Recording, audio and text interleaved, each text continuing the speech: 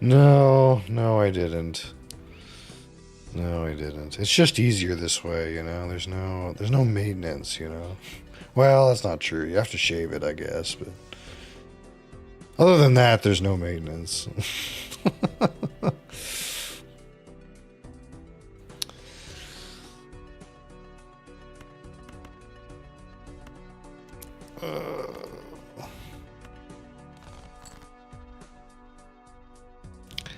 My left arm and my wife's left testicle.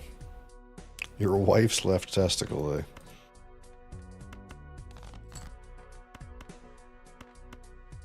Oh my god. Mess. This is even enough.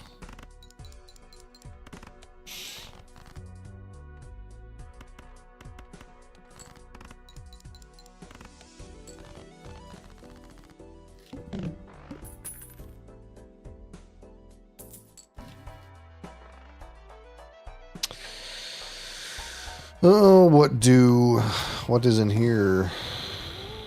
10-4? Okay.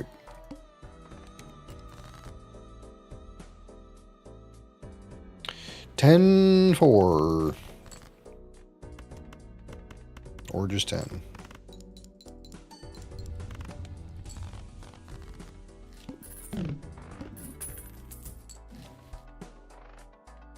Flush.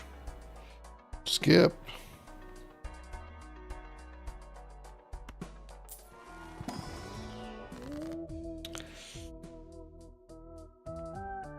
Eternal Blueprint and Perkio into 94 onks and have 94 blueprints. Yeah, you know, we'll just, yeah, get right on that real quick.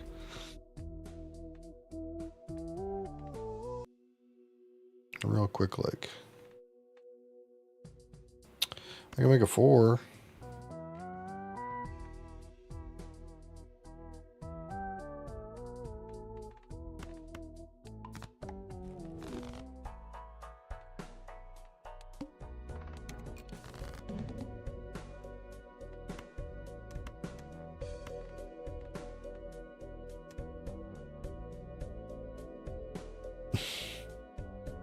They seem to have thought a lot about this.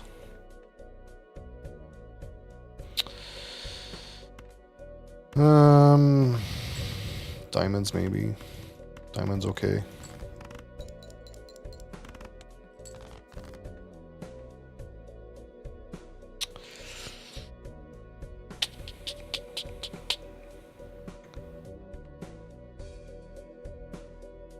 You get 50 blueprints every single run, I see. Well, you're a superior player than I.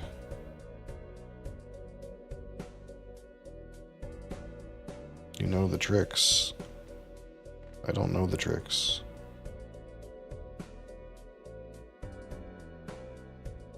Oh, you're playing on a seed. Oh, I see.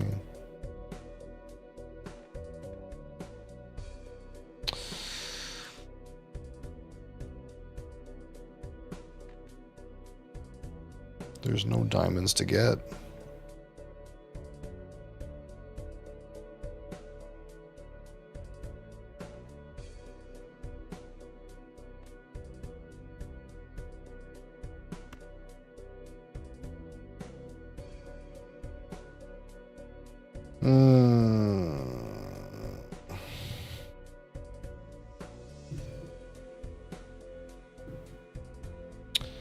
Judge my peers based on how good their name in a seed is.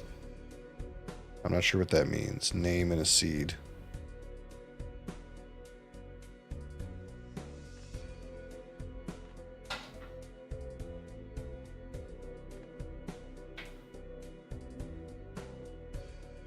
Yeah, I'm not so competitive, I guess. Oh, look. Slanjava, Mr. Noob Jungle. How's it going?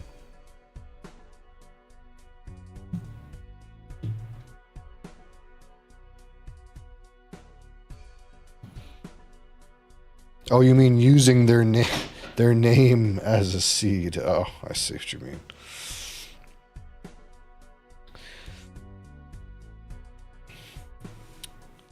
Of course, as is last time, if you want to put something in our infinity bottle, take your pick. Or you can put Jack Daniels in again. That works too.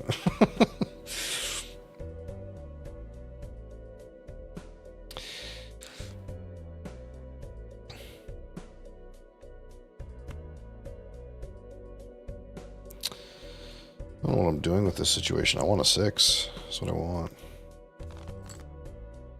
Or a bunch of 4s. That's okay too.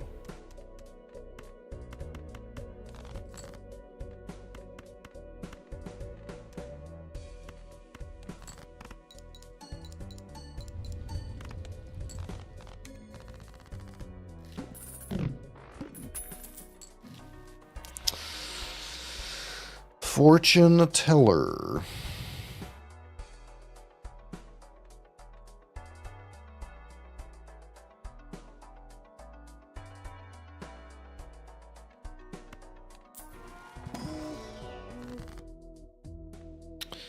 I want 10s.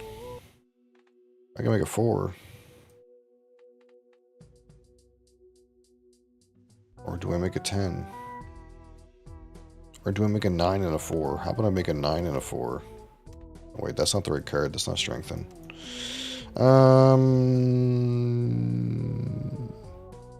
Well, I guess you can be a 10. Oh, just kidding. I fucked up. That's bad.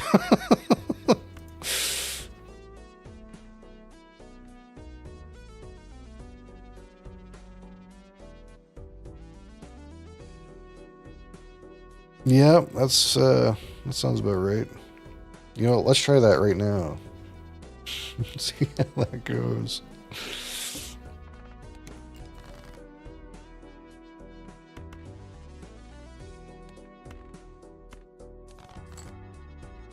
Oh, that looks better than your start though.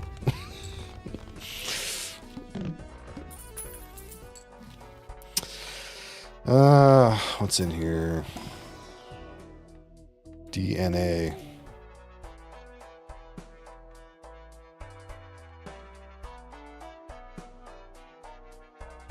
Try your name and a seed? Maybe sometime. Maybe sometime we'll do that.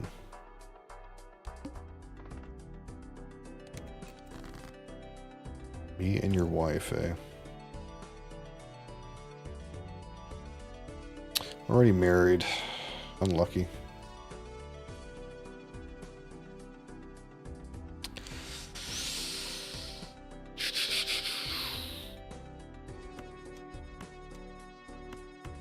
But I have this full house. Oh, here we go.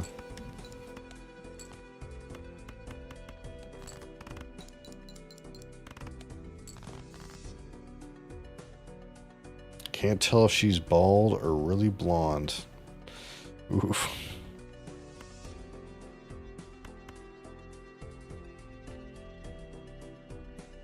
You're a character, Mr. Enragoza. Your character.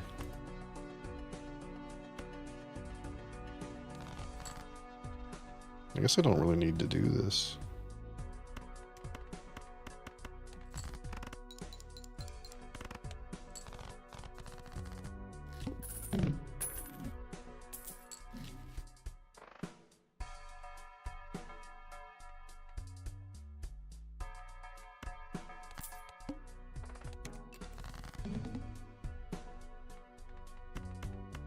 Well, these can go. These can go too.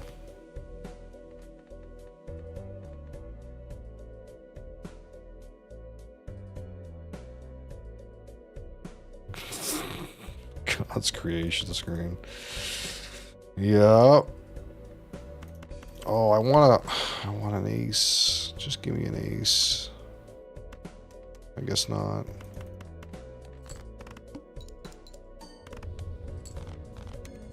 Mr. Ben, how are you?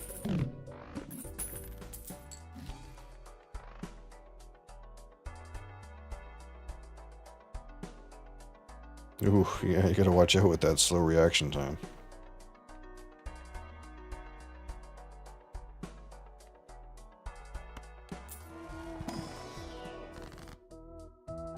The soul. For it is the soul. Oh. Oh, that guy.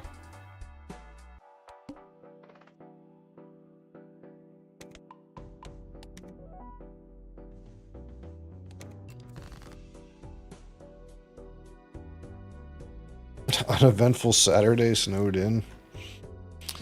Yeah, it's been like pretty snowy the past few days, but I think it's going to clear up now.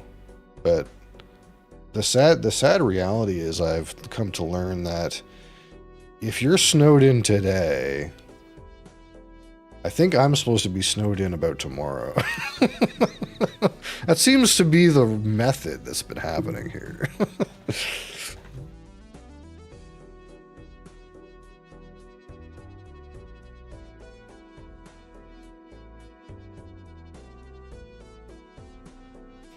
That is how it's been going.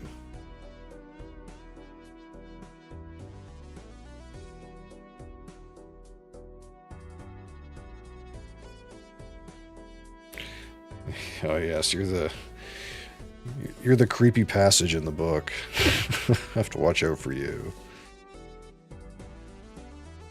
Within 1p years, and p is a variable, which means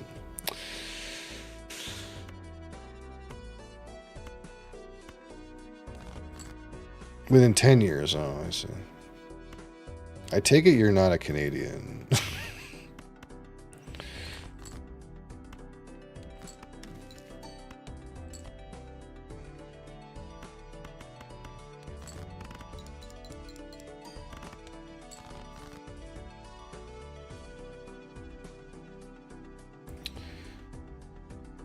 You stated your variables now, I guess. This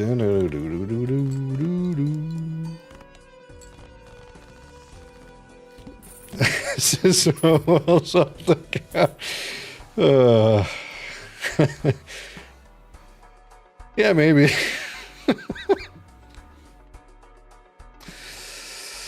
Oh man.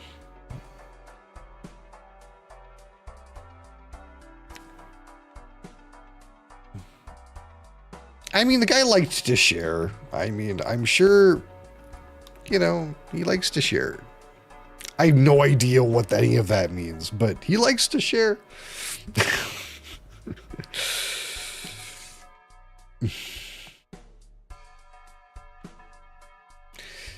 How am I supposed to blow up face cards? How's that supposed to happen?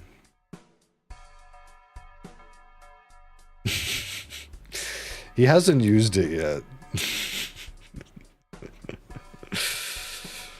As the communist once said. True.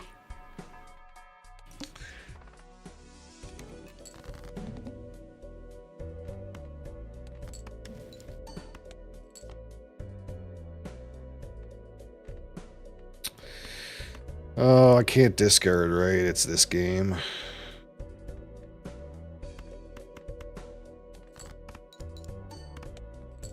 Am I dead?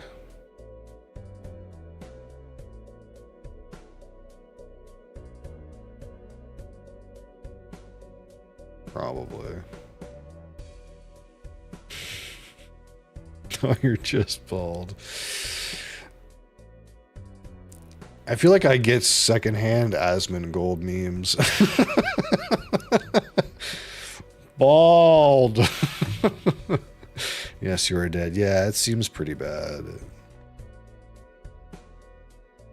It seems pretty bad. What if I just play all the things and get a bunch of aces and it's gonna be fine? Oh no.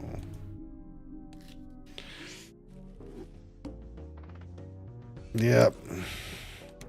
He was good for me, you know. Hey Crassus, it's your favorite.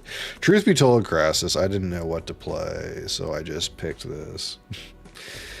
And it almost didn't work, if you can believe it. There's like some kind of Blair Witch Project thing going on with this game, and only this game. Because when I use display capture, and I go try to play, it does this. I was like, what the fuck is going on? Broken. So I had to use game capture. Which I would like to use anyway, but half the games don't work with it. Secret copyright procedure? Yeah, yeah, maybe. You know, maybe I shouldn't go fish for a king. I should just play this stuff.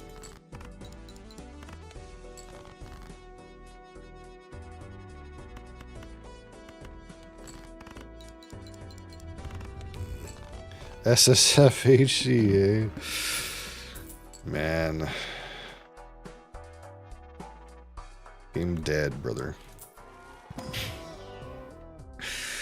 It's time to ride the bus. It's time to ride the bus.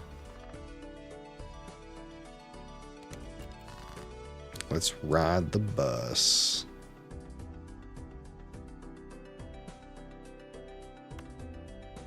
We can start riding the bus.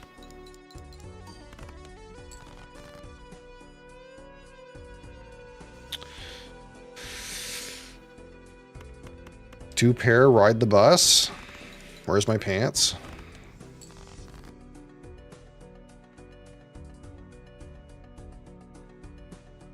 Is this enough?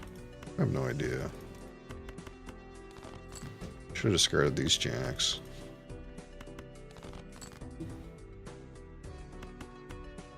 What's happening?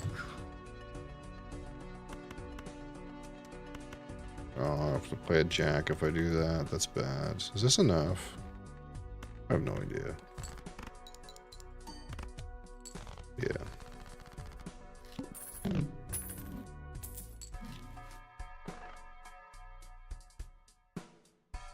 It's worse than the Jokerless challenge. Yeah. Yeah, you know, black deck.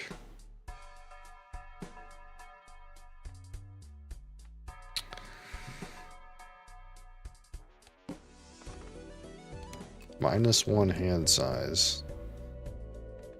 Ooh. Well, I don't want you. But what else do I do? This. Start riding the bus.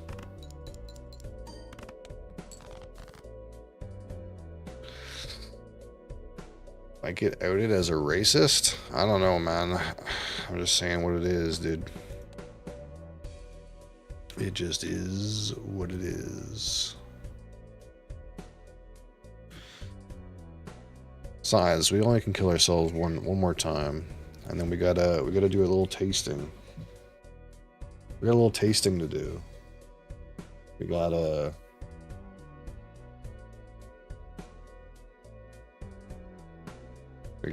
we got our Aberlour 12 to taste here in about 10 minutes.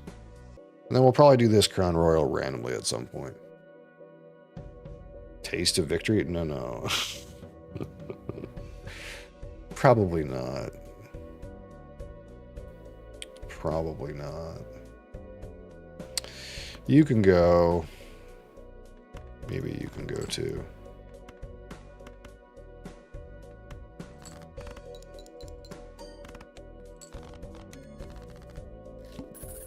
The Scent of Glory. The card sharp. He's our friend. I wish it was a pair of pants, though.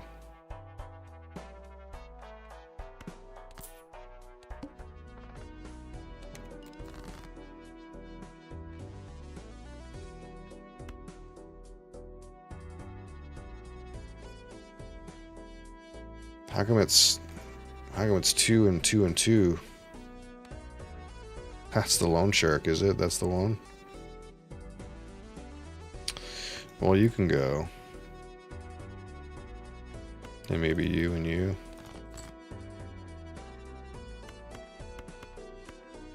Two pairs on the bus. Get the fuck out of here.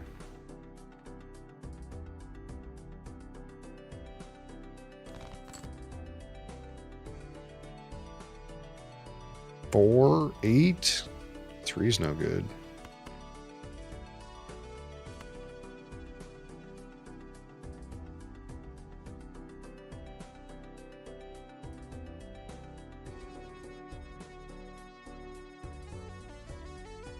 God dang it.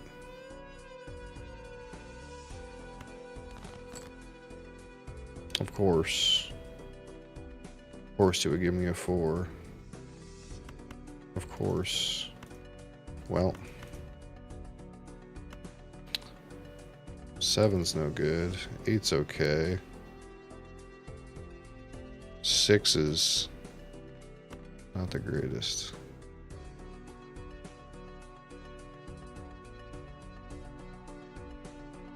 Ace is high and all that.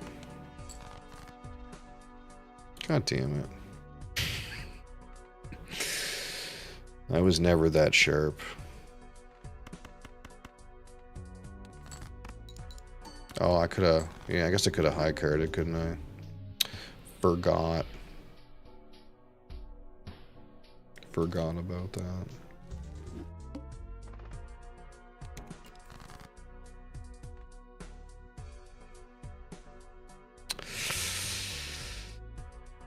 Dun, dun, dun. This game. It's a comfort pad. This game.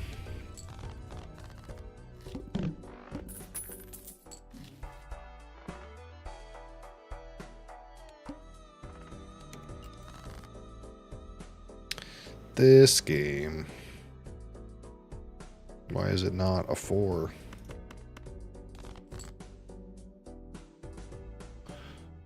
Why is it not a 5? What's happening? Stop. Why?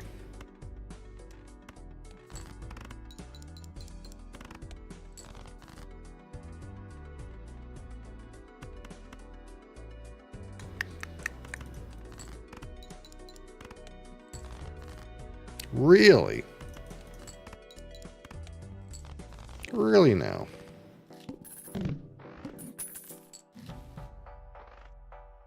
Avant du suck your blood. Poor nerfed guy.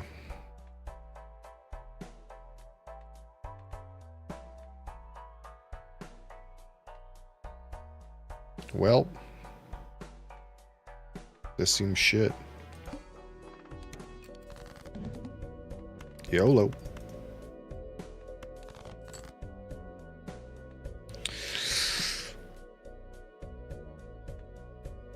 You know, we're gonna press new run, I think.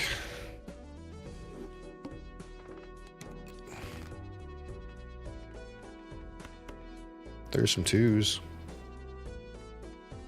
Taking the business card. Shoulda, coulda, woulda.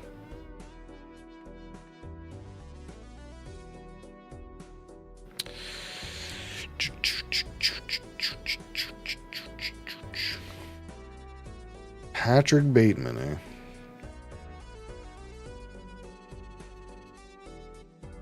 I hate the sand.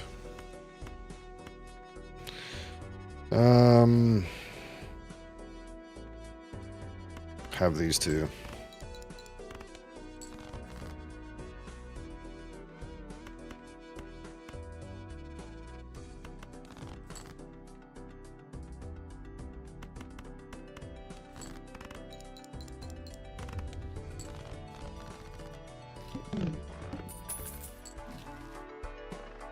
Wow. There it is. Let's get an off-brand Joker instead. Shoot the moon? Holy fuck.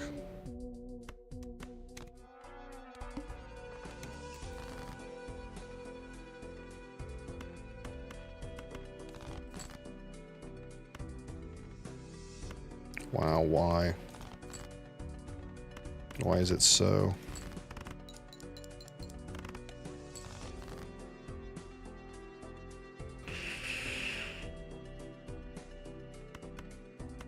I don't want to use my queen, though.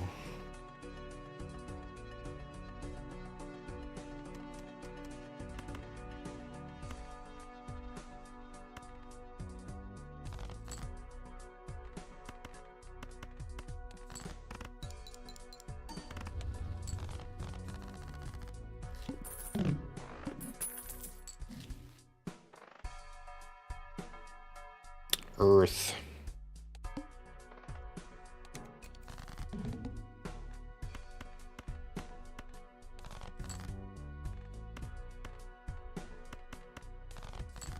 What a mess. You think blue steak is next? I think so.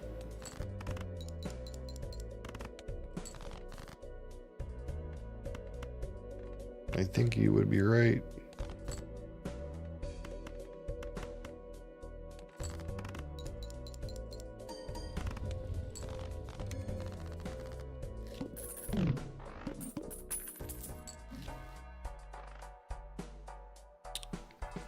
Clubber? Going to the club?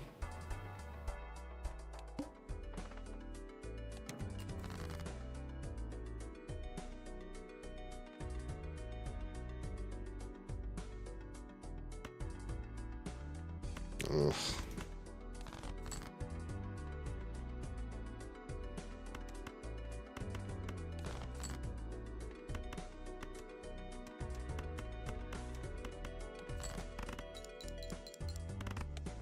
It's okay, we can die. It's alright.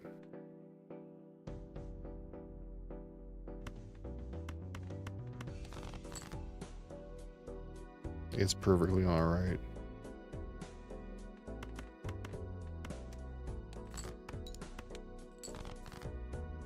PvP noobs, he says. There's PvP in this game?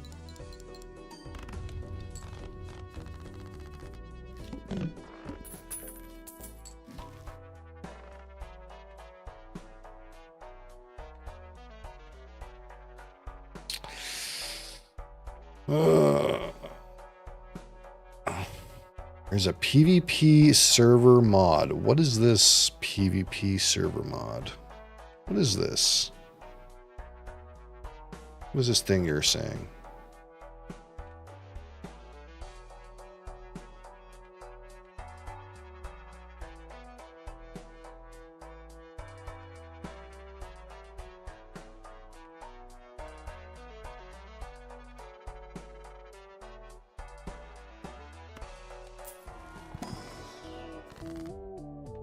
I got a faulty one. I got a faulty Arcana pack. Can I give it back?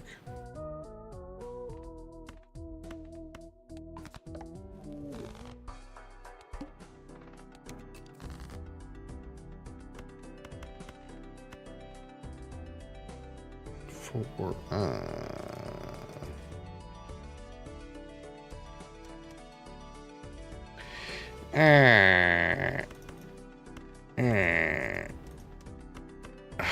diamonds? Look at all the queens.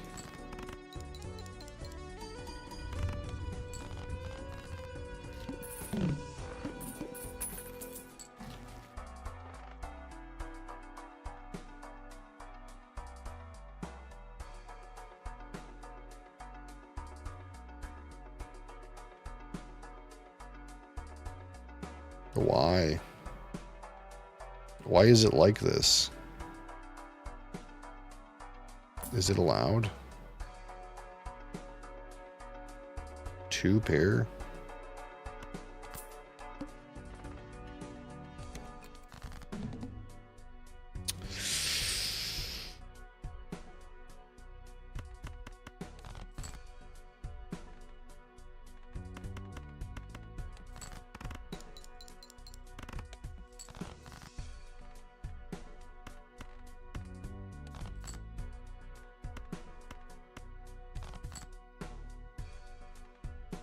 Well,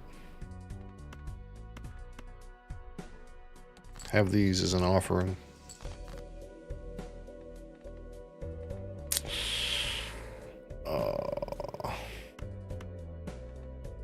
Let's do this right. Convert the left card into the right card. And do this not to die.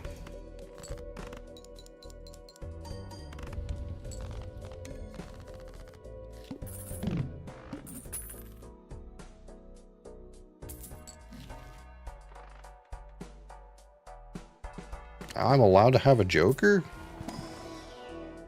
Weird. A bus riding Joker? A flushing joker. I could ride the bus. We could do that. But I think it's not. Negative? I might need to shop. We're kind of in a bad place in our life.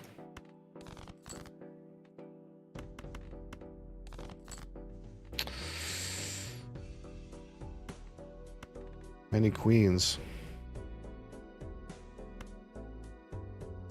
Ride the train? Yeah, face cards only.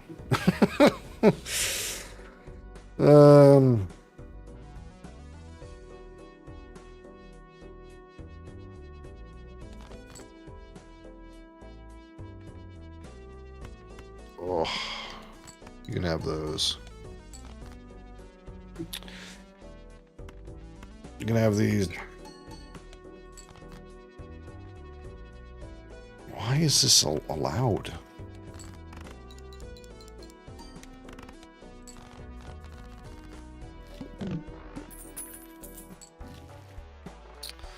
Hearts. I like hearts.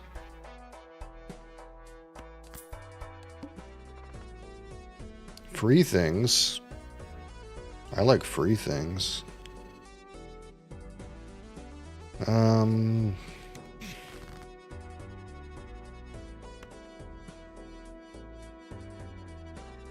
These are not hearts.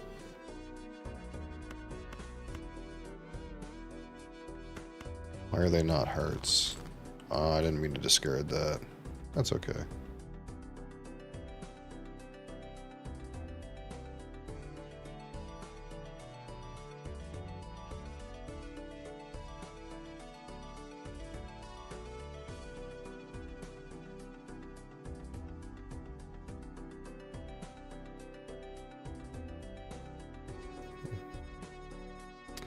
How are trains in Canada? Overpriced and no one uses them. Unless you're talking about oil, that's completely different. Oil uses them. But the way it is in Canada, it's like it's way too expensive to take the train. Nobody does it. But I think they're like required by the government to offer like passenger service or something weird like that. But nobody takes them really. It costs more than taking a plane. It's terrible, really.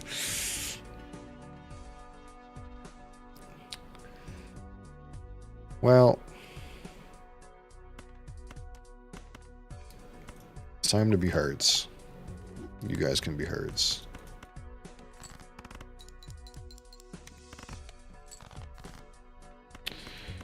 I need some queens.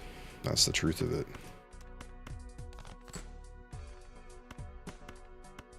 That's not good.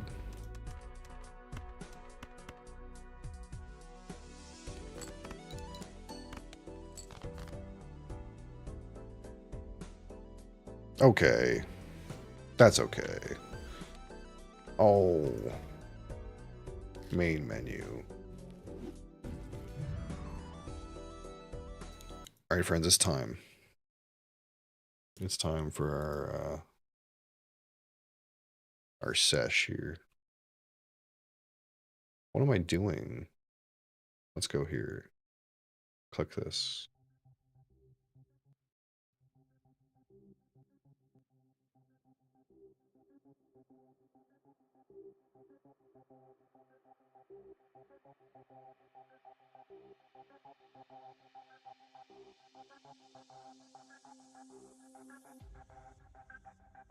Walking ticket update.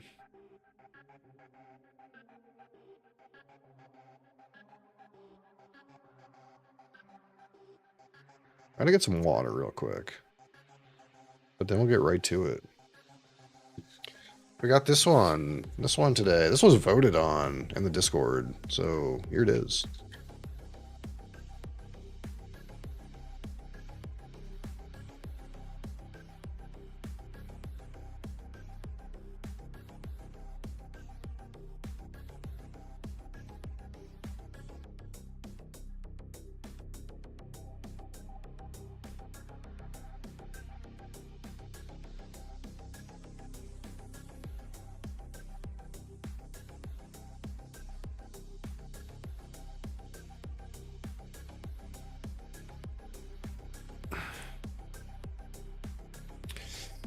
I'm kind of glad that like we did our Disney trip before things got weird. That was kind of fortunate timing, actually. Because I feel like if we waited longer, I wouldn't have went.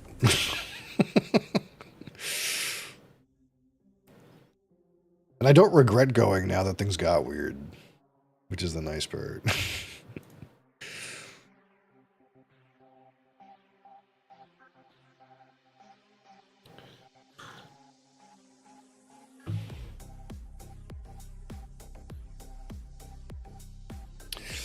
All right. Oh, wait. Let me hit this button first. Hold on. All right. As was voted on for our community tasting day, the Aberlour 12-year-old double cask matured Speyside single malt Scotch whiskey is today's fresh crack tasting. Of course, this is from the Aberlour distillery, which is owned by Pinot Ricard, or Chivas Brothers. You might also know that brand. But they also own like Glenlivet and Jameson and all kinds of stuff. All kinds of stuff. And we hate fresh cracks. This is 40% alcohol or 80 proof. It is chill filtered and does have caramel coloring added. And it is 12 years matured in a mix of ex-bourbon barrels and ex-sherry butts. So that's roughly the specs here on this one. And we got this guy here, James Fleming up here. He's the original founder in the mid 1800s. So very respected figure. That's why he's still on the bottle. Did a lot of philanthropy in his time. Even paid for a hospital. People don't pay for hospitals out of their own goodwill these days, or do they? I don't think so. I think they do it to make money. Let's see if there's much color difference we put this on here. A little bit. Either way, these Aberlour bottles are a little chonky, so although this one is not waxed, it doesn't look like it. This looks like it's paper. The Abunaz and the Albas are really thick because they have waxed tops. Girthy, yeah, that's all. I kind of like these bottles from Aberlour, these like stubby kind of bottles. I have another one.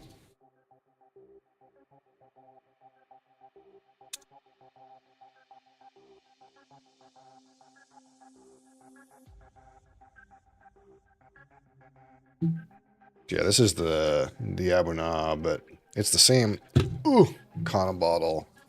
It's like this kind of stout, kind of girthy neck, but this one has like a wax seal. This was a pain in the ass to get open.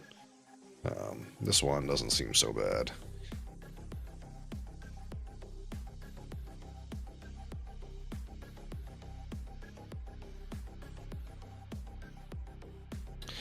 All right, where'd my good knife go? Ooh.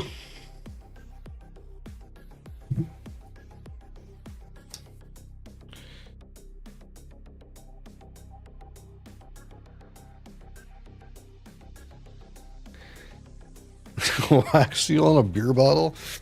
Yeah. Oh, I remember you getting open some of those temporal ones. I can't tell if this has got a perforated part or not. It looks like it kind of does, but it's like only like right here. This actually might be a pain in the ass to open. I can't actually tell. Is there like a place I can just peel this? No. It's like perforated around here, but there's no way to like get that part open. That's very, very odd. Although now I just think of like that wine sommelier opening those those ancient bottles when I think of like pain in the ass to open bottles. I watched another one this morning and he was opening a $15,000 bottle, but it was like only a 2007 and it was like the wax was like melted to the thing and all kinds of garbage. It was like, holy fuck. And the cork was like destroyed. I was like, you think they would like take some more care when it's a $15,000 bottle of wine? But I don't know.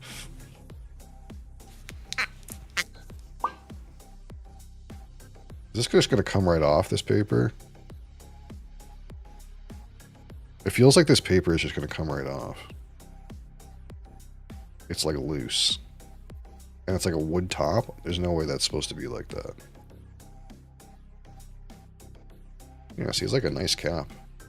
I don't know if I am supposed to kill all this other shit down here. Yeah, this feels like it's all going to peel off.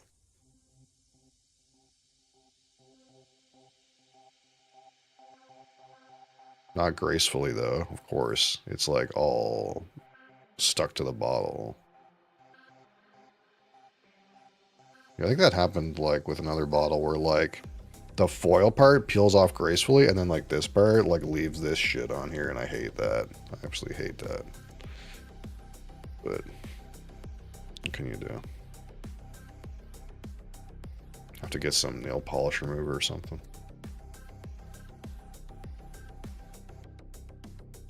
Use a knife? Yeah, I might later.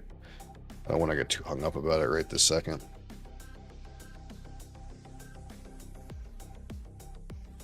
Alright, yeah, nice pop on this one. That being said, it's only 40% alcohol, so I'm not like expecting the like most out of the body of the thing. Like, it's probably going to be a little thin. But we'll see. We'll see what we can get out of this thing. And again, to a certain extent, when we do these like community polls, I try to pick bottles that are like easily available for anybody to get. That way, if someone does want to pick one up before we do them, then they can. That's like kind of the idea. I don't want to pick some like cask strength, expensive, hard to find sort of thing. So it's a little approachable.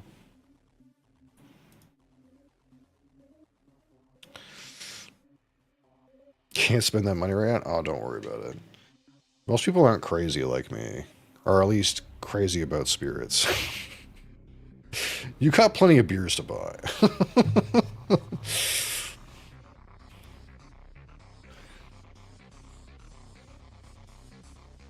I'm trying not to go too hard on your wallet, though. I don't want to, like, ask for bourbon barrel bait.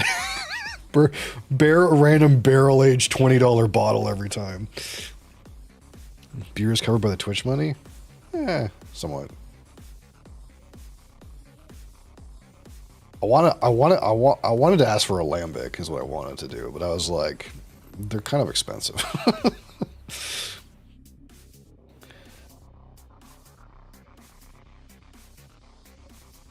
You have a lambic already? Is it somebody else's though? When are you drinking it? I guess that's the question. It's not today, so.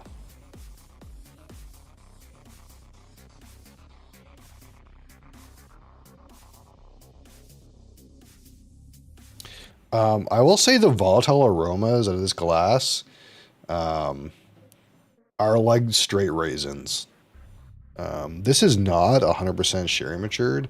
It's a mix, but the volatile aromas are straight raisins. Like I smell raisins right now. Doesn't say lambic, but it's a Flanders. Oh, okay. Yeah, I'm thinking of like the Belgian lambics that are like fucking like $20 a bottle. Because even that like sake that I bought, that was like $13 for that little tiny thing. And I was like, I think the ones I had before were like $20 for the little bottle. All right, so here's our spirit there. It's unfortunately colorated, so we can't ascertain too much about the color exactly, but again, it's a mix of ex-bourbon and ex-bourbon barrels and sherry butts. They do specifically mention that it's sherry butts and not sherry hogsheads. Um, that being said, the legs are fairly large, fast running, and it's kind of like what we'd expect. There's a good amount of them, but they're thicker and they're gliding for sure. So it's a bit thinner, but it's kind of like what we expected somewhat. Oh, I don't hate that nose right off the rip though.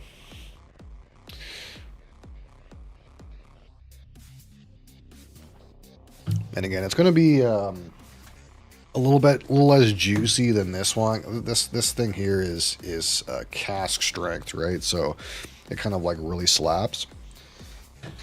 This one at 40% alcohol is going to be a little more tame.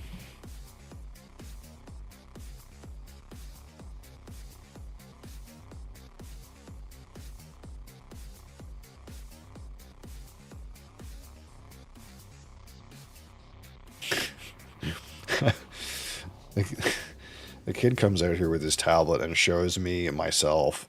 I'm like, yes, that's my broadcast child. He seemed to go out his way to follow me on YouTube, so it's not the kind of content he should consume, I suppose, but I mean, he's in the same room as me talking about it anyway, so it's not like it makes any difference.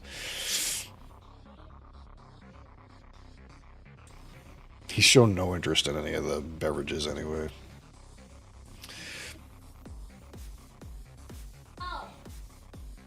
Okay,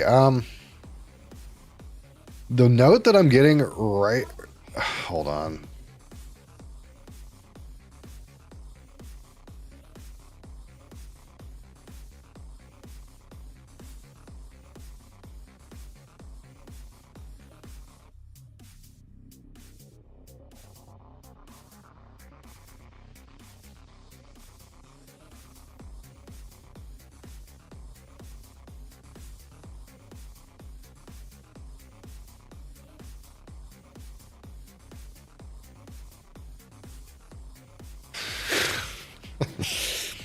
Anyway, what I was about to say is this smells like a fruit punch. Like you know, you go to the store and you get that big jug of like that red shit that's like full of sugar, like Fruite or whatever. I don't know what brands they have in the States, but like generic bread fruit punch shit. That's what it smells like. Straight up, it's like I can't. It's the exact note for sure. Yeah, it's actually so good. Or like strawberry fruit roll-ups. 99 cents for 2 liters, yeah. Or or like the Arizona iced tea, but it's fruit punch, you know, the like tall boy giant can that's like $1. Just like generic. It's not Kool-Aid, but like it's almost Kool-Aid. There's no way it's going to taste like this. I'm kind of trying to wait to see if I can get something else other than that. But to me, it's like very strong, red, red, no real fruit juices, fruit punch.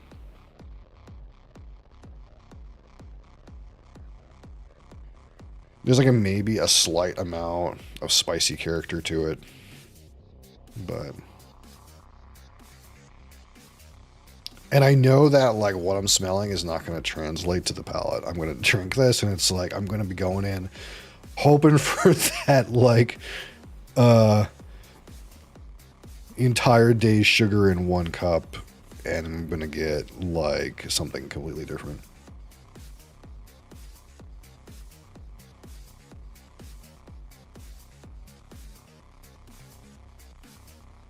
It's nice though. I mean, it's nice for that.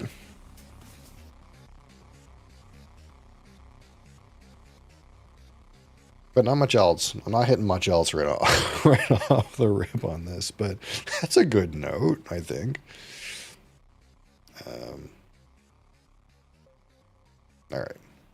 Abelauer, 12-year-old double cask matured, and I think this is different because there's also like another one that's like 12-year-old non-chill filtered that's higher ABV. So we'll be clear, it's the 12-year-old double cask matured space size single malt Scotch whiskey on the palate. Slancheva.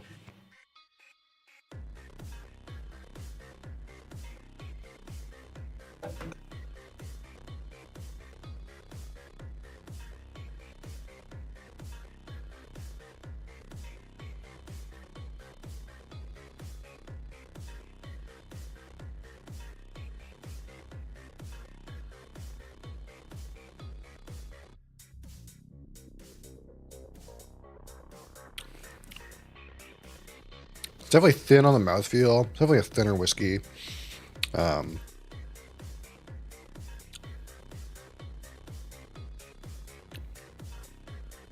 kind of get a little bit of that like sweetness, a little bit of like, we'll say, sherry related notes on the palate. It's like maybe um,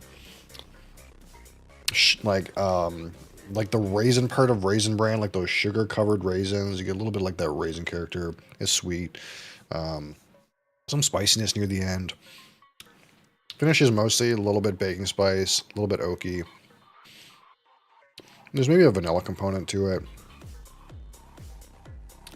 But overall, it's like very, again, it's approachable. It's easy to drink.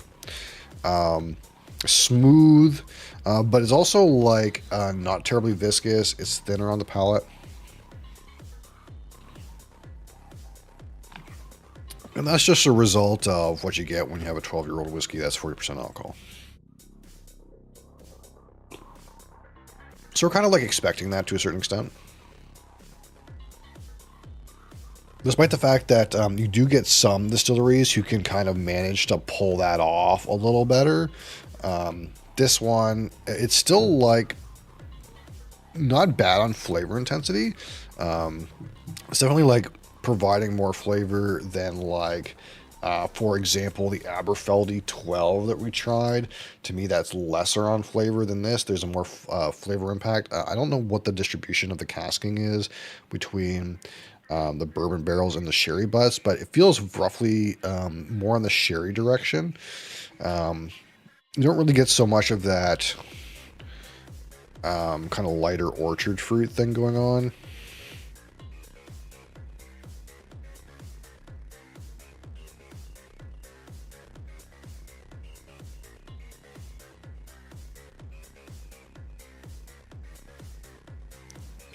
Still mostly on that red fruit punch. Some like darker sweet notes are kind of coming out though, like brown sugar. There's a little bit of vanilla on the top of it. So it kind of is like one of the things that I find, especially if you have like a bourbon sherry mix, is the sherry casks are like a little bit more heavy-handed. Now this one is sherry butts and not like sherry hogsheads or anything like smaller. So you would think it might not be too bad, but it's like mostly the sherry notes hitting at first, and we're having to dig a little deeper to find some of those bourbon characteristics. And the other thing too, with similar bottles to this that I own, kind of like the life cycle they go through is when you first open them, they're like more on the sherry notes, and kind of as you drink them down, like the sherry notes start to turn down a little bit and start to be more tame, and the ex-bourbon characteristics start to be more present, kind of with time and change to the bottle. So right now it's kind of more on this kind of like darker fruit sherry related notes. And I'm kind of like starting to see the peakings of some of those kind of ex-bourbon characters on the nose right now. And it may be more ex-bourbon in the blend than it feels like at first. Just simply that the sherry kind of like takes a commanding seat right at the start.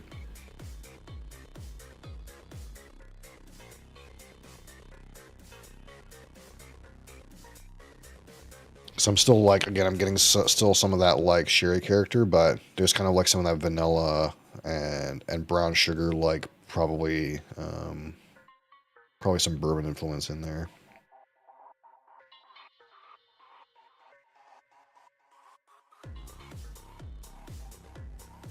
Although I love this like cheap red fruit juice note. That's wild. I've never had that before. So that's kind of interesting.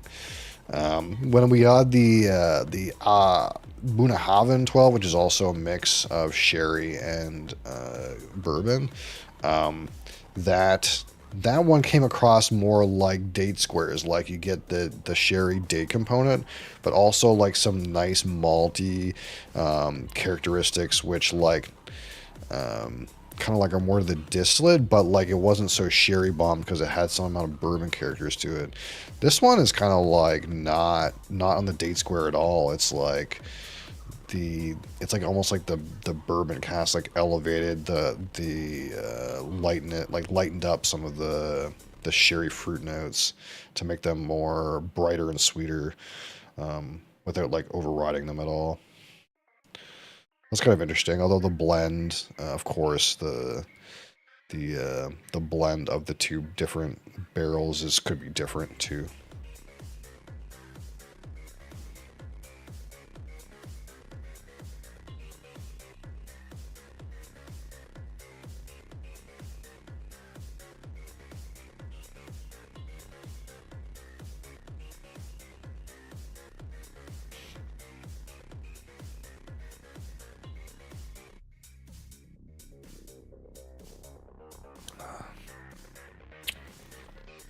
Yeah, still mostly that like kind of sweet raisin character.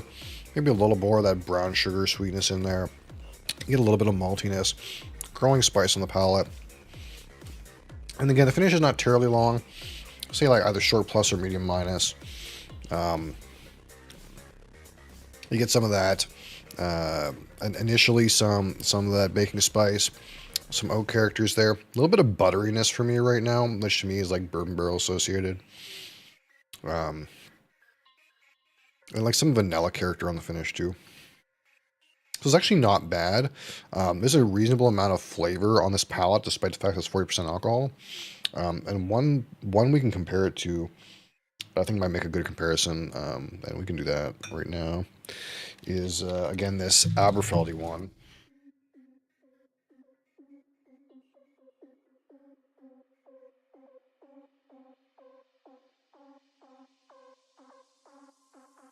But I kind of already know somewhat the differences in these two, but it's not a bad comparison. It's the same.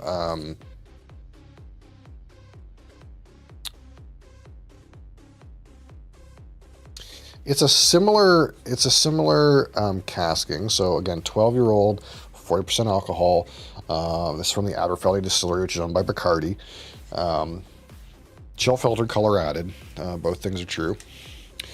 Now this one, I can get a little bit more specific and say that this is 12 years in refill and rechar ex bourbon barrels and hogsheads, and ex sherry butts. So it's sherry butts, just like the Aberlour 12.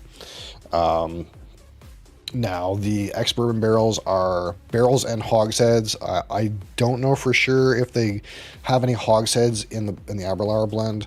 That being said, these are refill and rechar, so I don't know if there's any. Again, I don't know if there's any first fill in here, but probably some amount. As far as I know, this 12 doesn't actually have any first fill; it's all refill. That being said, what I know off the rip about this 12 is it's similar, but it's probably going to be less sherry forward, and it's also going to have more of a floral kind of element to it.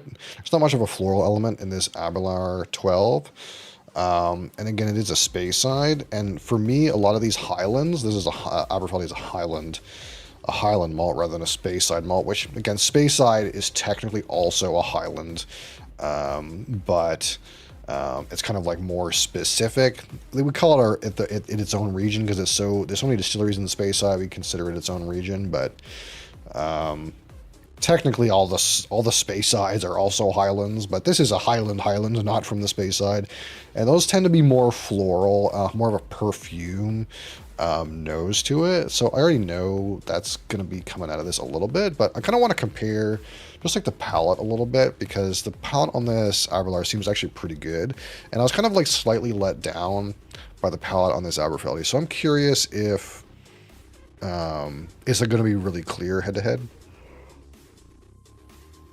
or if I'm just like feeling this particular bottle today.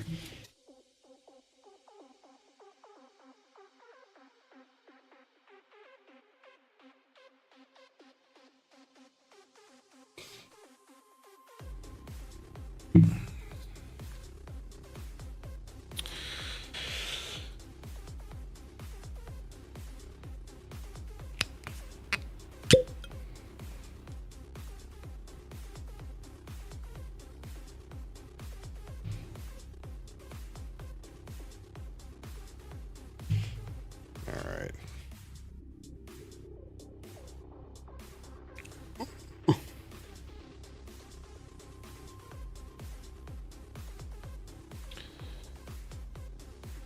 All right, so I got Aberlour on your right and Aberfeldy on your left. We're gonna give this Aberfeldy a minute to kind of just sort itself out a little bit. I wish I could kind of use the mini glens, but kind of what I've learned is that you don't get quite the same amount of notes on the nose when you use those little mini glasses. I have like little mini glens like this big, but it's like, it's almost better to just pour a little bit of liquid in one of these big ones. It's like you don't really get quite the same olfactory reception of those little ones. We tried them though. They weren't bad.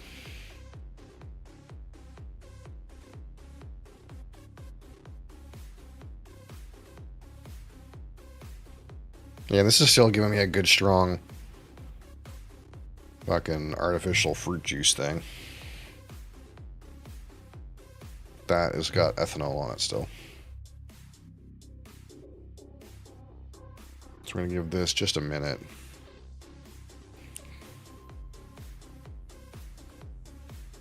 There's a note I get when I just pour something that I'm assuming is ethanol, because it's like a harsh note that just goes away eventually. I'm assuming that's ethanol. I never like really like expressed that, but it's like I can always tell if it's like too early to nose something. It'll like blast me with alcohol, and it like just doesn't smell right. And you're like, oh, it's not ready yet.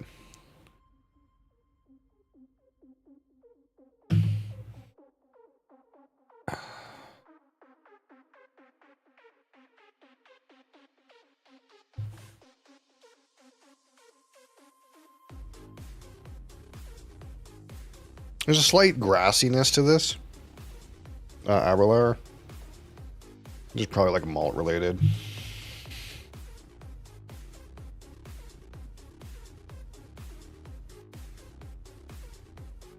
It's just not quite ready yet, but it's getting there. But kind of what I know to be true, I feel like is already true just based on that little bit of nosing. This Aberlour or Aberfeldy is like really perfumey. It's got more of a floral component, but I want to kind of try to dig past that floral character, which I know is more unique about this one, and see if I can kind of like touch on perhaps the casking differences. Now, if there's first fill casks in the Aberlour, it's going to be more cask forward, whereas this Aberfeldy, where if it's all refill, it's going to be more distillate forward.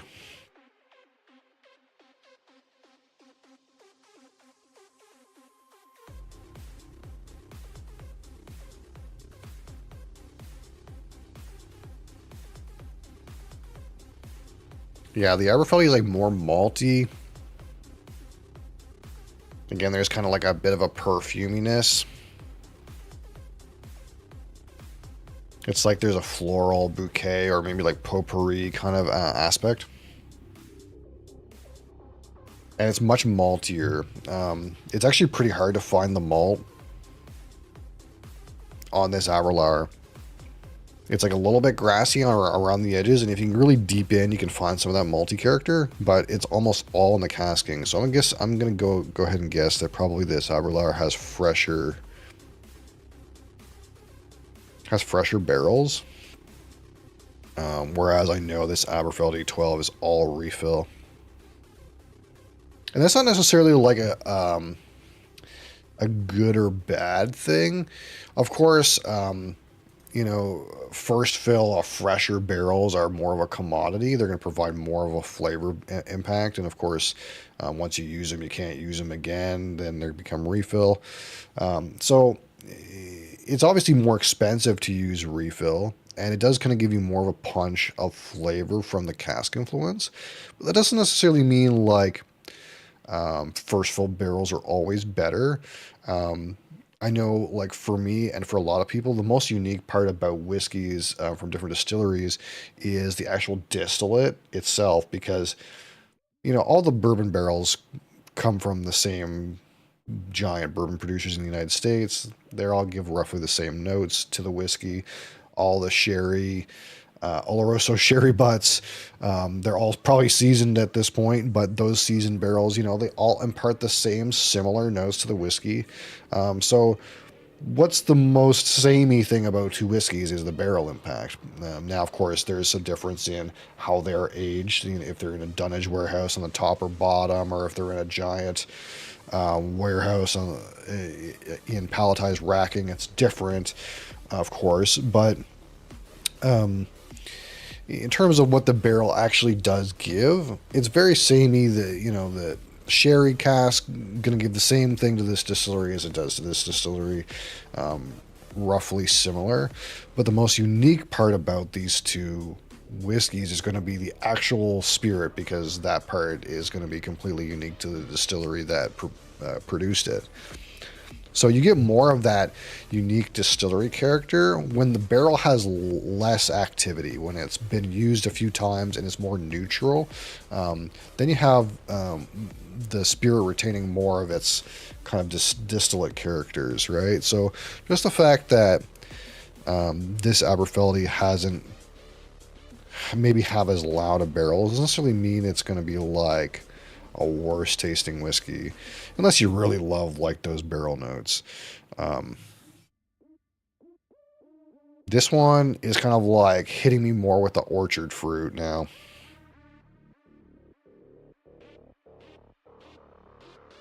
And there's just there's just way more sherry on everything going on with this Aberlour. And the Aberfeldy is kind of like that distillate related fruity character, that distillate related malty character, some of that perfumey character. It's almost like the barrels here are doing very minimal talking. It's like the distillate's talking, and then here the barrels are doing way more talking. Which is a way to, like, again, the Aberfeldy is going to be more unique in that it's not going to have the same notes as the barrels if they were very loud, but it depends on your preference. Of course, the distillate interacts with those barrels in a slightly different way too, so you're not going to get the exact same output, but typically when you taste a sherried whiskey blind, you can tell it's sherried, for example. So we're going to remind ourselves about the Aberlour 12 here.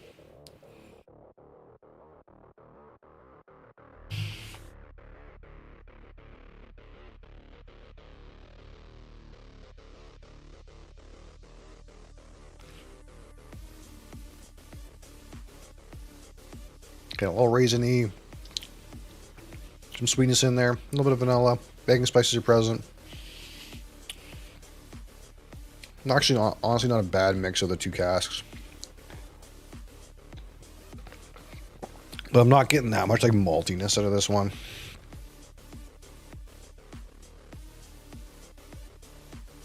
And yeah, this Aberfeldy is like way more on the malt.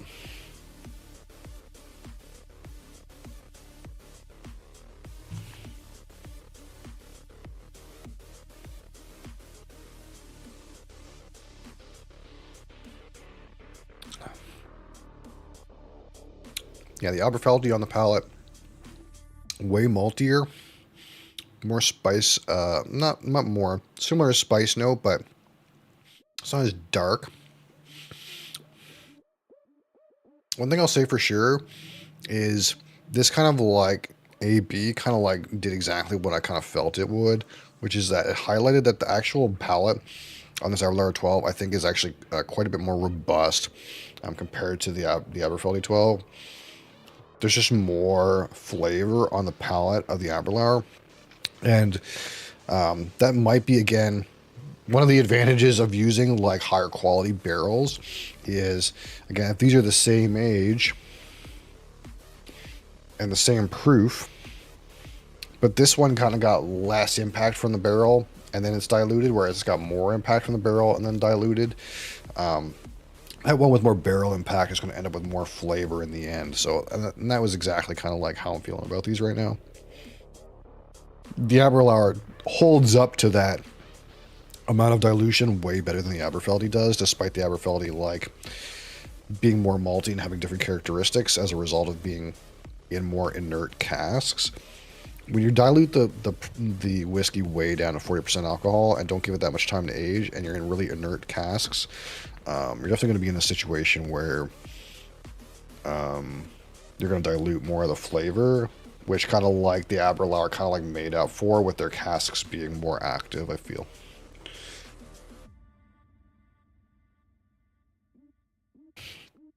Overall, not bad. I do like it. Pretty good intensity of flavor, actually. It doesn't hold up nearly as well as like some particular distilleries I know at 40% alcohol, but did a pretty good job. Honestly, like it better than the Aberfeldy for sure. Not bad. Not amazing, but not bad.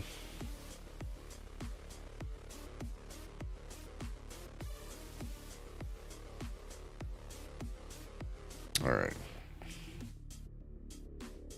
So we also have this this crown sitting around here, which technically was like a tie. So I was gonna do the crown too, just because the crown's like not very expensive. It's like pretty cheap or whatever. So I was like, well, we'll just do crown too. But I don't know if I want to do crown right now. I want to give my palate a little bit of a rest before we just go right into the crown. That being said, I don't anticipate the crown being like super flavorful. That maybe I need a fresh palate for it. But the interesting thing about this is the right can, right? Yeah.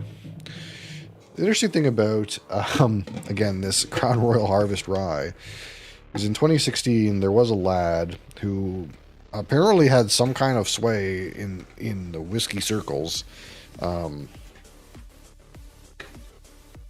that called this his whiskey of the year. It was 2015 or 2016, I can't remember, and the world went abuzz about this Crown Royal Harvest Rye. So I don't know if it's going to be any good or not. It's Crown Royal at the end of the day, but it is 90% rye whiskey, and probably the rest is like corn or something like that. There's like 10% something else. I don't know why they didn't just make it 100% rye, unless they just don't do that. They like have some random corn and barley and every kind of thing they make. I don't know, but they should have made it 100% rye. But whatever they did, it's still 45% alcohol, so it might hit. You never know. We'll give the palate a little bit of a rest. we'll try this and see. We'll see if it's whiskey of the year worthy. The Crown Royal Harvest Rye. It's been so long since I had like regular Crown, like forever and ever. And of course, this is not regular Crown, but this will be the closest I've had to regular Crown in like 10 years. I should probably just get some regular Crown, but again, I'm kind of like sandbagging on like eventually we'll do some kind of like day where we'll just try a bunch of like really cheap whiskeys. We'll just maybe we'll blind them. Does that sound like a I think that sounds like a good option. I might get like 5 or 6 really cheap Canadians and blind them, and then get like 5 or 6 really cheap scotches and blind them on a different day. And just see. I think blind is the true test when it comes to cheap whiskey. The true test. But yeah, we'll get to this in a little bit. I don't know what we're going to do, though. I was playing Belacher because I didn't know what to do. Of course, Crassus doesn't like Belacher.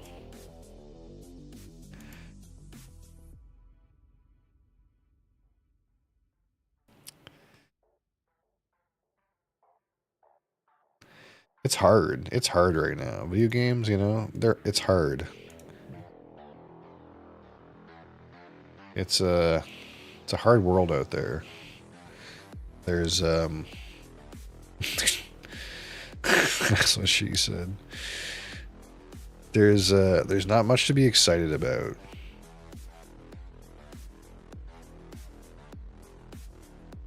Now it's probably some percentage of it is just that I'm not in my teens anymore, but it also somewhat just feels like it's hard to find a good game these days. One that's really going to get you for like a good 50 hours.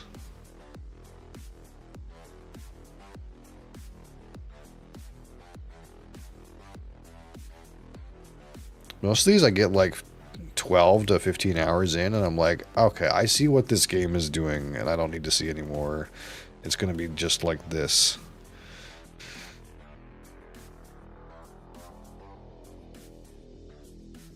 Maybe I'm apathetic towards the grind. Is that what it is? I'm going to grind. It's got to be for something.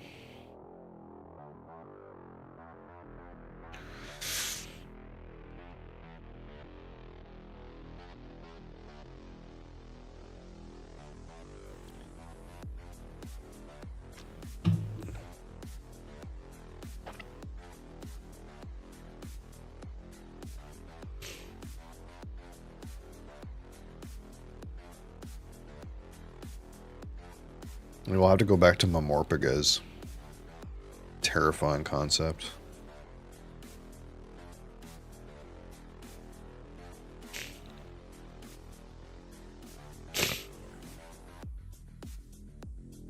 Because there's a place where like it's just like too much. It's too much, you know.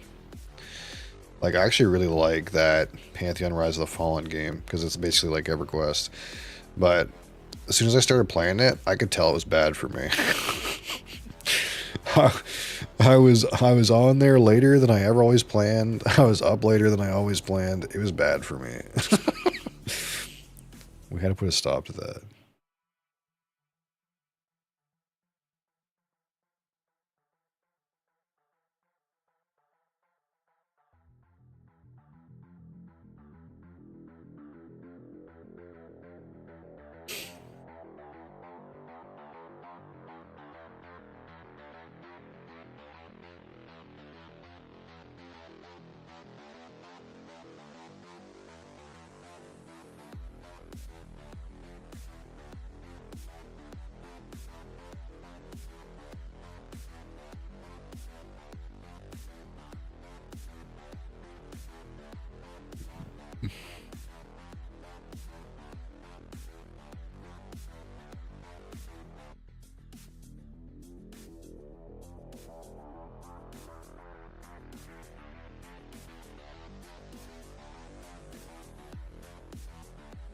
When does Dune come out again?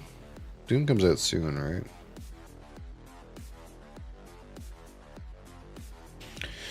Dune.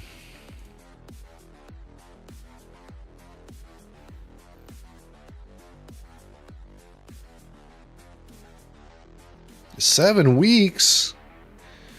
What? Can't wait that long. What do you mean 7 weeks?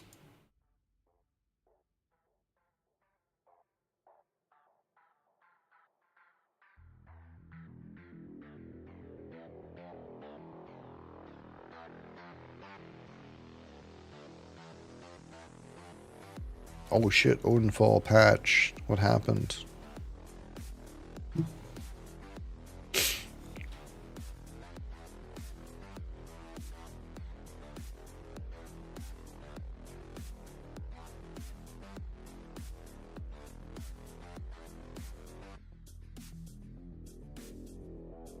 They added more guns.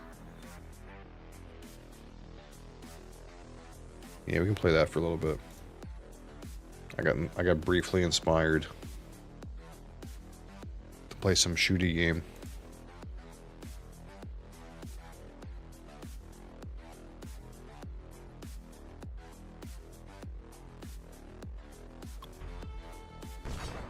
Let's see if this game blows up.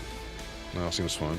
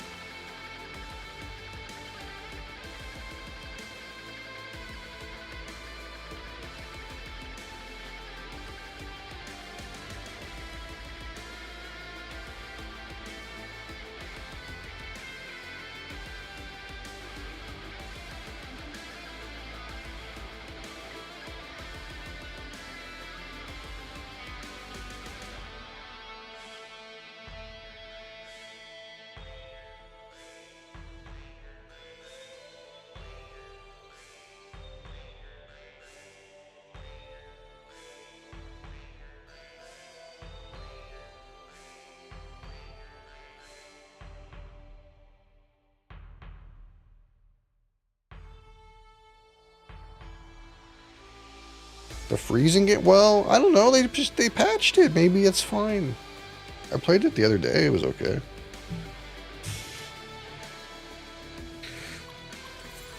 I got to level 2. I unlocked this dwarf man who apparently has a turret. That seems pretty badass.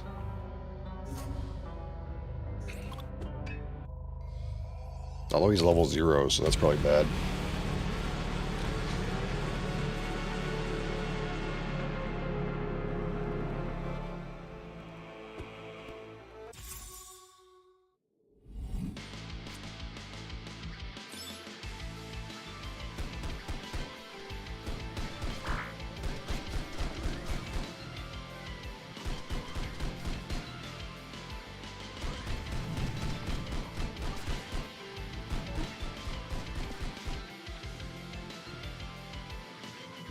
Maybe we'll shoot the barrels.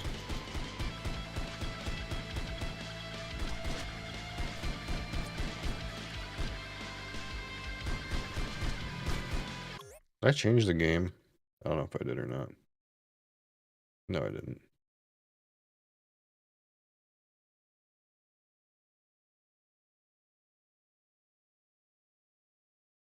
I'll just make my title Crown Royal later. You think we'll get some people for that?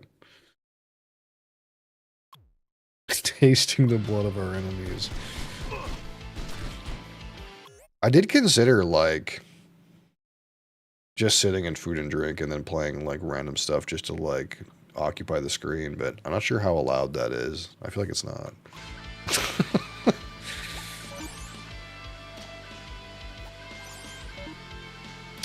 Nail gun. I wouldn't do that, yeah.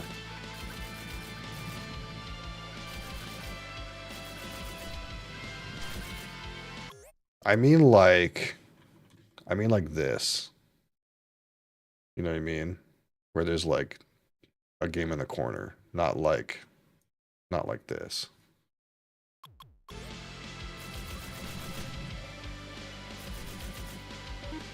Because I know some people do that with like fucking RuneScape and shit.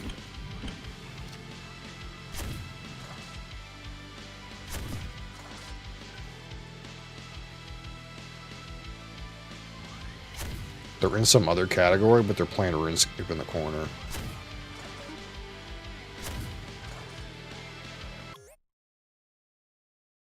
That would stop gamer girls playing a game in the corner when they are full screen and skimpy. Yeah.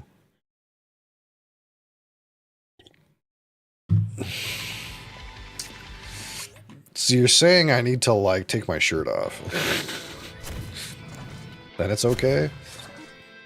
Because other people do it like that?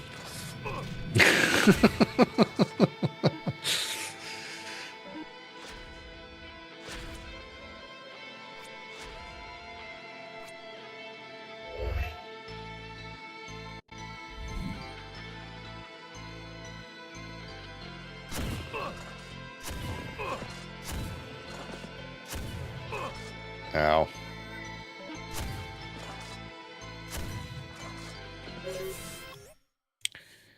I'm in 0 categories? How did I do that? What the fuck?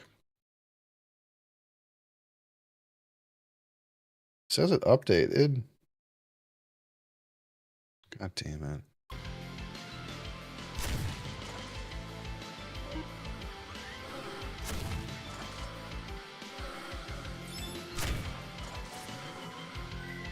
That's probably where all the good streams are. In the no category. They're like it's like the dark web. It's like the dark Twitch, you know. There's these guys streaming to the 0 category. They probably got like some crazy shit going on in there, you know.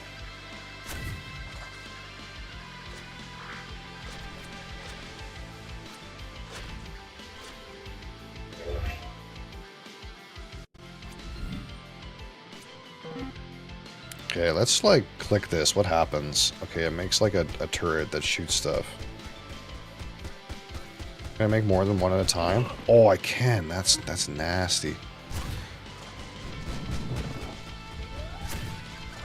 I don't like this character.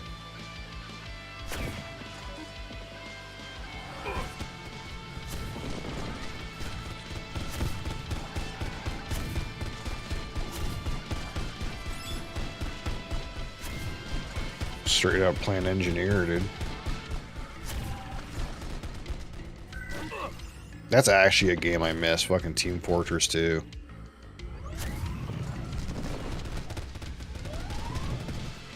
I feel like you're not allowed to stream that game, though, unless you're actually a god. It's like one of those games where if you go in there, everyone has been playing that game since they were 12.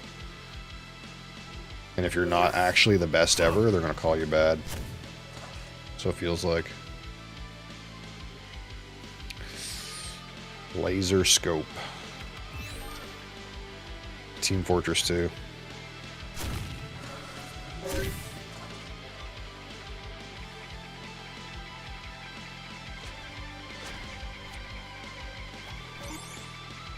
Another slugger. Meh, he says.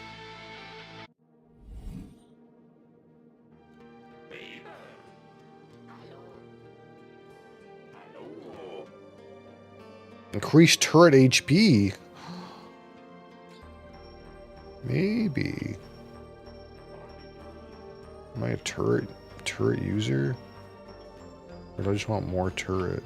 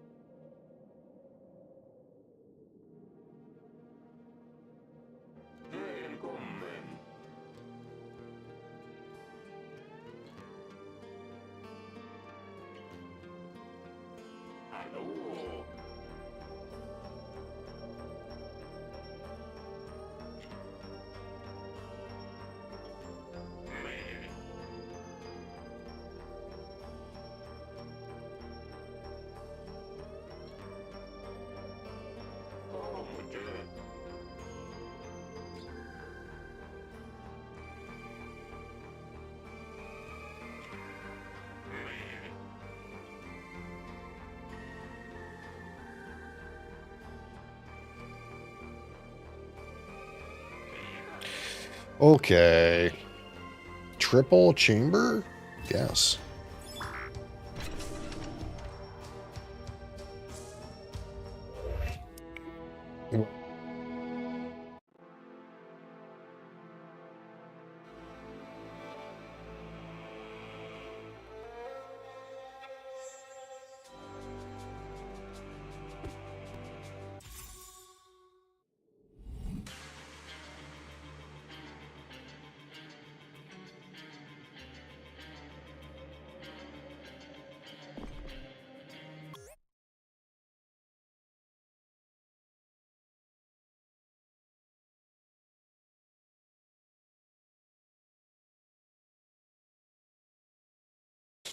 Okay.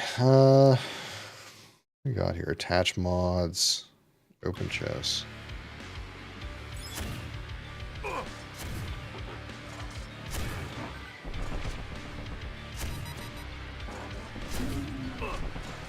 my god.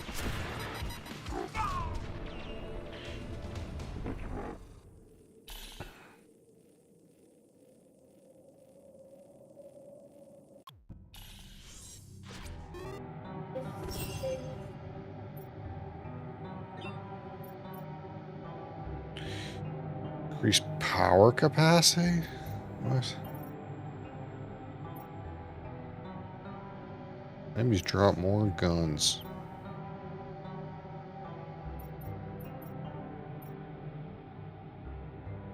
I don't actually know what this even is. Increased power capacity.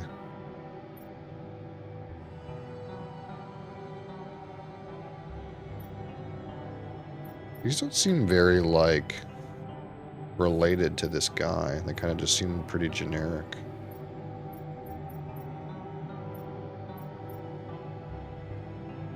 Other than the, like, more gold thing. What are you doing, darling? I kind of like his turrets, but his, like, passive tree or whatever could use some work. It's, like, not very unique. What? What?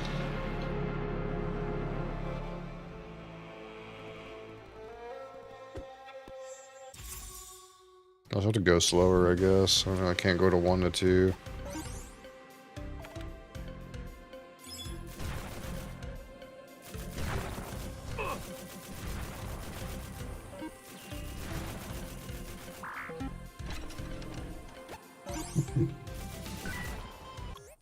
What are you getting into? Look. I loved you all morning.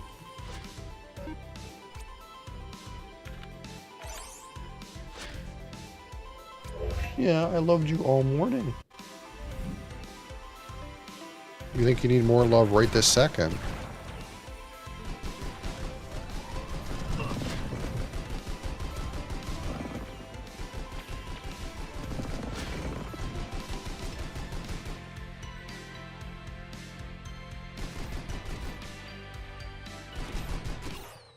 Yeah, that's the problem, right? If you got videos that big, dude. That's crazy. Are you gonna get out the way? I'm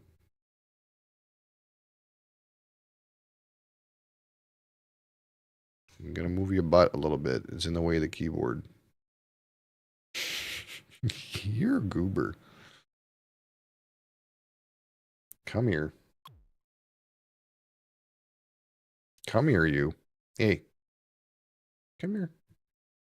Look, you need attention? What? Yeah. You're zapping me. You're all staticky.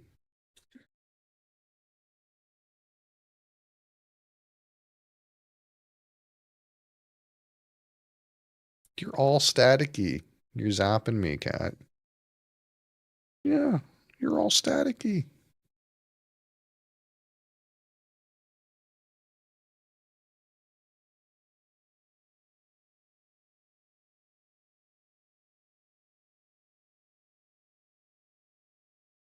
Oh, we could play Gungeon. Actually, I think I have Gungeon too. We could play Gungeon. Although, kind of what I want to do, it's not a bad thing to stream, but, or not a good thing to stream, but I want to play like Board Game Arena or something. That's actually what I want to do right this second, but I got cat. Cat here. What are you doing?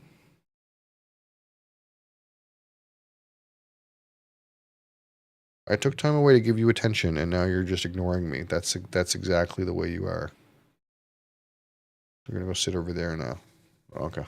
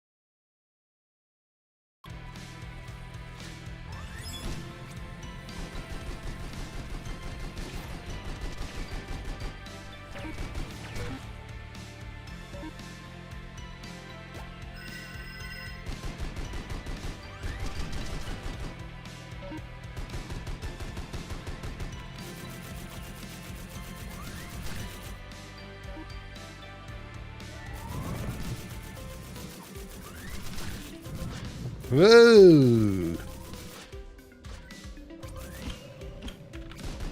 I'm out of nails. Oh boy, I unlocked a pipe wrench.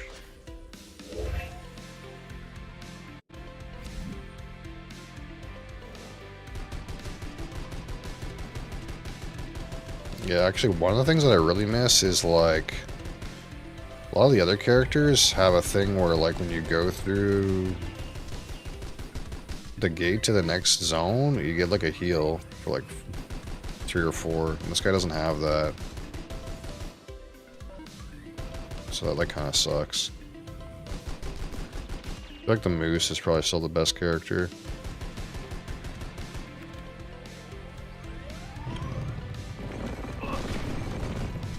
Holy fuck.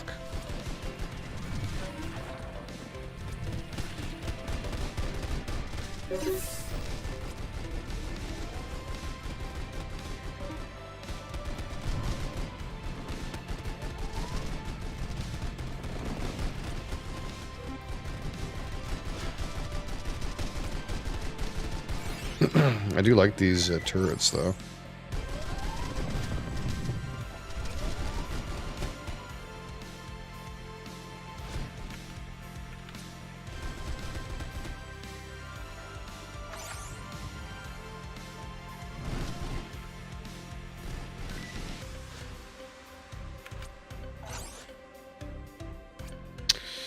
Bouncy?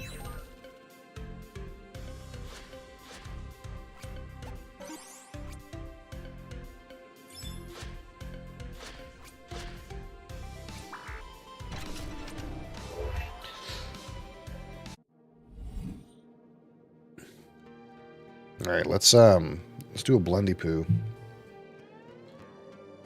Every time I do a comparison and I end up not drinking everything, I just do a little bloop. See how that works out.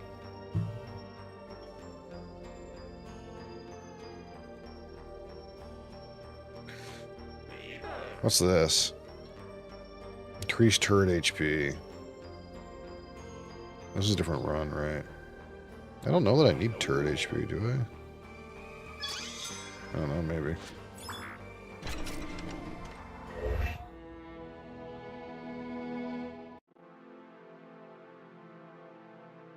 So I'm gonna go down here and do another one, maybe. Get some more loot. Why am I stuck?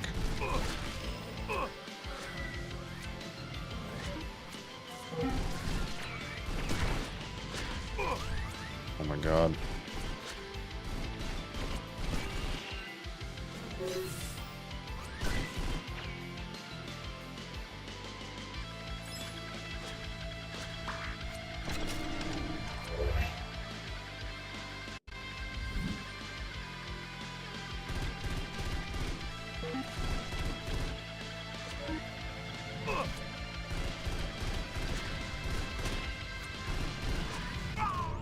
God damn it.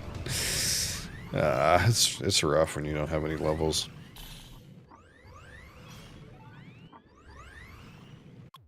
There's definitely some issues with like the progression on this game, but I guess something early access.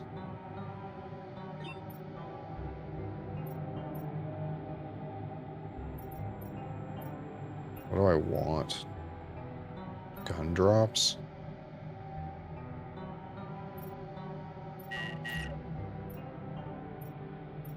Maybe I want like this stuff.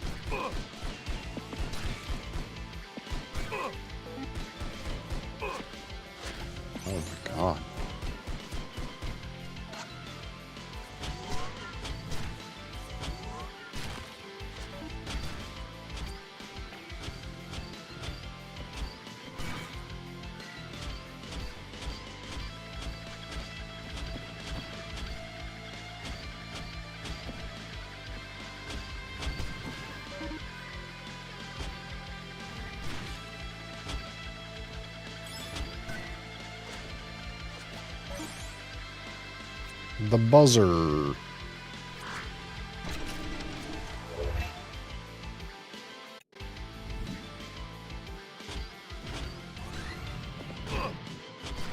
my god.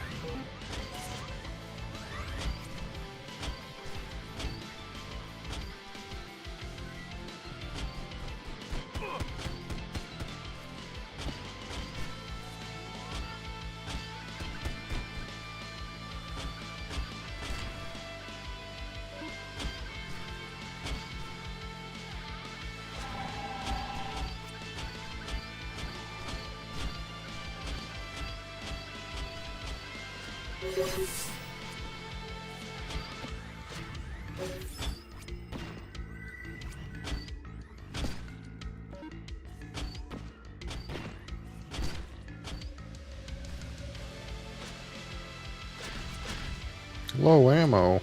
That's new. Didn't used to say that.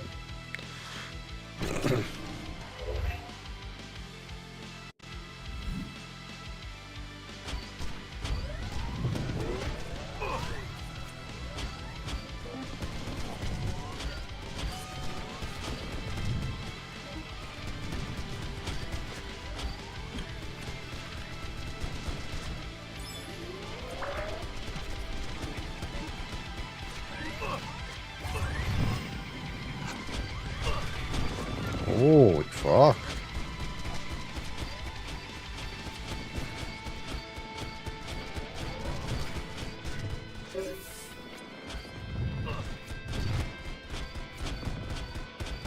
I guess the shit part about your turrets killing stuff is like the stuff it drops is like, it drops in like a random location. It's hard to pick it up.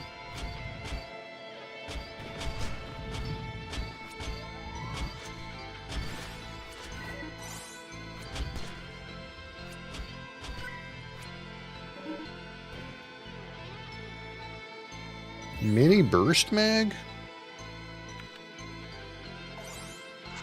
Sure.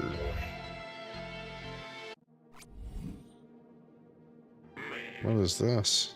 Ancient shredder?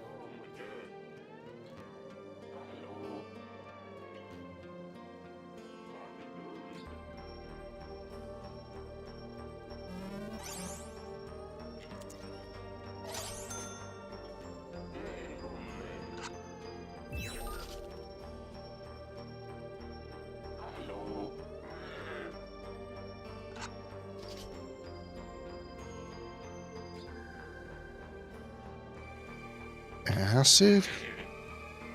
Can't afford it. Aim spread reduction may be really good.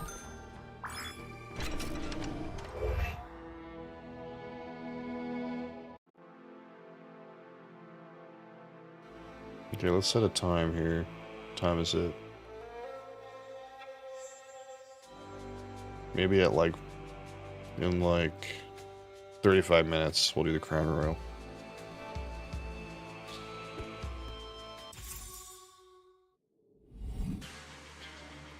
Wild City.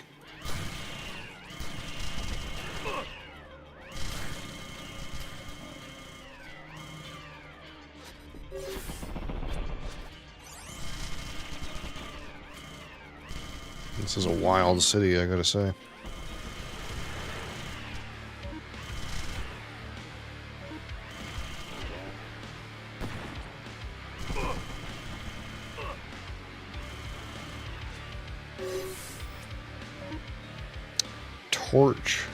Scorched trench gun. No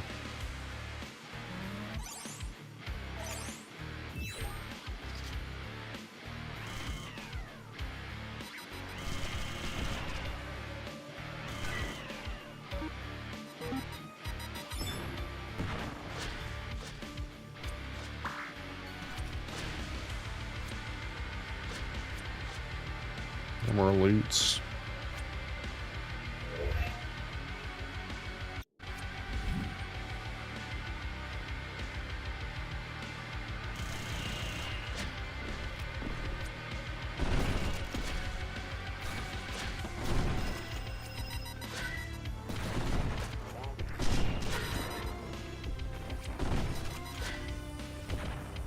Yeah, I need that thing that like increases my pickup radius.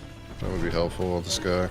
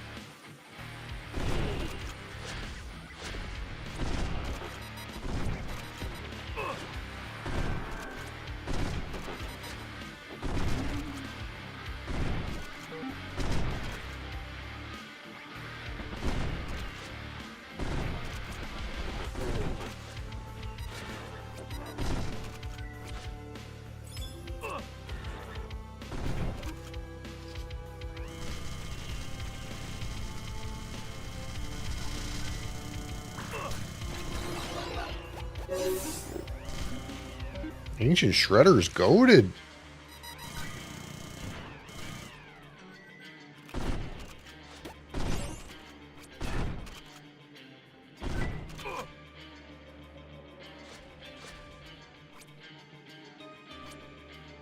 Laser scope? Absolutely.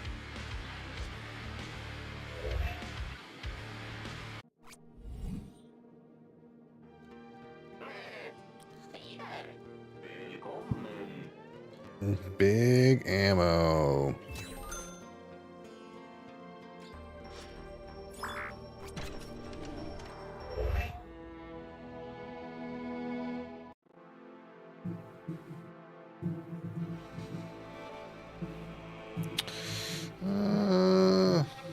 Let's do this one. Maggot Garage. Take a visit to the Maggot Garage, you know? Oh my god, it's disgusting.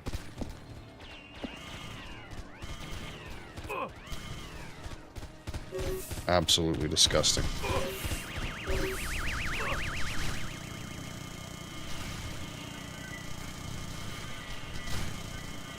Absolutely just disgusting. What the fuck?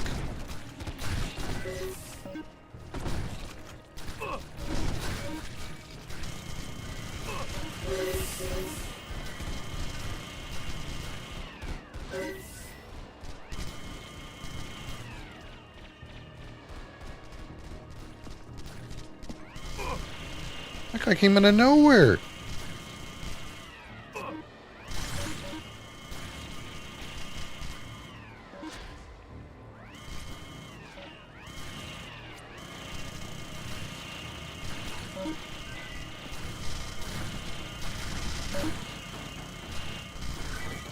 This place is disgusting.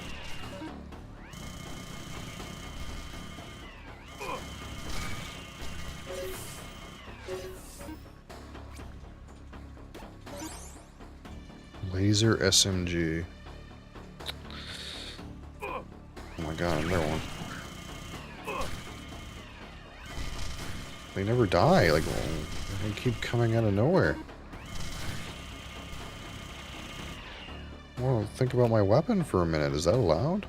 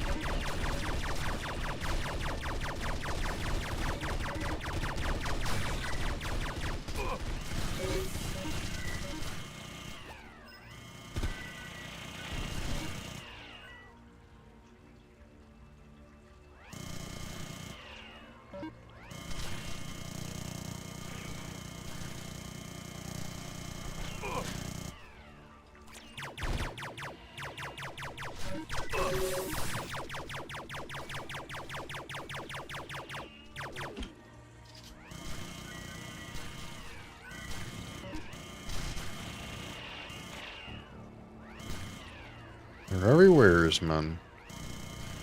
These little fuckers. Keep coming out of the ground, dude, like potatoes.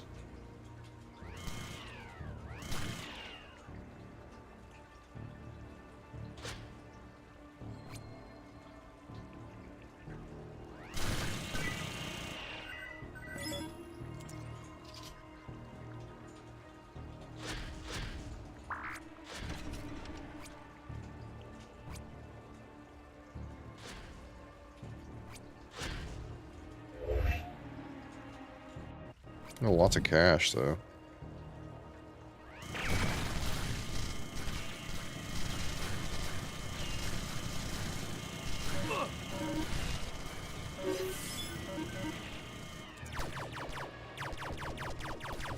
They're like burrowed, man. I see their little heads poking out. Disgusting.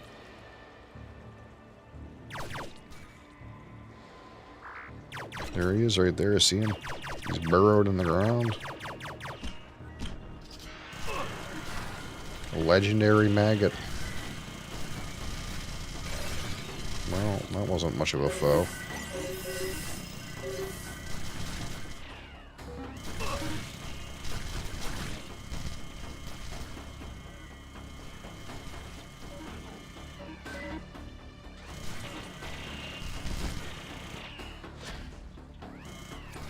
I see you, fucker.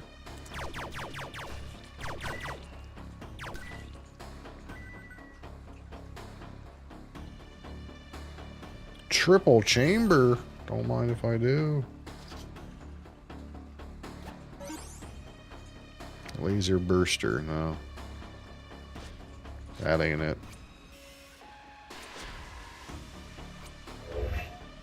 Got lots of cash, though.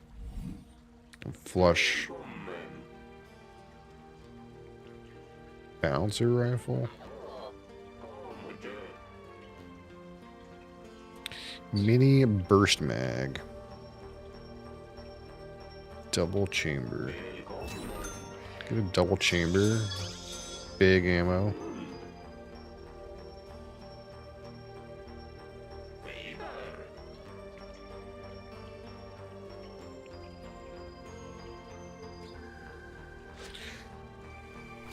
I can get a mini burst for almost free?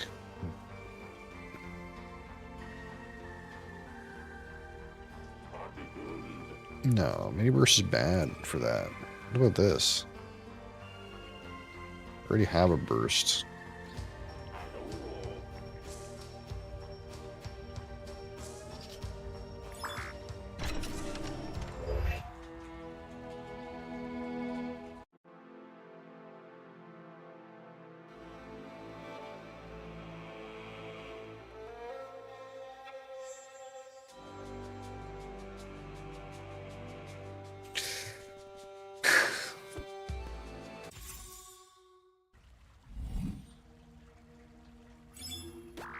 Into the supply stash.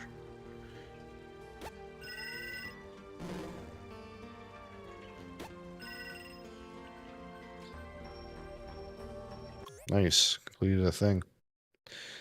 You have 4 legendary kills in one run. Attach 12 mods. Okay, I need another. Oh, you fucker. Piece of shit. Auto crossbow? Don't mind if I do.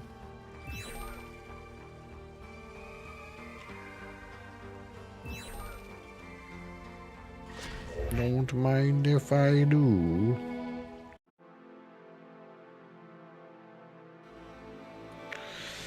Alright. Time to die on the boss.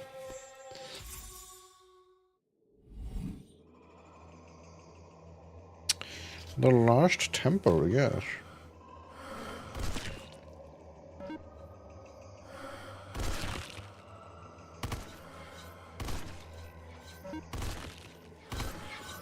Oh my god.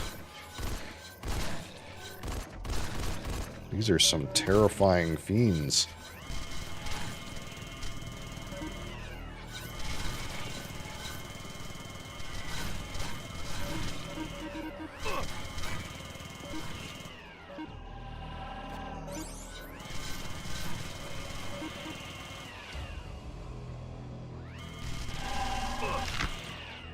Ow.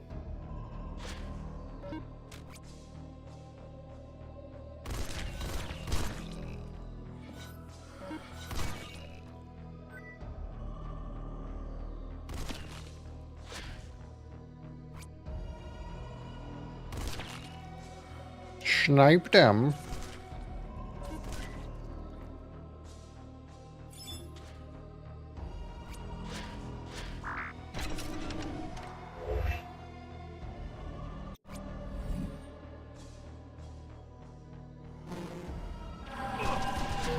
Ow.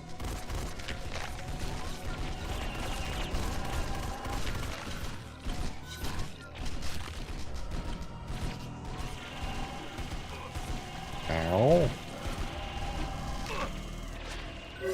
These things are gnarly.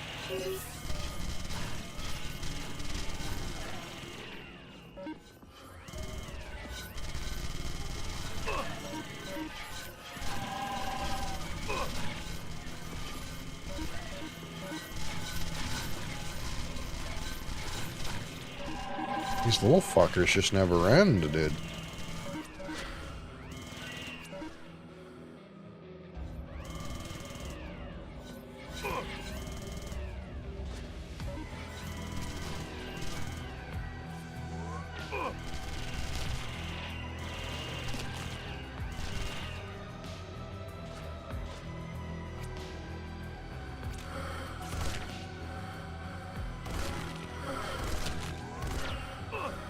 I'm so bad.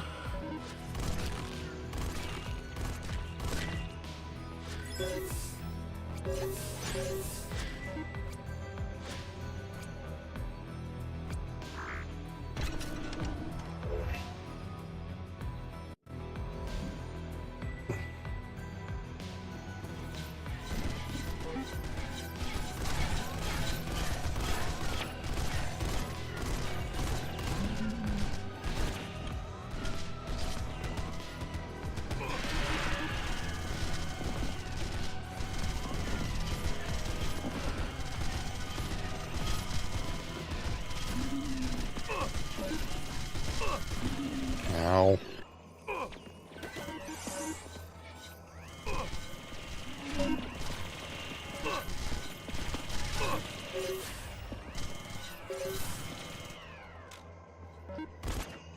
What's this? Cryo rifle.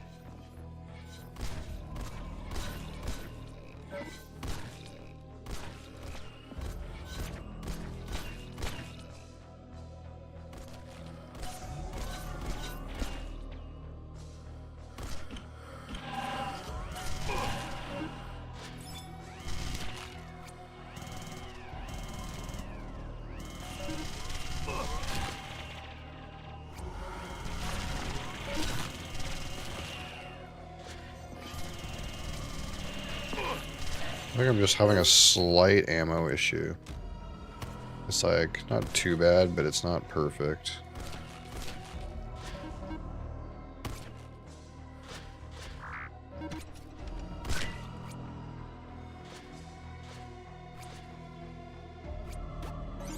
We're gonna get to do the boss, though. I guess there's that.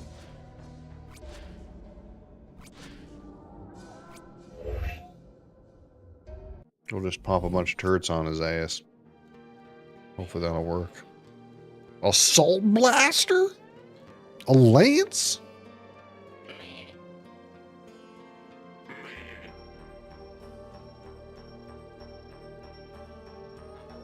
Man, should I buy the assault blaster?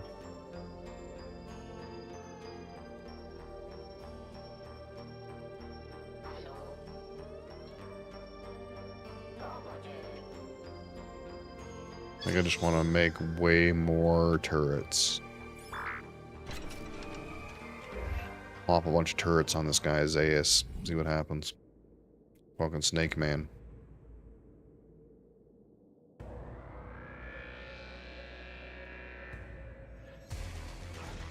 Loki's body. No, I thought it was a Snake Man. I've been tricked. I was told it was a Snake Man.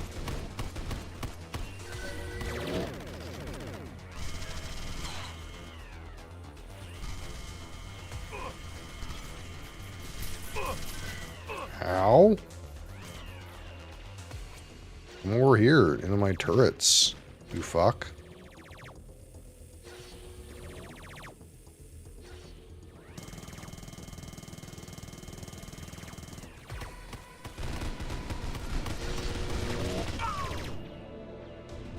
That was lame. That was lame. God damn it. Where were the health packs? I thought I was going to fight a Snake Man. Do you have to fight that guy and then a Snake Man?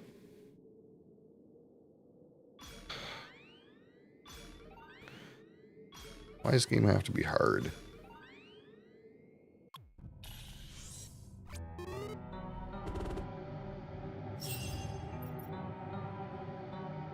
What does power capacity mean? What does that mean?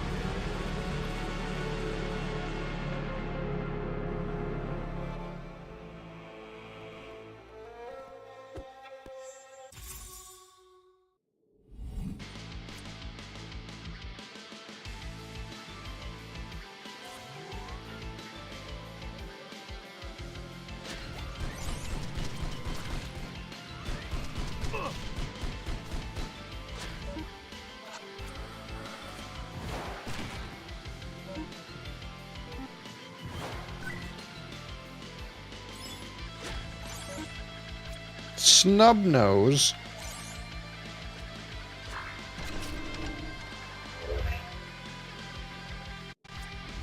Hit him with a snubnose.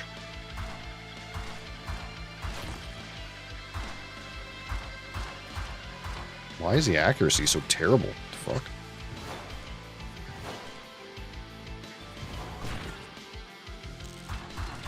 It's a really bad accuracy.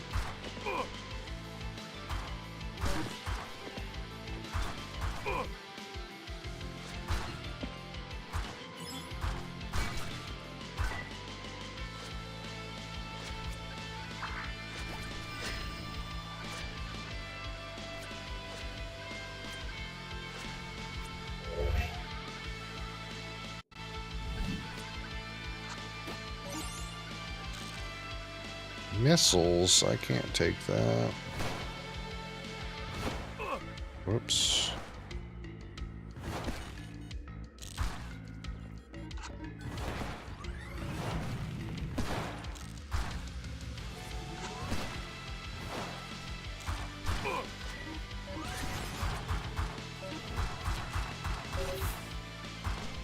It does do more damage, I suppose.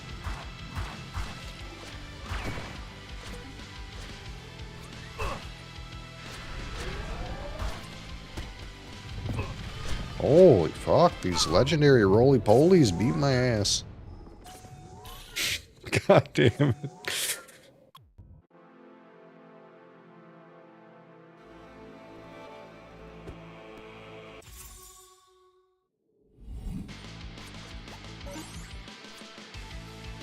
Crossbow.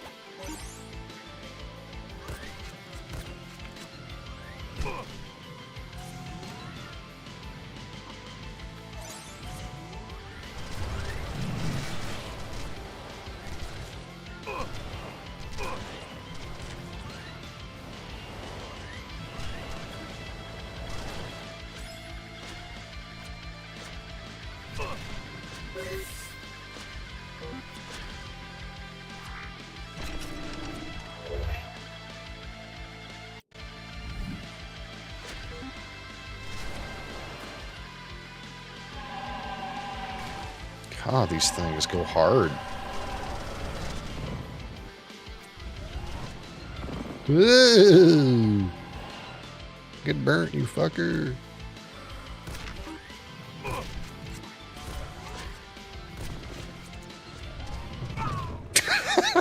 God damn. Why is it so hard? It feels like I have to keep, like, committing Sudoku until I get a good gun at the start. And then it's okay. This is not what I would call a good gun, but, you know, we'll go with it.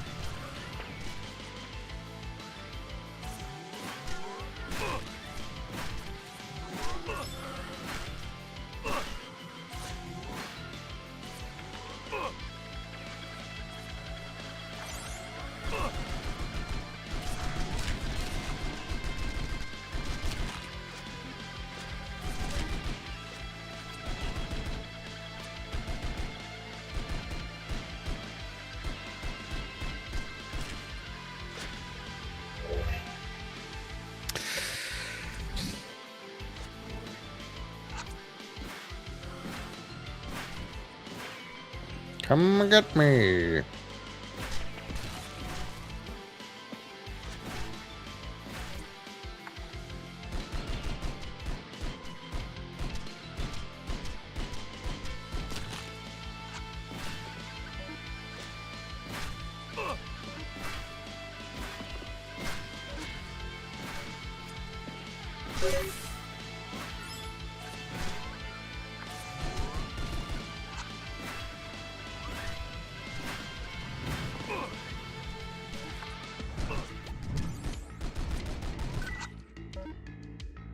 Submachine gun, eh?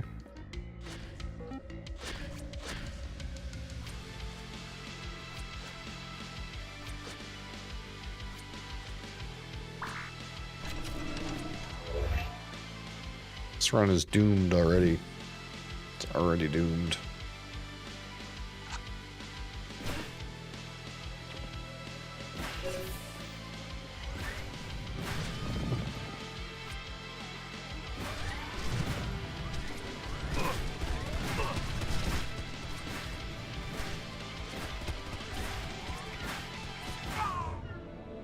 How did I die?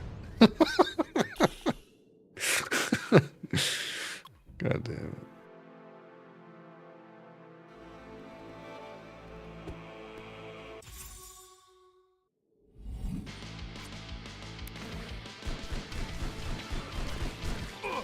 Can't the game just give me a minigun on the first level? That has happened before. It's like giving me junk like this.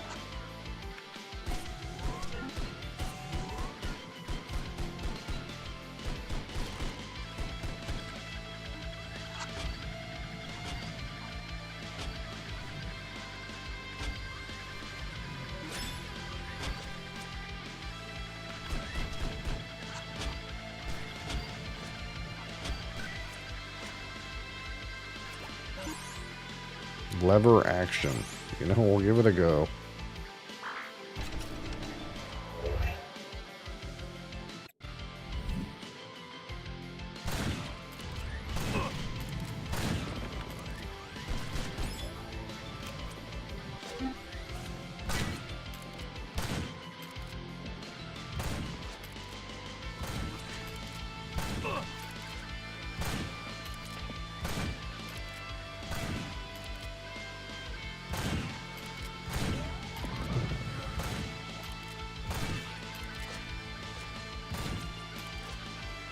I guess the nice thing about shotguns is they're like pretty ammo efficient.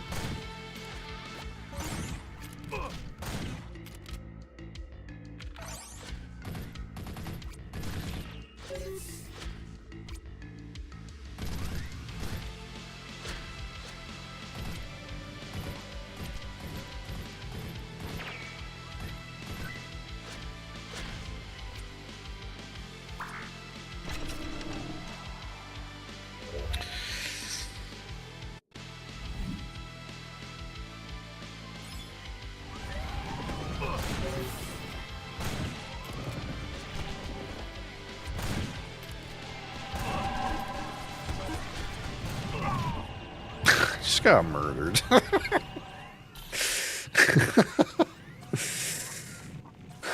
Oh, God. I feel like I just did a run where I almost won. And now I'm like in that place where I can't get started.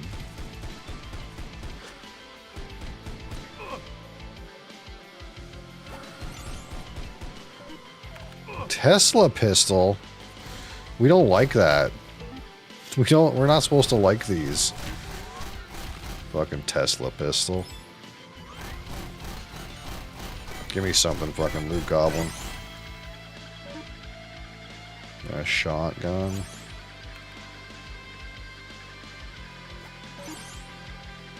A revolver.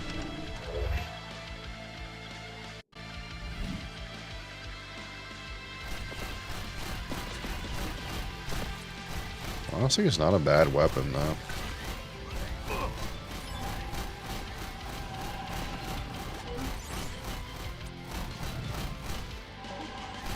That was a homing star.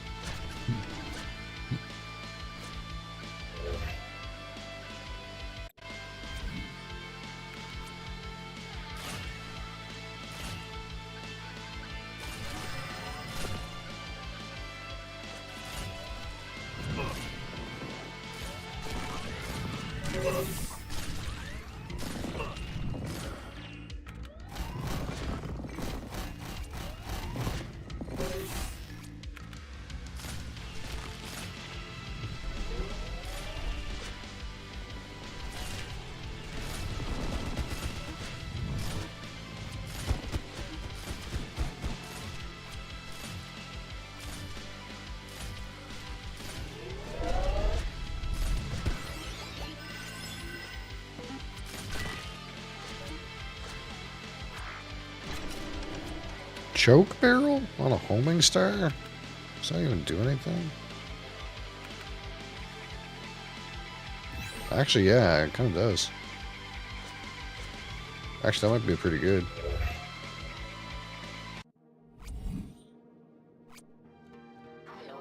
It's a dash deploys a mine. Hey, that's kind of cool.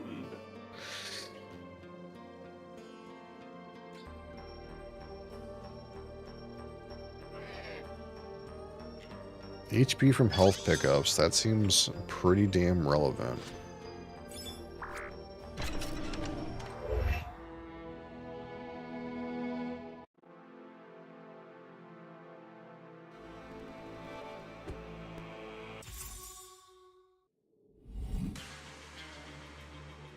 Wild City. We're in the Wild City. The wild fucking Joker box. The only shit part is, I need to get out of this hole to really use my homing star. This is a pretty shit little corner to be in.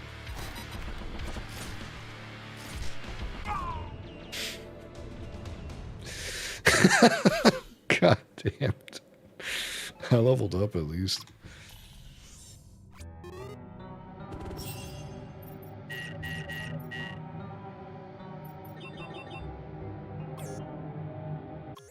Alright. That's enough of that. I said that's enough of that.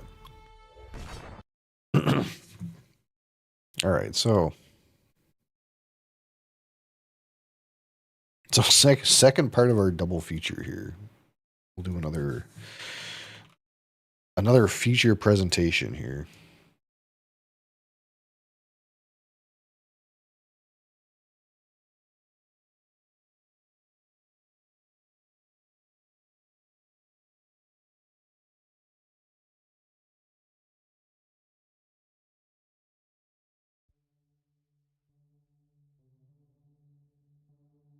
Probably need another Glen. Holy.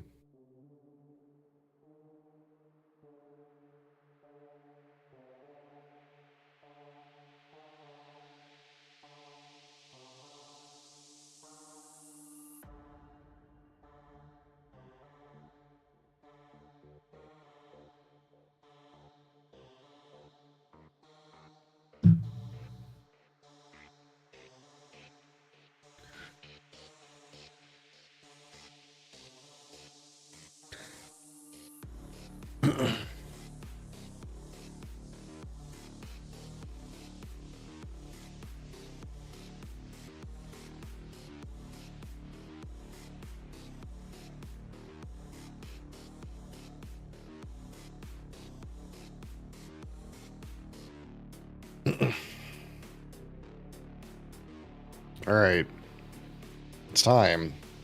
It's time to crack the Crown Royal Harvest Rye. Let's try this one. The Harvest Crown Royal Harvest Rye.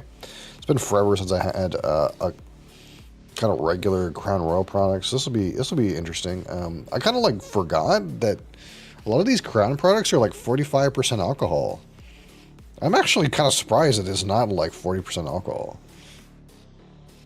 Good on you, Crown Royal, for 45% alcohol. Of course, it's from the Gimli Distillery in Manitoba. This is a Diageo product. Crown Royal is a Diageo product. It is probably chill filtered and color added and produced in a column still, but hey, at least they gave us 5% extra alcohol.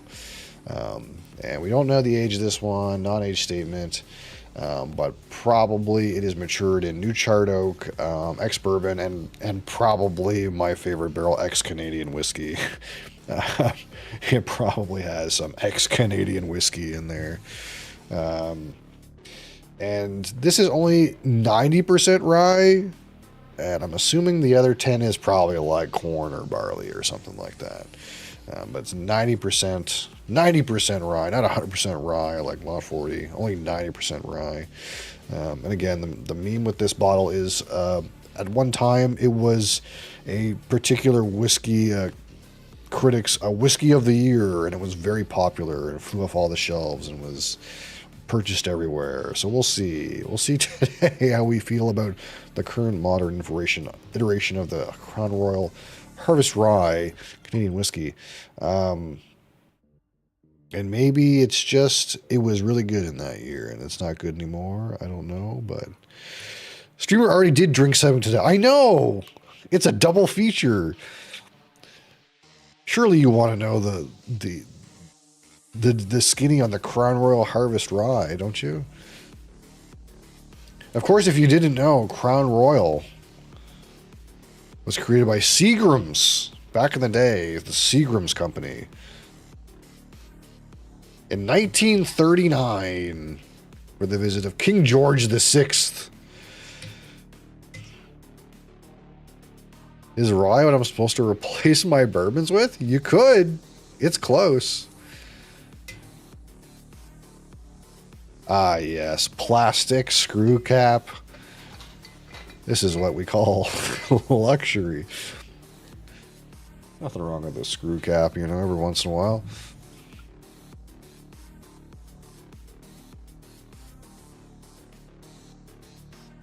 Plastic. Yeah, plastic. I can't really demonstrate it very well, but yes, it's plastic. It's not metal. They spare no expense at Crown Royal. At least they didn't spare the expense of, you know, they spared the expense of making it. I'm still surprised it's 45% alcohol. I'm just being honest. I assumed Crown Royal was like 40% alcohol, but it's not. That being said, there's probably no way this is natural color. But it is 90% rye whiskey. Alright. So give that a minute. Just sort itself out a little bit.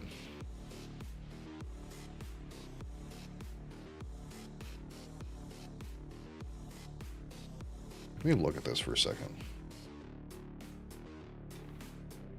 I'm not sure if this glass is like bad or if this is non-chill filtered.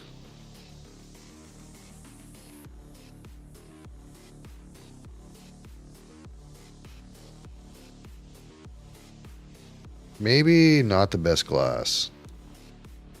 I'm going to pour another glass of this. Hold on.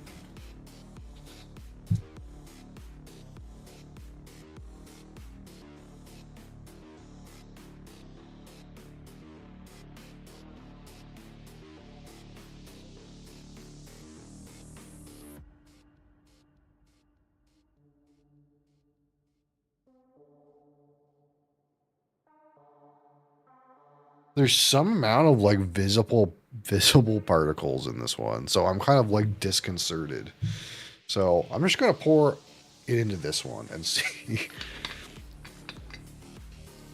I made sure is clean, and this is not a gimmick to drink twice as much Crown Royal, but we might end up drinking twice as much, or I'm gonna pitch that other one out. It might have something on the glass. I can't tell. Oh, nope, it's the same in this one, too. Huh. I wonder if this is non-chill filtered.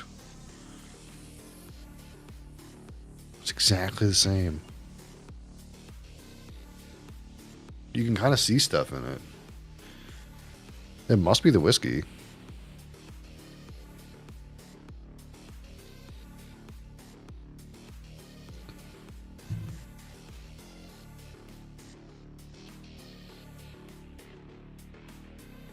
What in the world? Maybe it's non-chill filtered. Do you think maybe Crown Royal would be non-chill filtered? Oh, this one's clearing up now. Maybe it's just taking a really long time for the bubbles to, like, get out of the whiskey. That's so weird. I don't think that's normal. Even crazy? Well, we got twice as much Crown now. An overpour for sure.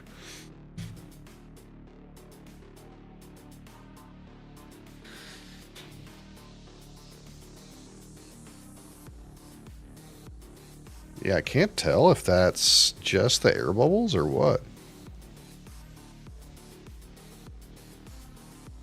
It clears up eventually.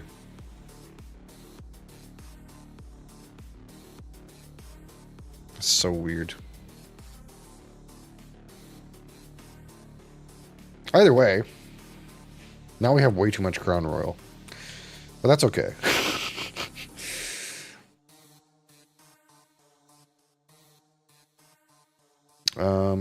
Give that a minute, but I get the feeling this is going to smell like Canadian whiskey. That's the knee-jerk reaction I get. But I'm trying to look and see if this is like... The glass is a little fuzzy, so I can't like see. I wonder if I shake this up.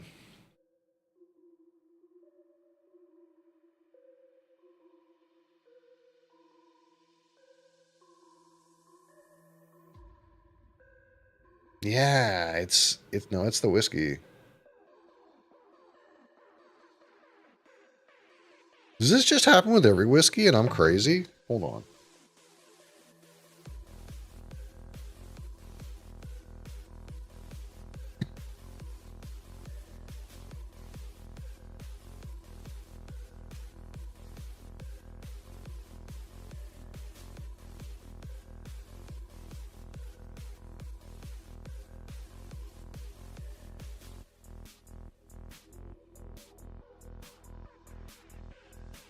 Maybe that just happens with every whiskey.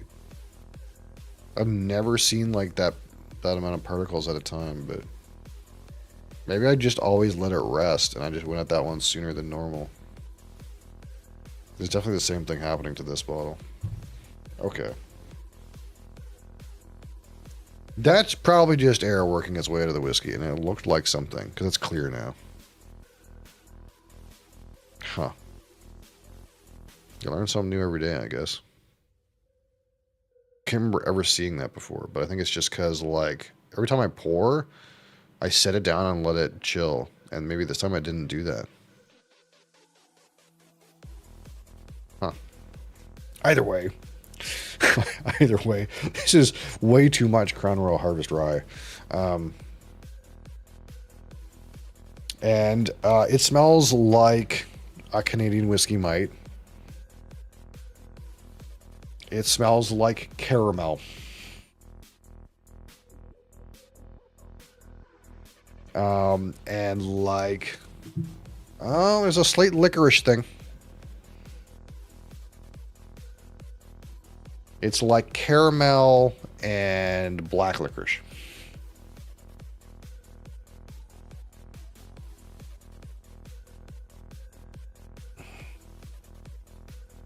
I mean, it's a rye whiskey. I can tell it's a rye whiskey.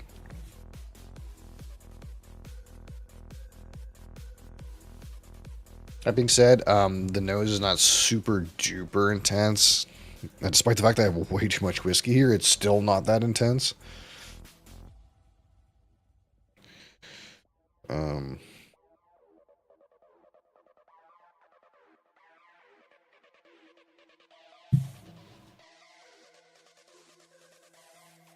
There's a little bit of like a grainy note here. It's like grains and black licorice, caramel.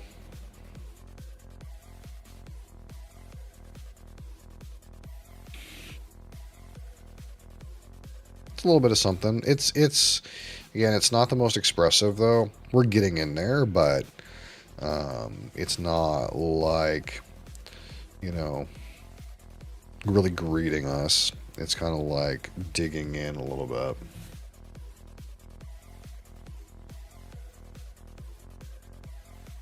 But yeah, there's like a toasted grain almost. That kind of licorice note. Some caramel in it. I wonder if, I just poured this in, but I wonder if we take a lesser portion into this glass, if like the experience is a little different. I don't do this too much. I never like accidentally pour. I didn't even accidentally pour. I just, no, sort of an accident, but I'm curious if the nosing is like a little different from this like super full glass, from like this, like say this one that's like kind of empty.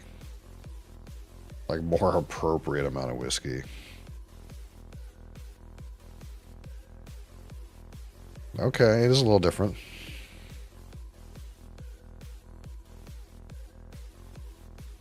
Like this one is like this glass that's like really full is like way more on the licorice.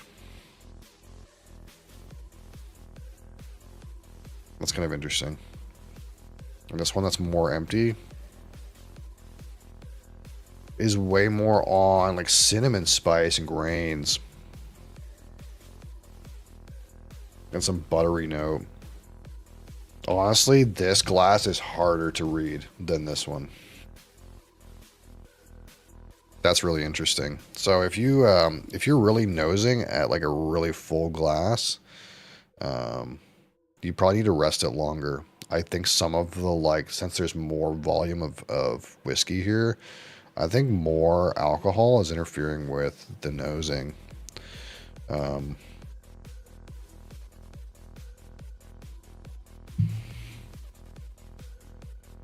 Because I feel like I get a better expression out of this glass that's like maybe got 20 milliliters in it rather than like 55. Or actually, it's probably closer to 50. Honestly, this is starting to grow. I'm leaving this for a minute. Because I went from like, hey, this nose is like not that expressive, to all of a sudden, like, I'm getting like some interesting like cinnamon spice and allspice and ginger coming out of this thing. Gingerbread, some graininess.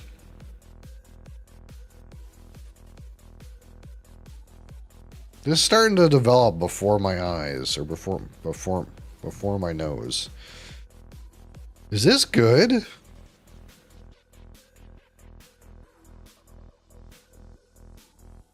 Maybe it is actually good. The thing is when you go in with Crown Royal, you have no expectations. You're like, it's Crown Royal. How good could it be? But maybe. Just maybe.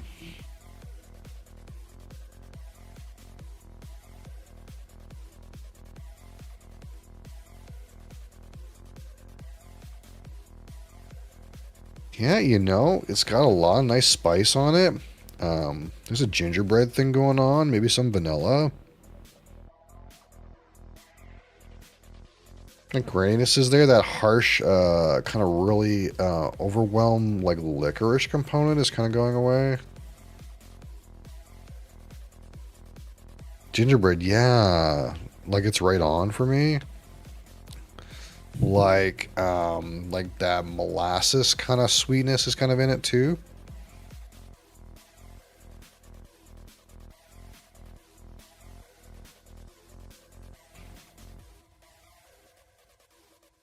Not bad. It could be stronger. The intensity could be stronger, but honestly, not bad. How much did I pay for this? Hold on.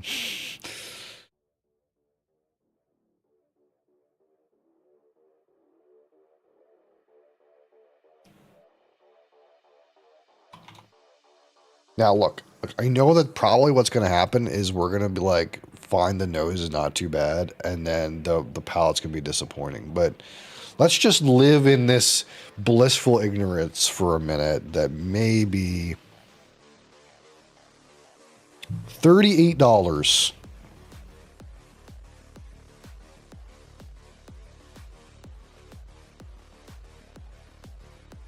Honestly, at $38, this is worth it just to smell it at $38.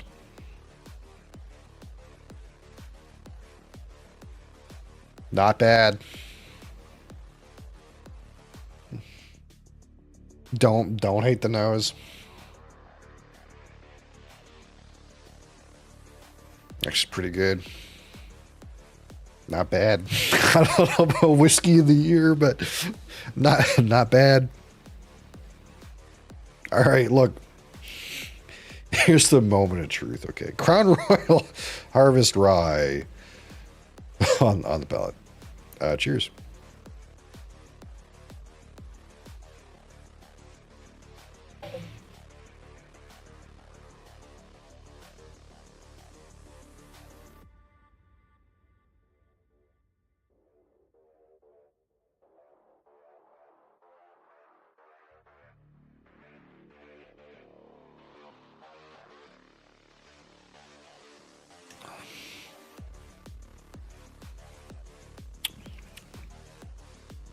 It's a spicy palate.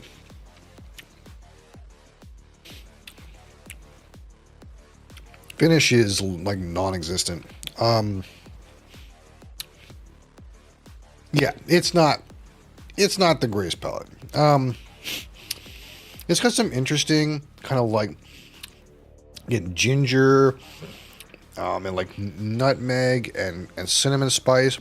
Very spicy, a little bit bready. Some of the sweetness is there, but it's not super expressive. But honestly, for $38, not bad. Definitely had worse Scotch palettes on bottles twice this price. Like, honestly, not bad. Like, there's Scotch palettes you get and you drink them and you're like, there's a whisper of malt in there. And this has got like, you got some spice in there, you got some sweetness, you know, a little bit of molasses tickle. You know, honestly, not bad. Hands down better than Canadian Club 20. Not even close. Way better than Canadian Club 20. It's like not even close.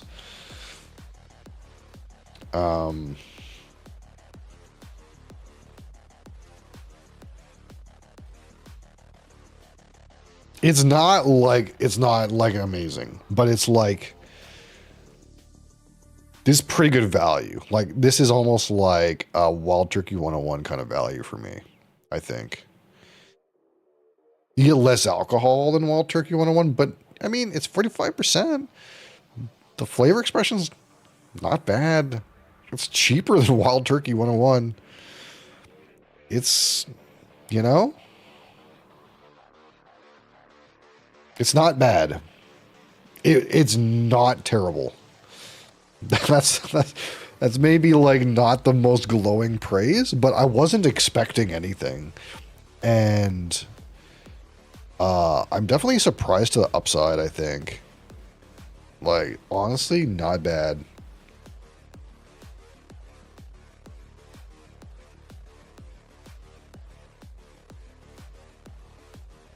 It's not whiskey of the year, okay, but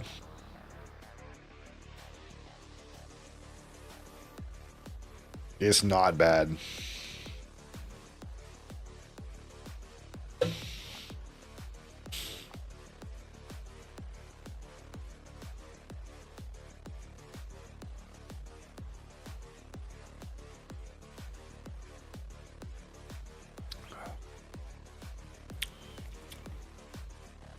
And it's definitely because it's presented at 45% alcohol. If this was 40% alcohol, there's no way it would be even remotely close. But it's honestly not bad. You know what we're going to do? We're going to do a head-to-head with the legendary Canadian Rye Whiskey Lot 40, okay?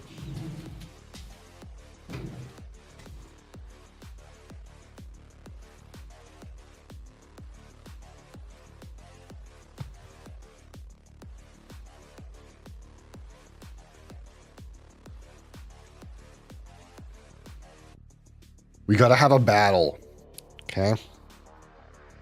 It's time. It's time for a battle of Canadian rye whiskeys, of Canadian mass-produced rye whiskeys. Okay. We have to do it.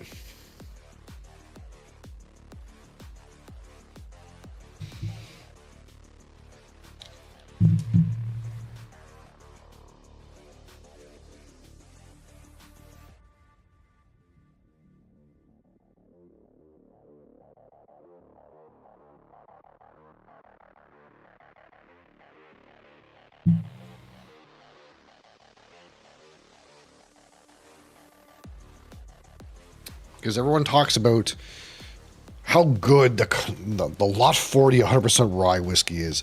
Oh, it's in a copper pot still. Oh, it uses #2 new charred oak barrels. It's so good. So let's put it head to head against this thing, which is like, I don't know, 20% cheaper. Is made at column still, isn't even 100% rye, it's only 90% rye, and probably has my favorite barrel ex-Canadian whiskey involved. Let's see. Let's see. Oh no. Fuck. You fucker. Look, for all the hype, this cork is fucking broken.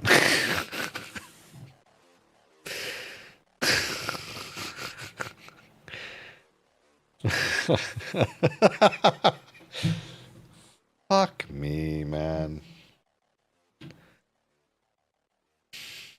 What am I gonna do now? Where's my bag of corks? How does that even happen? God damn it, Lot 40. You already lose. If only you had a screw top like Crown Royal, then this would never have happened.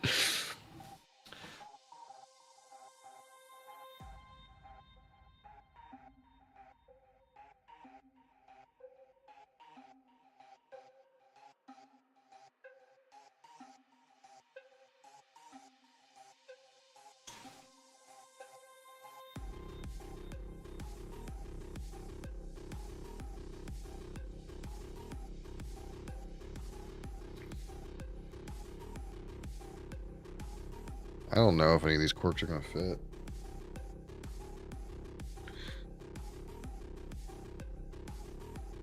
Wait. Is this? No. The thing is that I had a bottle of Lot 40 before, so I was kind of hoping maybe I had a Lot 40 cork still. God damn it. Fucking piece of shit.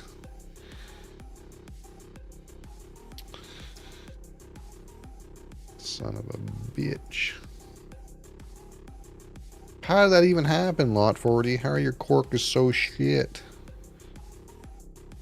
It's fucking dry as fuck.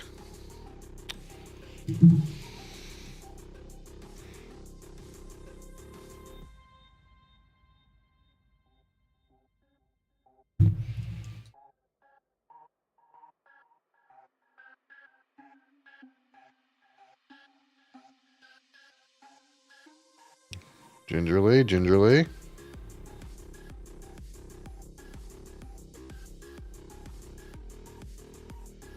The part down here isn't bad. It's the part that was up by the, like, the top that was all dry. But that's what happens, right? Like, when you think about it, it's like you moisten the cork and it's only going to get so far. It's the part up by the top that's going to fucking snap every time.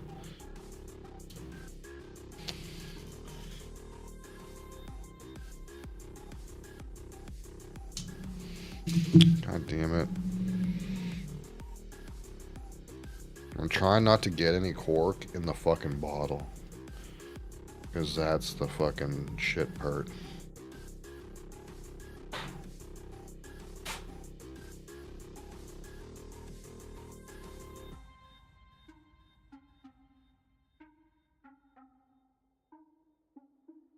Masterfully extracted, no cork in the bottle, but I don't know if this is gonna be big enough. Oh, that's actually perfect. I don't know whose cork that was, but it worked really well. I always have some worry that, like the cork is like from a peated whiskey or something like that, and you like put it in a non-peated bottle. It'll smell peated. And then like you're like moistening it like this, and like you get like some peat crap in there.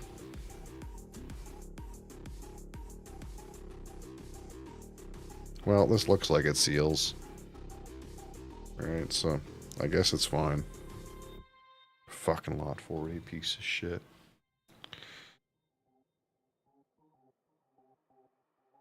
Well, this is going to be a long YouTube video now. I definitely didn't pause to fix my bottle. Alright, YouTube, you're in for a wild ride today. It's going to be like a fucking 40-minute video, probably. Alright, well, either way.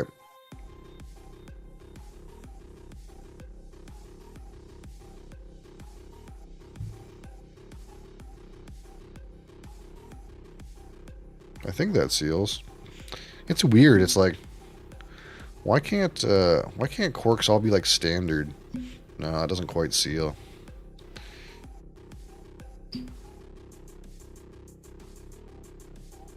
See if the wild turkey seals. Absolutely not. I don't want to use this other one because it came from fucking Connemara. This is probably the right size though. Oh yeah. These are so similar in diameter, but one is like... I mean, this feels like it should work.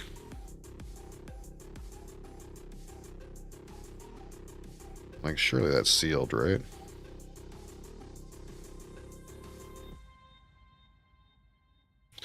Either way. Fucking goddamn fucking corks. Just use a synthetic cork, please. Like, synthetic corks are the way to go. It's the best of both worlds. Either way, let's let this Lot 40 chill for a minute. And we'll do a little bit of an AB with these two Canadian Rider whiskey. Cat's here. Hi, Cat. Cat, do you want some whiskey? There's an overpour of Crown Royal here. There's a blend of Aberlour 12 and Aberfeldy 12. No, you don't want any of that? You want my broken cork?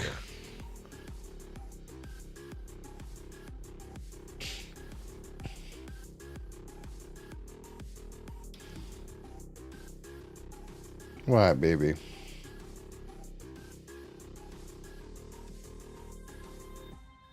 She wants some of like the wrapping, but I did a good job of getting rid of it, I think. Are you going up to see my red banks? You can go up there, so long as you don't knock over any of the red banks. Whoop! There she is, living her best life amongst the red banks. Fucking red bank. Alright.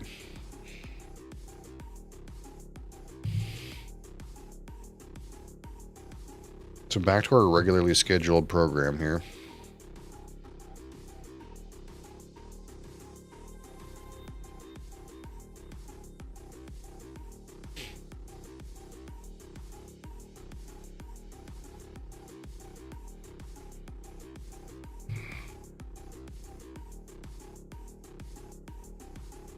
Honestly, the lot 40 is like more on the licorice.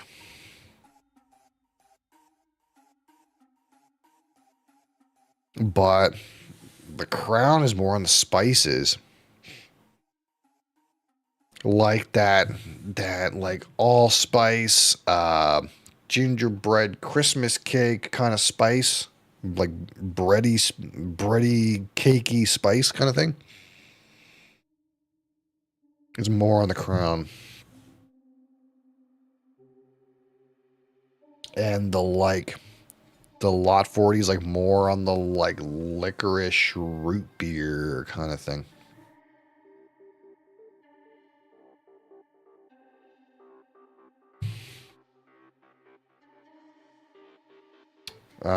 So actually, interestingly enough, the lot 40 is 43% alcohol and the Crown is 45% alcohol. So the Crown actually has an advantage in alcohol, if you can believe it. The lot 40 presentation is 43%.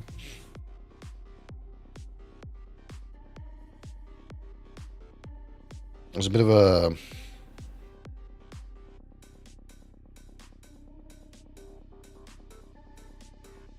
It's almost like there's more, a little bit of like almost like a little bit of fruit on this one. So the nice thing about the Crown is it's like nice, sweet, kind of bready baking spices, kind of like, honestly, kind of like gingerbread and like allspice and Christmas. Like, it reminds me of like Christmas baking. This Crown.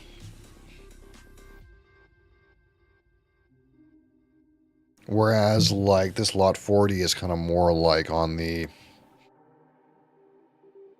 It's got like a little bit of like almost like apple pie kind of thing. I'm definitely getting like apples out of it today. Like it's more on the fruit. It's like no real fruit here. There was some of that like black licorice at first, but no fruit. But we got like a fruity component on the lot 40. It's like this one is like apple pie and this one is more like a Christmas cake.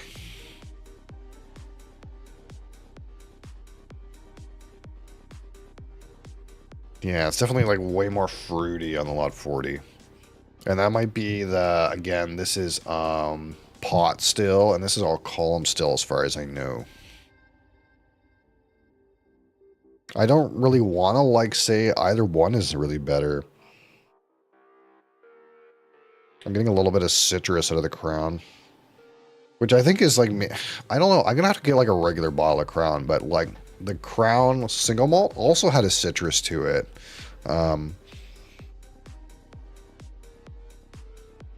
I'm wondering if that like slight citrus note is like just a Crown thing.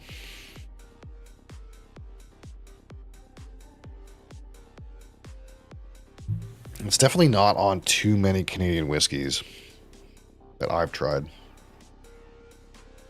Man, this thing is all apple pie,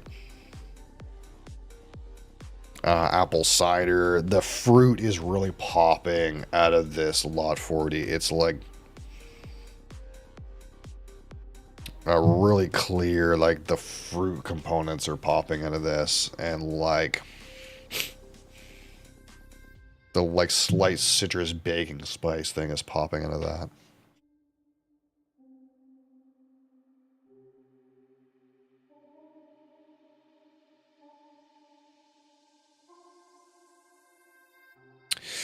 All right, so let's remind ourselves of this Crown Royal Rye here.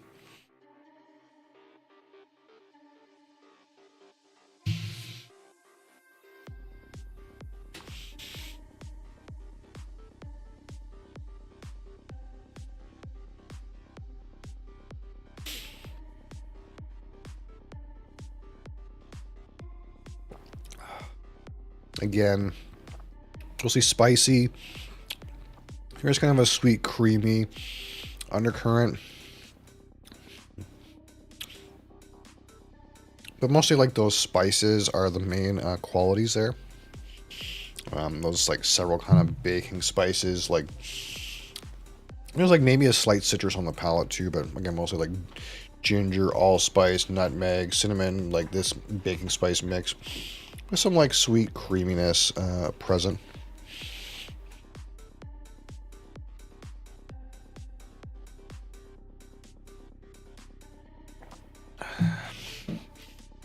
And now a Lot 40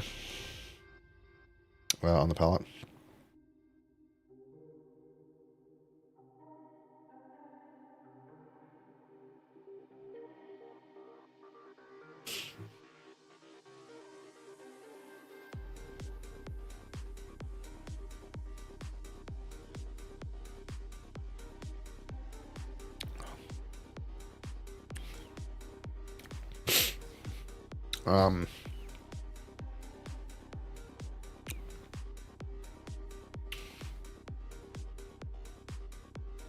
I'm gonna say this, and maybe it's be a surprise, but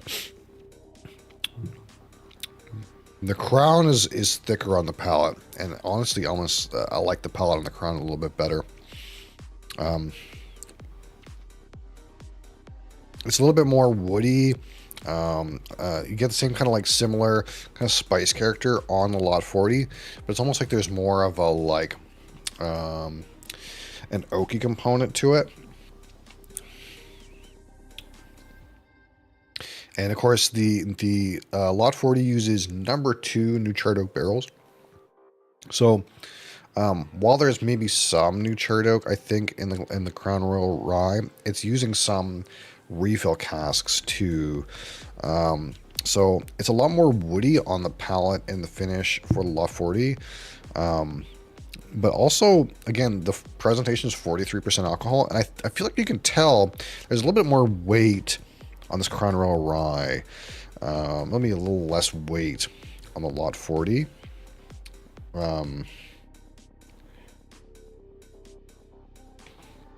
Maybe I'll have to taste these again on another day, but man, if I was to pick right now, I think I like this one better. Which, look, I know everyone says Lot 40 is the like secret Canadian whiskey that, you know, is really good and we hide from Americans, but I mean, Colonel's not bad. Honestly, this Colonel's not bad.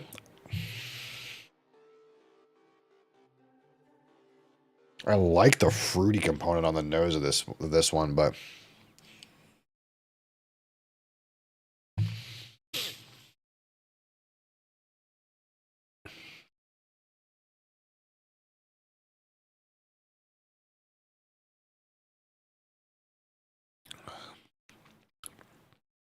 I think in the straight head-to-head, it's like the Crown has a slightly better presentation.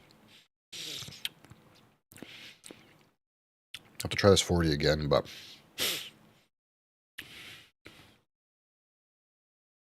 not bad.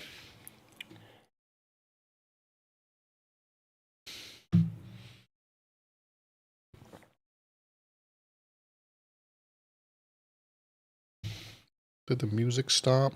Please don't stop the music.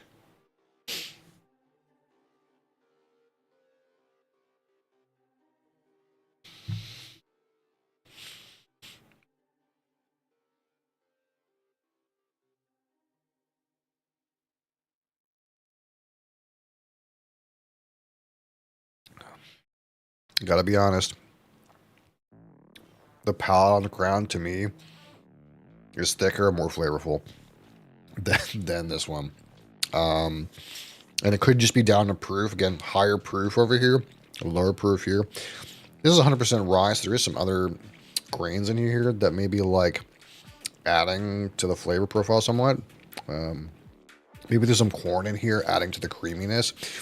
I don't get like the typical Canadian sweet creamy notes out of the Lot 40. I never have, but they're definitely present here on this Crown. So I don't know if the Crown has like 10% corn in it. I don't know if this creamy aspect is like corn related, but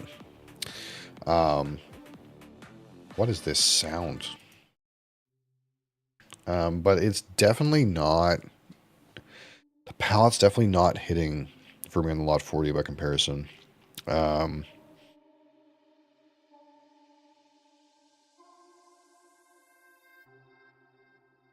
As these are today, I prefer the Crown Harvest Rye to Lot 40. That's just is what it is. Hot take, probably hot take. Probably hot take, but not bad. Not bad.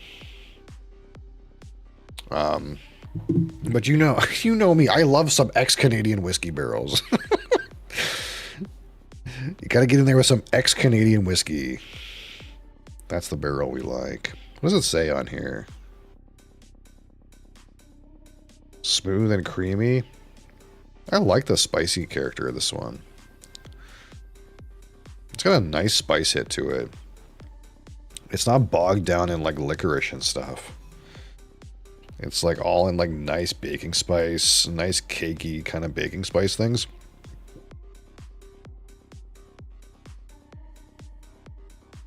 I don't know if it's whiskey of the year, but for $38? Not bad. Not bad. I think this thing is like $44.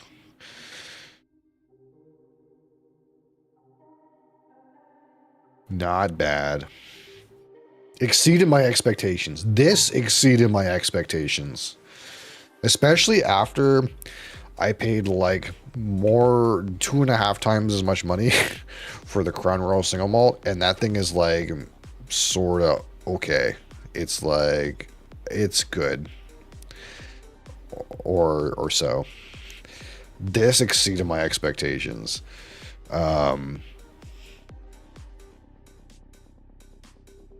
Maybe I'll have to try some more Crown Royal stuff. But also, like, this thing, I almost like this thing more than the Crown Single Malt, maybe. I'll have to try the Crown Single Malt with this thing, maybe, and decide. But in this moment, I kind of like this. And this, and the Crown Royal Single Malt to me has always been, like, okay. It's been fine. Yeah. Maybe a sleeper? I guess kind of not a sleeper if it was a guy's whiskey of the year. Honestly, again, not bad. Exceeded my expectations. By far, this thing exceeded my expectations. There is some other crowns like you could get. Like there's like an 18-year-old crown. There's like a Crown XO, Crown Special Reserve. Maybe we gotta like get some crowns, you know. Maybe Crown's got something going on, you know. But I'm honestly surprised. I guess that's why we're taking so long to get this out. I'm surprised that this wasn't like completely med. Like totally medium.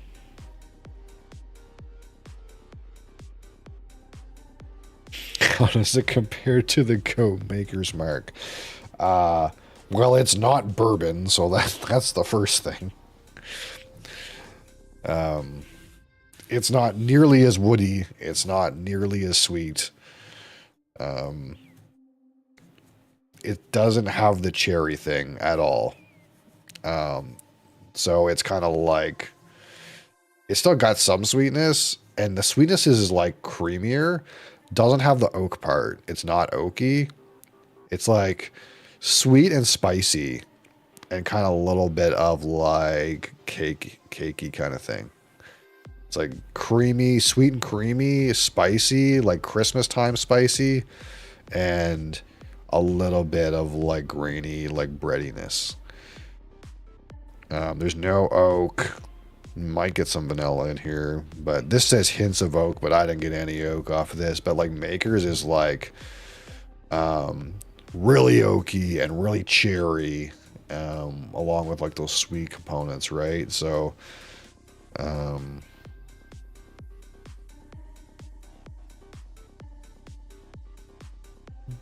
but I would buy it over this one in a vacuum, I think. I'm still like disconcerted if this cork actually works or not. I mean, if I pick it up like by the cork and it doesn't fall, that must mean like it's sealed, right? Surely. God damn it, I hate fucking broken corks, dude. I might have to buy like some of those like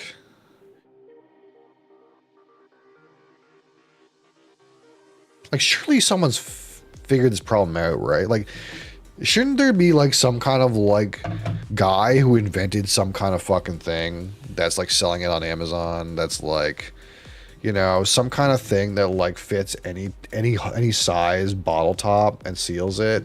You know what I mean? Surely that's a thing, right? Broken corks are such a problem. Like surely like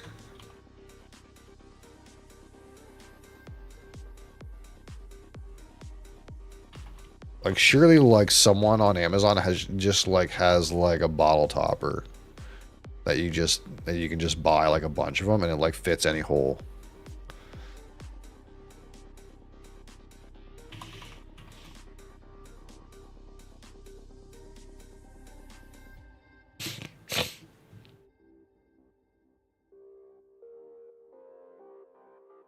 The fuck is this?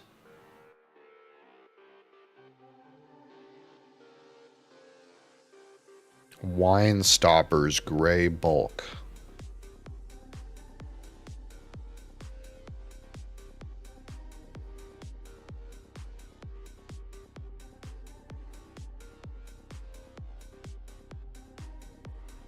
Oh, that's not what I want.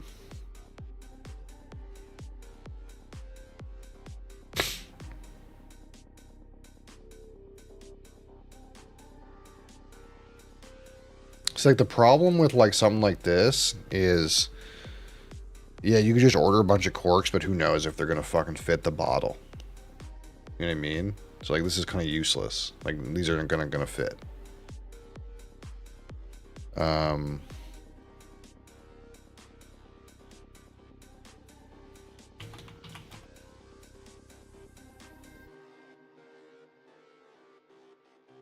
Like what are these? Like do these things work? Or no? Do you just fucking buy some of these things? Slap them in there, you know? If your cork breaks.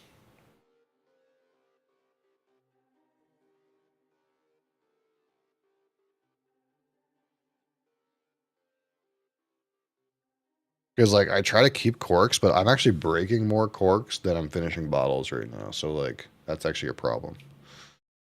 And like I think this is sealed, but like I'm always like not quite sure.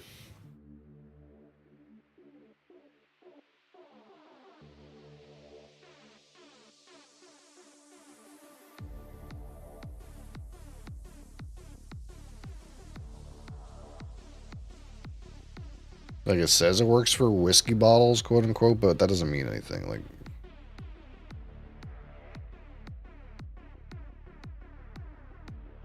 I don't need something weird that like gets the oxygen out and stuff like that. That's like I don't really need that.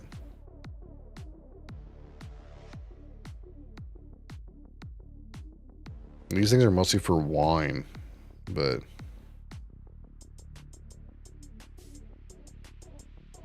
I assume that would work the same, like just the same.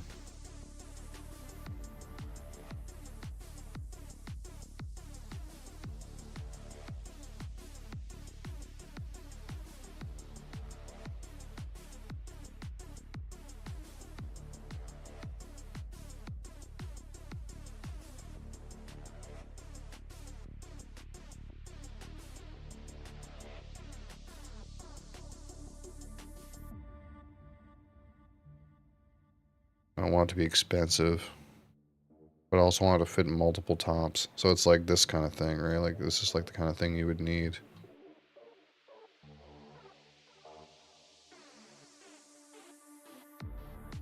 I'm just like, I don't know how well they work. That's like my worry, is like, how well do they actually work?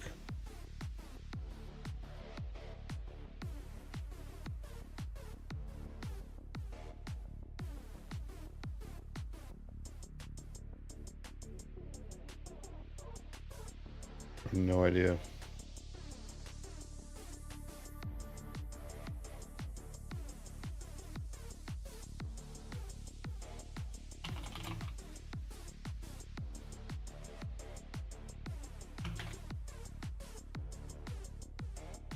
You fucker.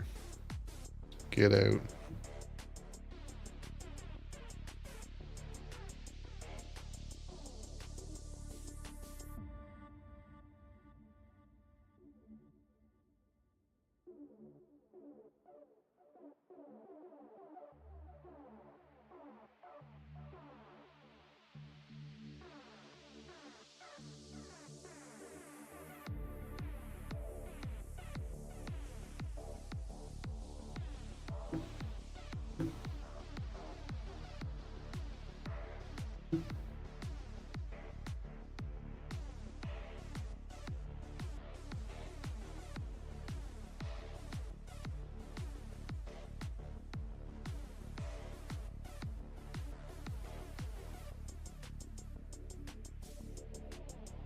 Some of these guys... Some of these guys say they use the silicone ones, maybe. I don't know. Maybe we could try them.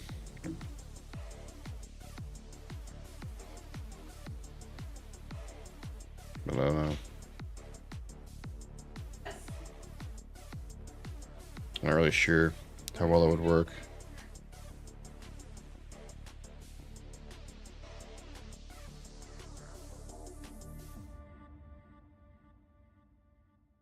It's just a trust thing.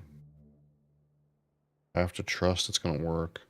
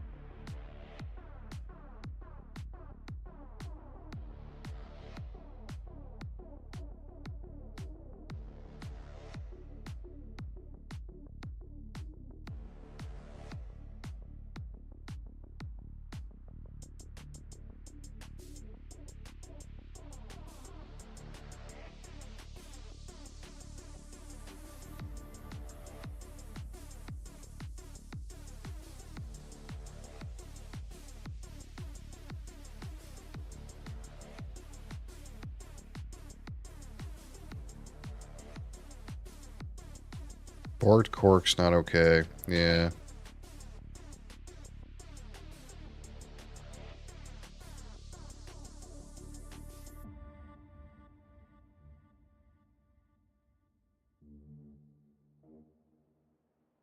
It seems like,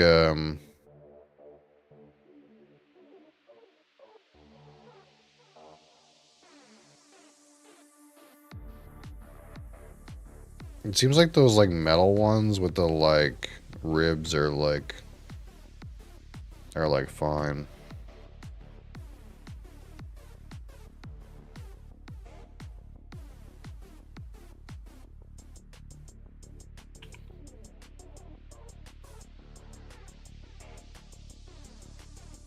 I just like, I don't know, I don't want to like spend a bunch of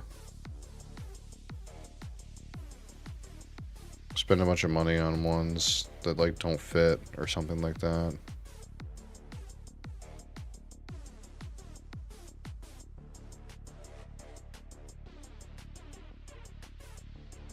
But it seems like these kinds of things are like, apparently these are fine. I'm just not sure like the diameter, but apparently they're like fine. Those look scuffed, I know. That's why I don't trust. Like these things, like apparently these things are fine. Like these types of like metal things with ribs, but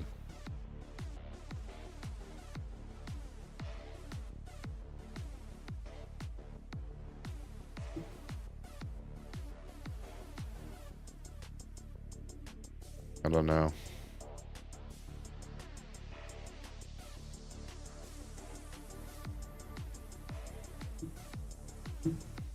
It's like one of those things where like if a cork breaks on a bottle that's like several $100s, I want to trust that like it's not gonna fucking fly out the window. You know what I mean?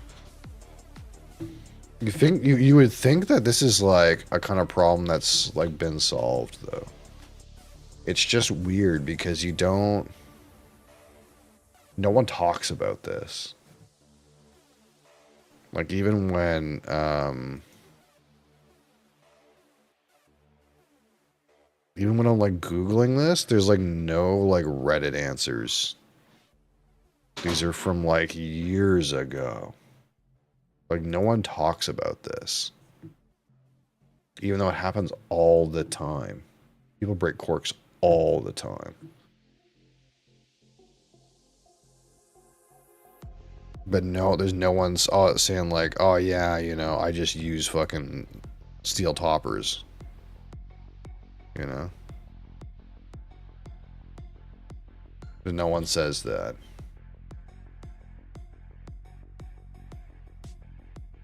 Some people said they use the ones that suck the air out like wine, and that's like not a good idea. You should not do that. So I immediately discount that person's opinion. And then you can't do this because they're not going to be the right size.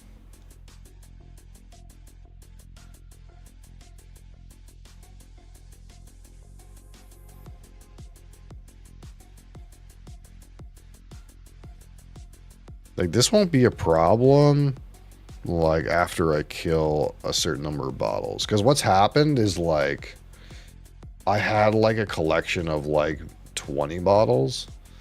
And then it ballooned to like 120 bottles. But I haven't like killed very many bottles. So eventually I'm going to have a bunch of corks, I think. And it's like, I think that's what most people do is they just hoard corks and then they just replace them. That's what I've been doing. But I'm like running out of corks.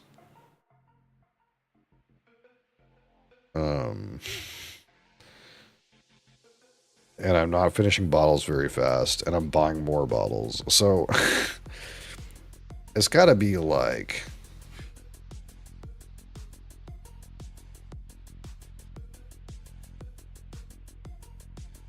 Like, what about something like that? It's just, you can't, it's just, the problem is you don't know the size, right? That's like, that's the problem, isn't it? Or how do these work? They're like silicone. You think this is like a one size fits all? There's no way it's one size fits all, right? It fits like a standard wine top. Standard bottle sizes, yeah. Of course, in whiskey, everyone just wants to pick their own fucking bottle size. They expand and you press down. That's what I was hoping, but I don't think so. Like, if this was like a pliable material, then like maybe like it could be like that. But like it feels like the only way it can work is if it's like this, right? Where like it stops wherever like the size is, you know what I mean? That's like the only way.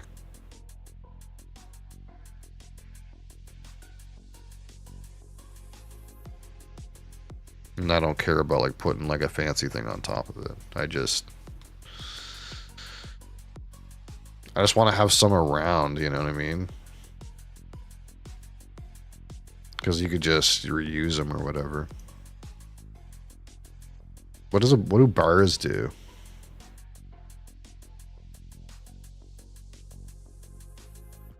What does the Lunar Rogue do when they break a cork? They probably just have so many corks, right? Yeah.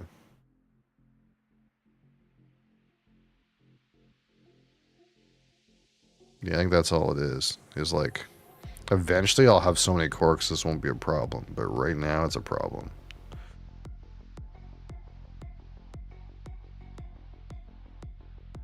Infinite on hand, yeah. It's like a short-term problem. Like maybe I'm just supposed to buy some of these things. Just for like right now. What's the worst thing that could happen? I'll be out $12. If this like doesn't work at all.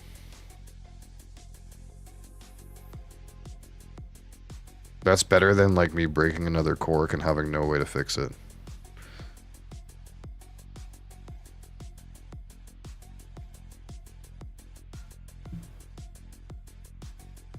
Seems like the best answer I have right now.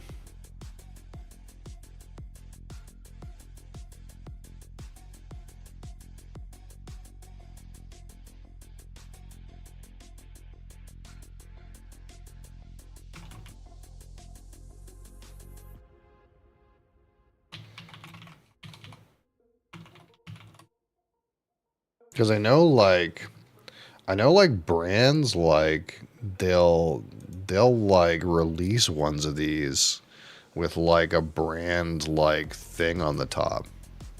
I'm assuming you're supposed to use it with their whiskey, right? That would make sense, right? So surely it works.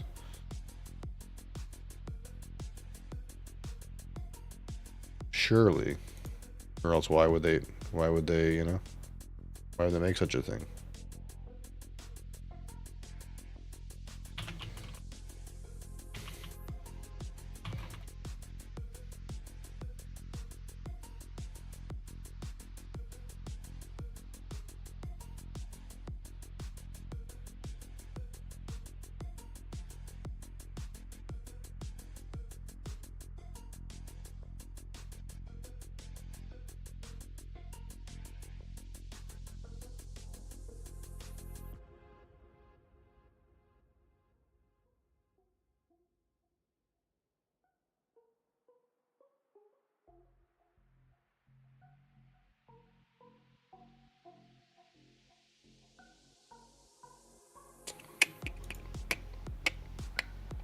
Well, cool.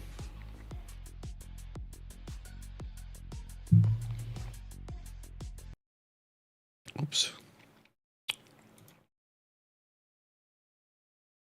I think this will work for now anyway. Like it seems like it's airtight. Like, surely that's sealed, right? That's probably fine. But now I only have 2 left. I got like a really thin wild turkey one, and I have this Connemara one, which is a peated whiskey, so I can't smell any peat on it, but you never know. Man. Fucking corks, man.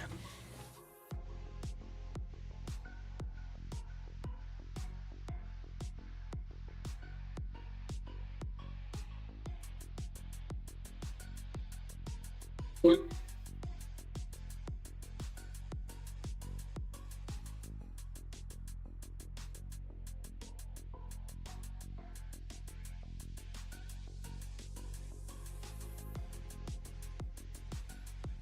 it's like, imagine you broke one of these corks. Like, I don't even think those metal bottle stoppers will even fit this thing.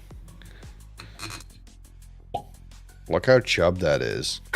Like, there's no way those things fit this bottle, right? Even those ones. Like, imagine this thing breaks. That being said, though, when they're like so fat and wide like this, it probably makes it like harder for them to break, to be honest. It's a get fucked angle. Yeah. I do like these bottles.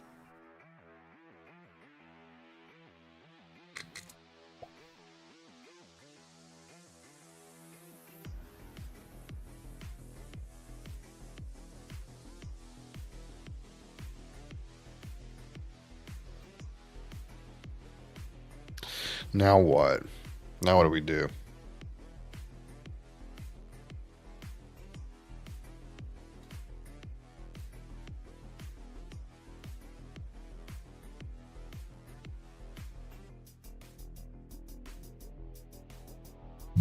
I got like so many Glens around.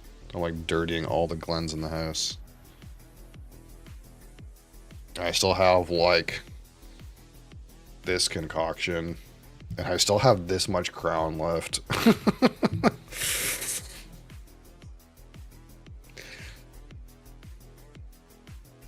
I don't know. I guess I'm gonna prime myself some of these bottle stoppers. The worst case scenario, I throw them out or don't use them or something.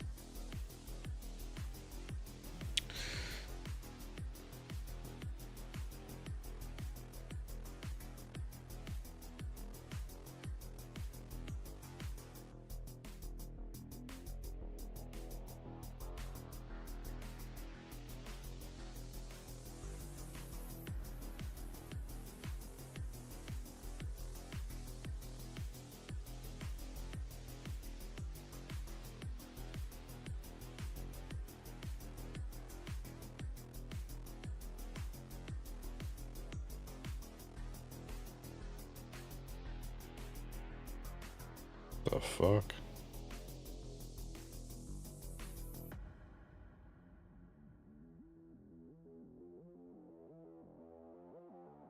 This guy's being weird.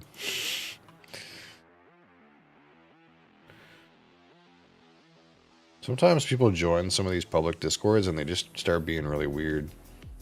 Guy just like posts a picture of his fridge. It's like, why? It's not relevant to anything.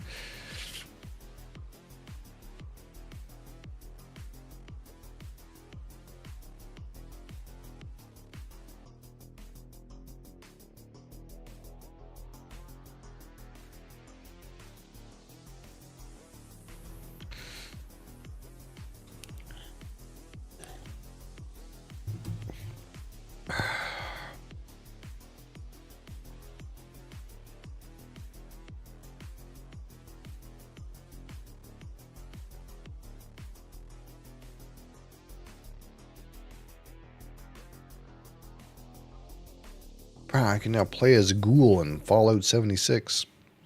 Huge.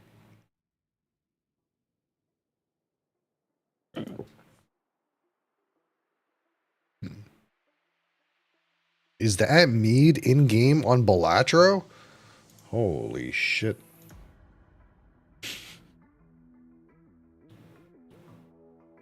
It is.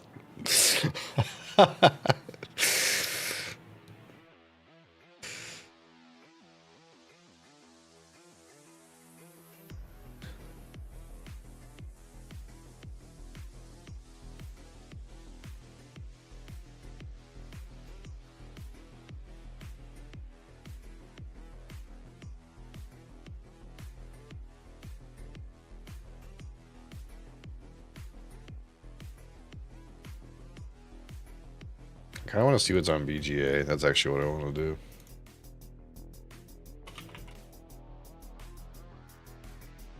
We'll see.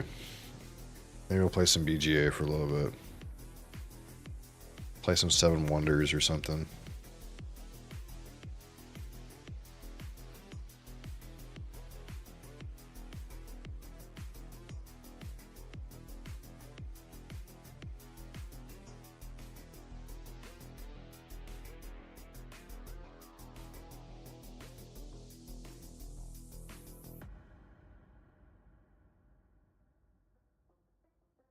I used to keep a subscription to this website, but I think I don't have one anymore.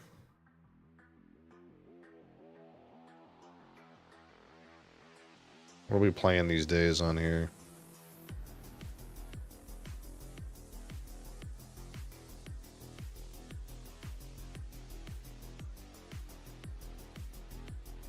Seven Wonders New Edition.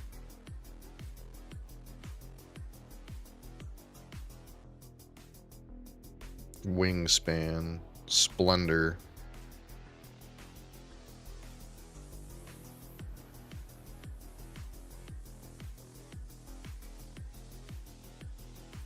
Man, Wingspan is pumping off on here. Holy shit.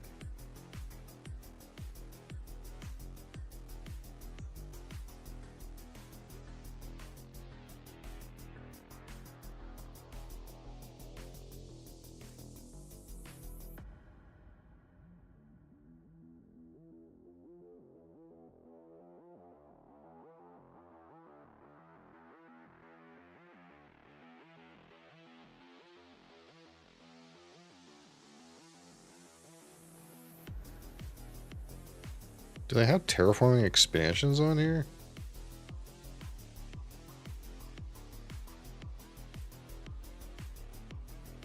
I don't think so.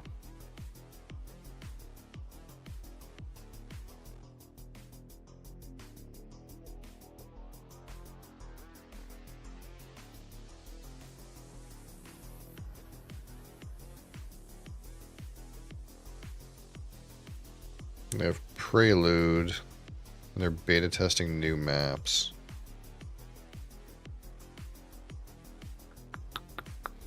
Let's see. Is she?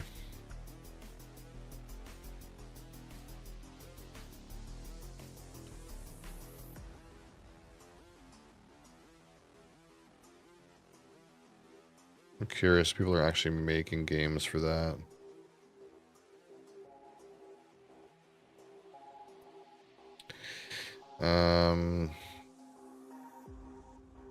We're gonna see live games.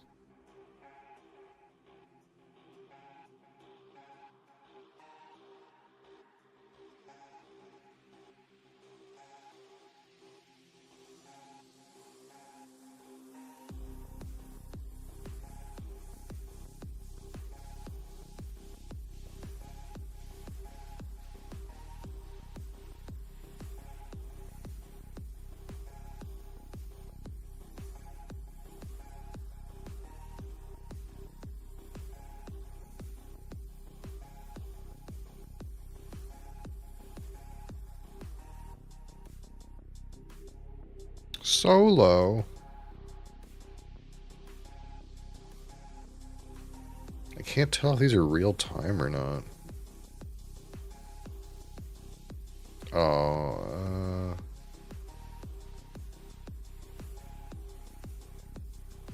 that's arena. What's a coffee cup mean? God damn it. Doesn't tell me anything. Oh, lightning bolt means real time. Oh, these are all real time. Okay. Okay.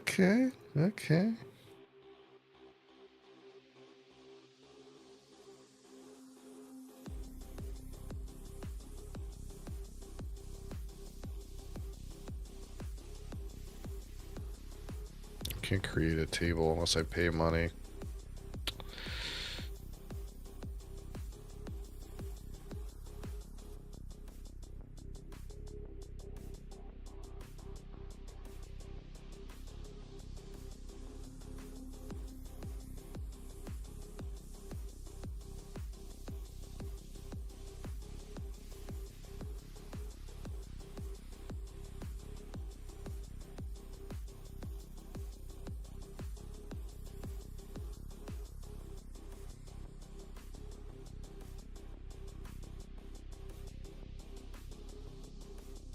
Hold up. Hold up here.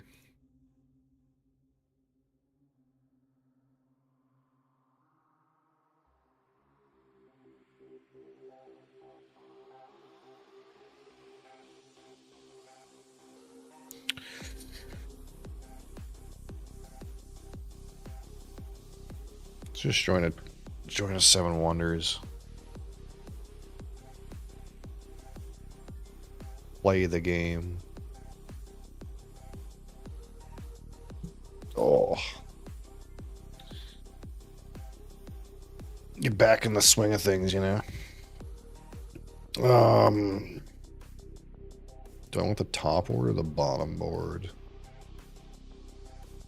Usually side 2 is better, I think, but I don't know if that's true with roads. Let's just pick the top one.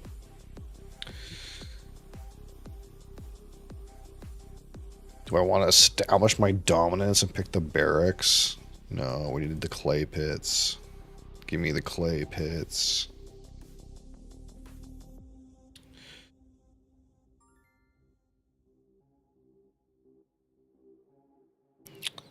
Ooh, a lumberyard. My friend is going science on Giza. Okay. I'll take the timber yard because I was given it. Now what? I don't want to trade with Giza. Oh, we could marketplace. Marketplace seems pretty good. We're missing silks. But I could trade for my better symbols.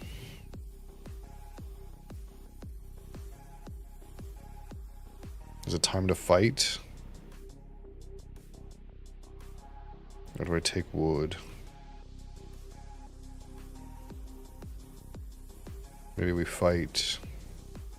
These guys are going to want to fight because this guy fought.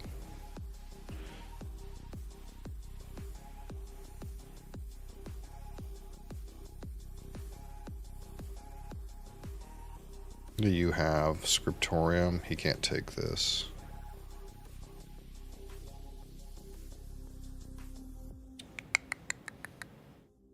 Is it the pawn shop? Or do we keep fighting? I don't think I'm going to manage to get the Colossus stage 2. Seems rough, you know? Maybe we'll keep fighting. No one will ever want to fight us. Or vain it is.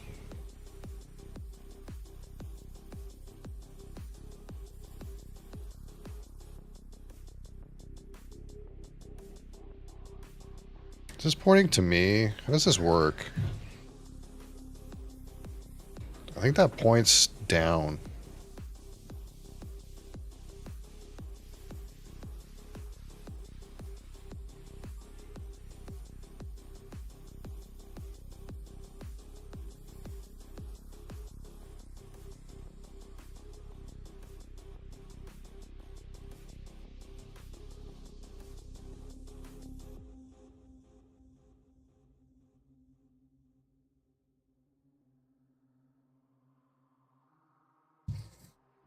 Okay, what's going on here? Ooh, caravan. I like caravan. We like caravan.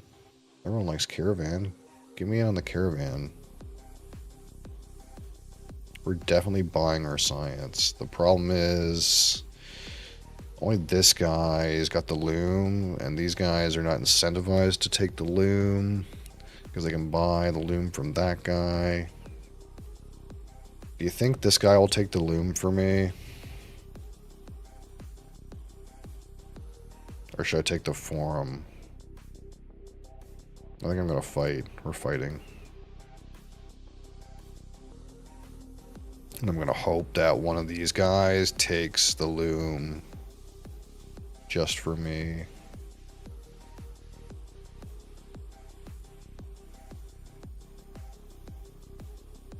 I have some money.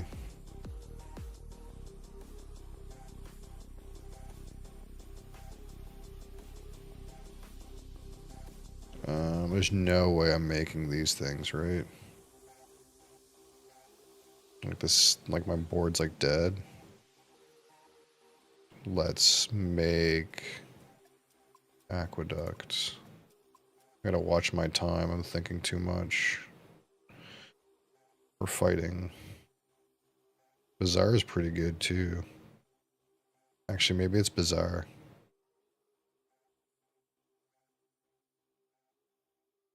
One, two, three, four, five, six, seven, eight.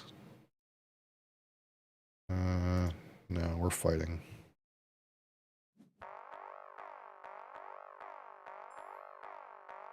I shouldn't have fought. That's okay. We'll tuck this, I guess.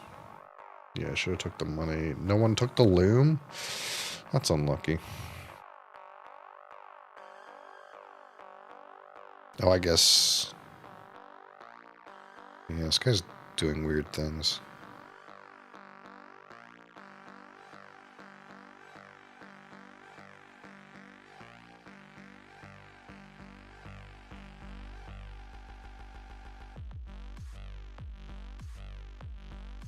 Is this okay? I can't tell if this is okay to listen to. It might be, but I'm not sure. The forum... Oh, this guy took the loom. Okay, we're okay. We don't need... We don't need the forum. We're fighting way too much, but that's okay. No one will question our troops. No one will question them. Sure, I can like give up lots of red cards, and these guys won't take them. Because they would need 3 cards to beat me in military. That doesn't do anything. Who am I passing to again? Am I going to this guy? I can hose one of his things.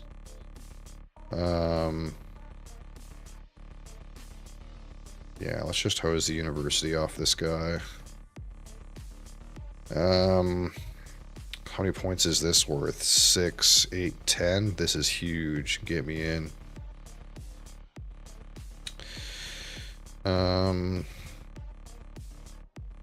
Yeah, let's take this. We're gonna pass military to these guys because if they buy it, it doesn't do shit. This guy have a university. I gotta hose this university again. That really sucks, man. I picked the wrong thing to hose, I guess. I should have hosed the academy or something. But what can we do for ourselves? What's this guy's score? This is just really good for me. I'm just gonna take the thing that's good for me. I don't know. This guy here is like got all the points, so it doesn't matter if I hose this guy if this guy beats me. I gotta think about myself somewhat.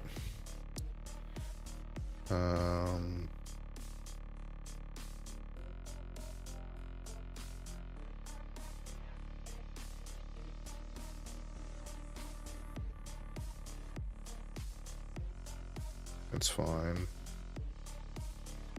If this guy's science goes into the stratosphere, it is what it is.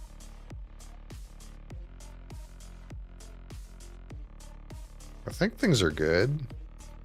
I think things are pretty good. I might lose to this guy down here, though. I'm not sure, because he's going to fight and win, too.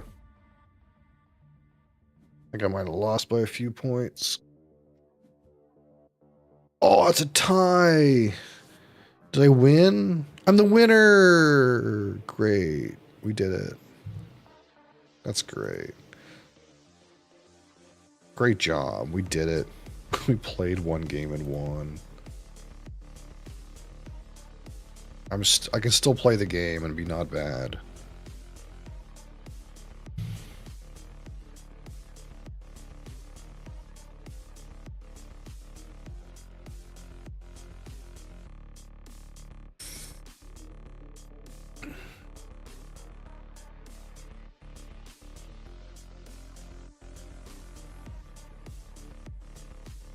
Yeah, this guy got a good guild.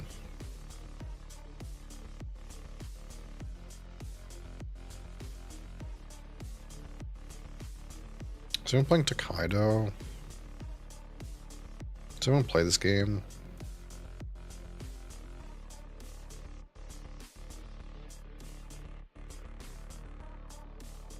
Ooh, Watergate.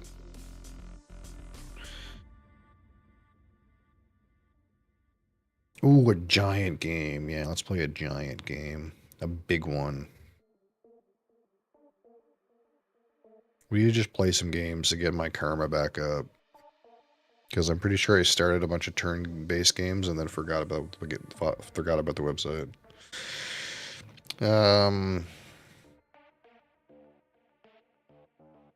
He really gave me this fucking piece of junk. Alexandria on this side.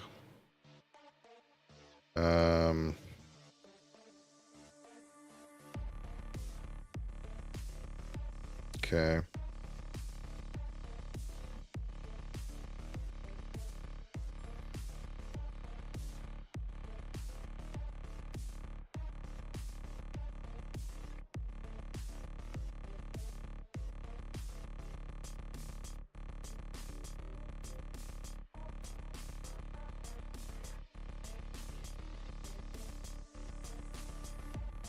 I don't know if I'm supposed to pay for this, but I'm going to take the press instead. That guy, that guy already has this, so it doesn't matter. I already have workshop. I'm going to take the script.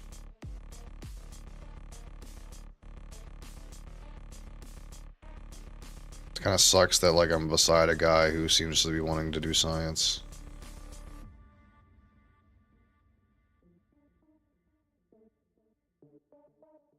Also kind of sucks that this guy randomly took a press. Okay, in with the loom. Yeah, it's kind of weird. It's kind of a weird situation. Because, like, the rest of the table is probably not science, but, like, I'm beside the guy that is science. It's, like, kind of weird. I wonder if there's another apothecary for me to get.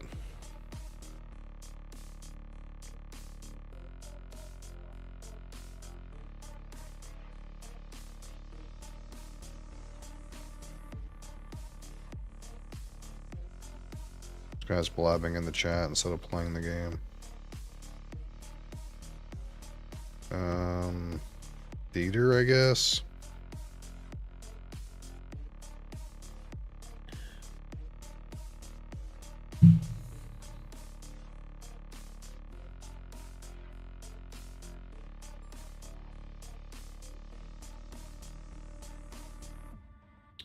Yeah, trade with that guy seems okay.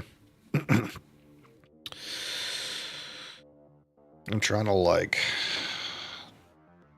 get through without paying too many resources for much of anything. Won't fight at all. What a shit hand. Yeah,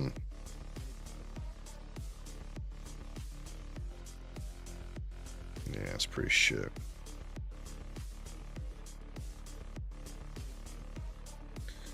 It's shit.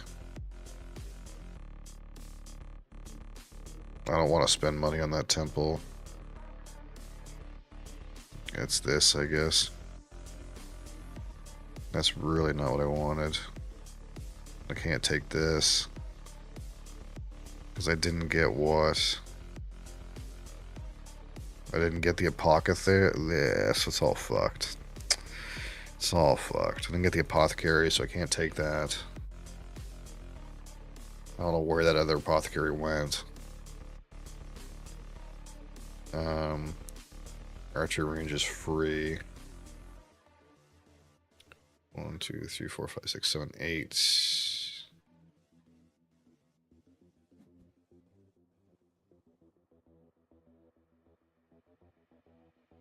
School. School's a good one. Although I don't really know I'm gonna score enough. This guy randomly started picking up tablets down here. Fucking stole my library. It's fucked. It's so fucked.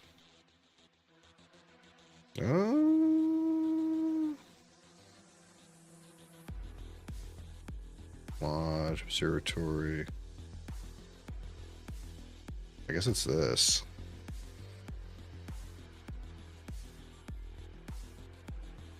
Oh, I already got a school. This guy, why?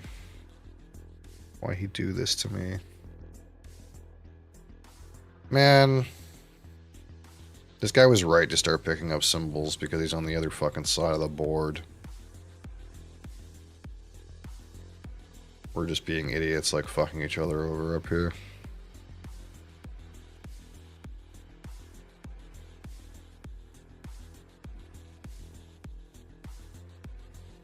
I guess he's Babylon too, that helps.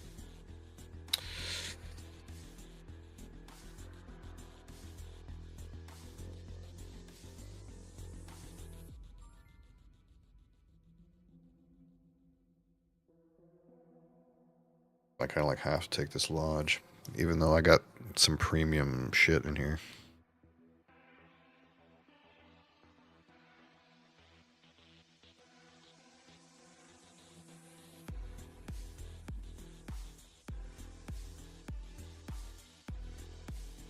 I want to get away without having to put a card in here.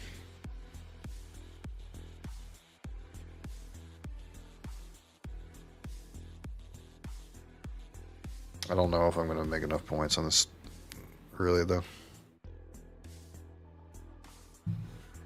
I don't think I win.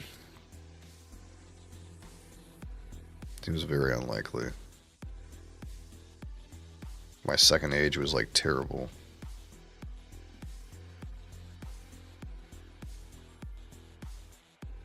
Well, you know,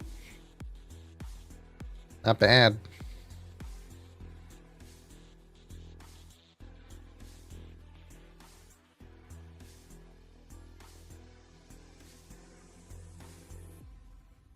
Not bad. I need another fucking tablet.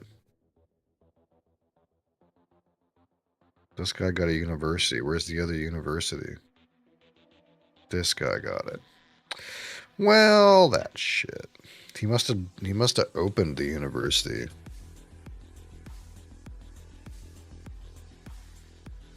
Womp womp.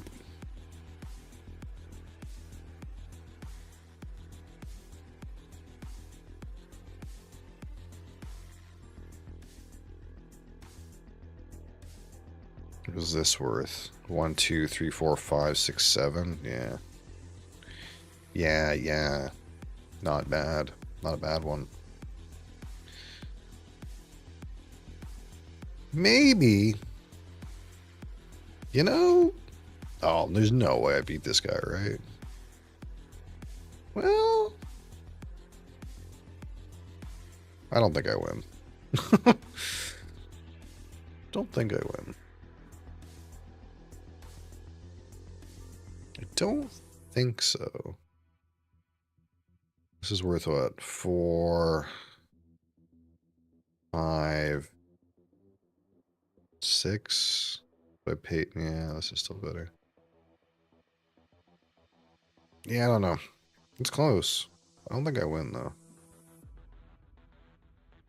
If I got a university, it would be different. It would be different. Yeah, I'm not even close. Not even close, baby.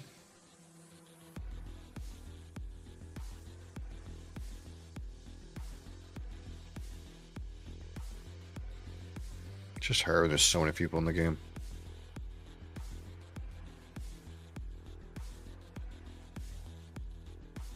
Yeah, I needed one more symbol, really. I just was fighting with the guy beside me all fucking game.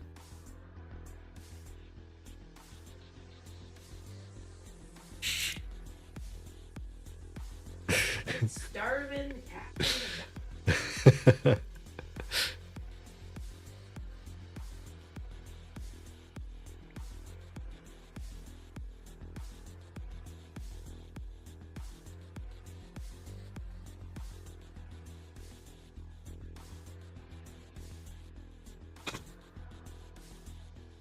Yeah, getting another big one. Why not?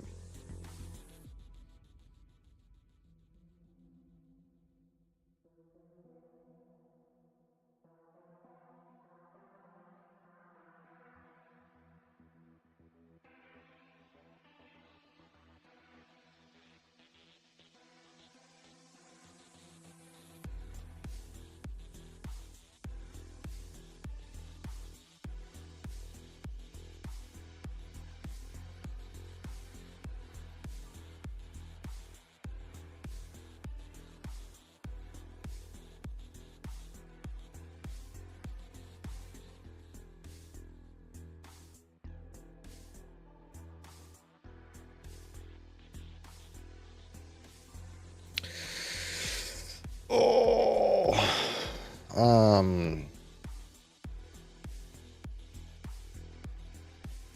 I could take the scriptorium. Let's be more cool this time and just take a stone pit. Develop our economy. You know.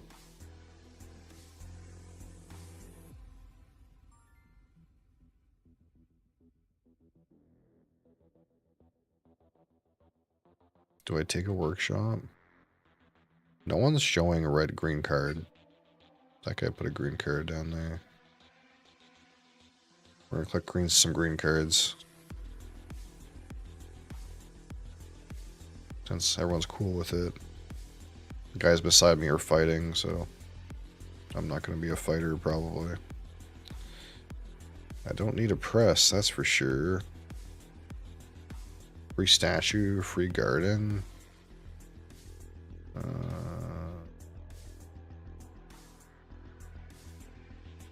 Isn't garden in the last? Yeah. I do not want to mark it. I guess I could take a tavern. It's kind of economy.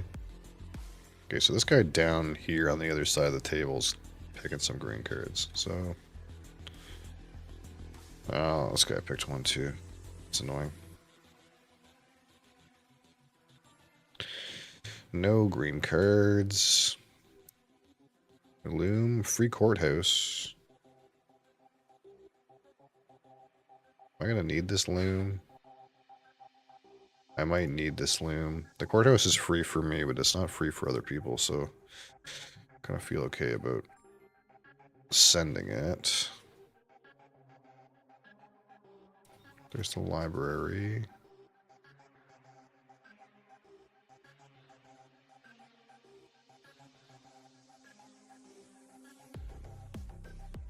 Did somebody get a school already? No.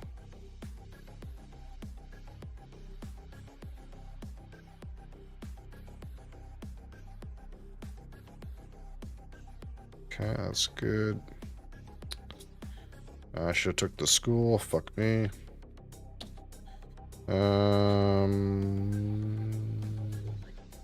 7 wonders. Yeah.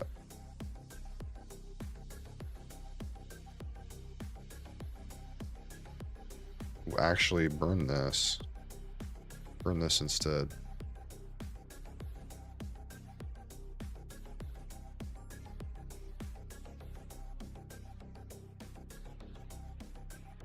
Wow. This is some hot shit, let me tell you. Let me tell you what. I'm fucked.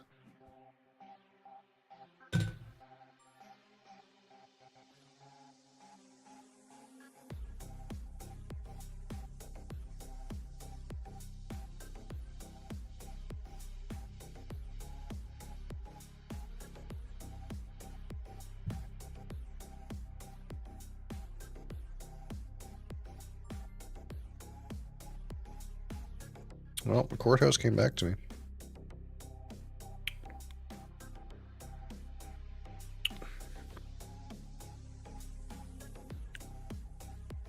These guys are having to pay me for advanced resources, but my situation seems scuffed. We'll put it that way.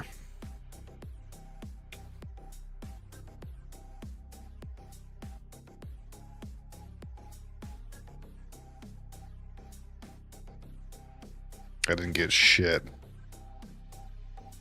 These guys like scarfed up all the green. And even on the other side of the table, I still didn't get shit.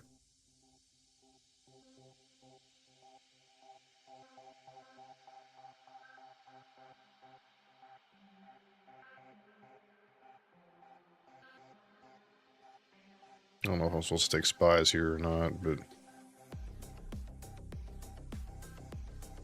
I'm like way behind the green guys down there.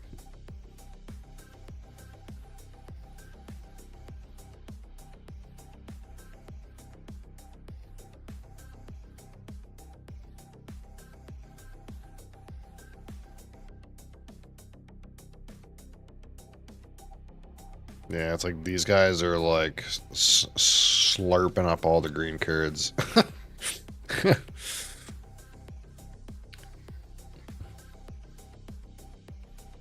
They're slurping it up, dude. It's like if there's two guys playing green, it's pretty good, but if there's three, it's like kind of rough.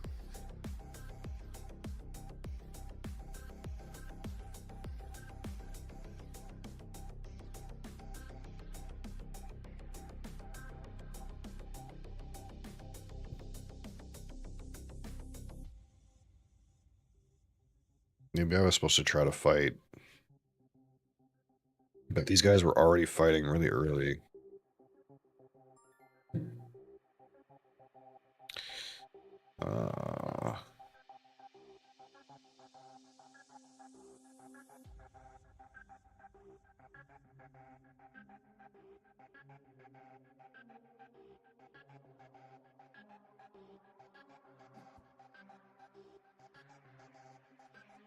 If I could have got this magistrates, it would have been ginormous, but I don't have access to enough wood.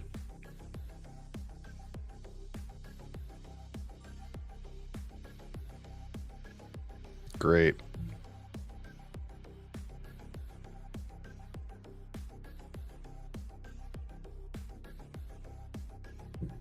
I'm totally in last. This guy's score is huge. What the hell?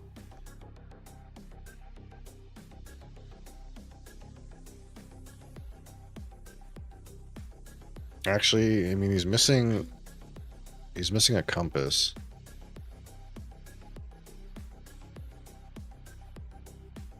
But he is mausoleum, so he can maybe dig it out of the discard pile. He got a palace out of the discard pile? Is that fucking allowed? How is that allowed? Oh, good. What a mess. Fucking last.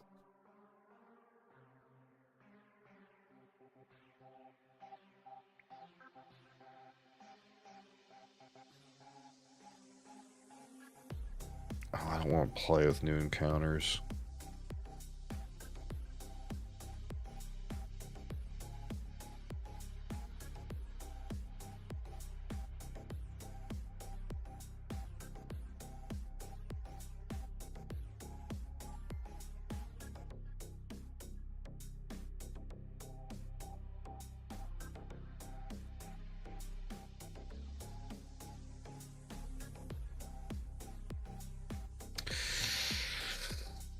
Gave me this one again. Oh, there's only 6 players. You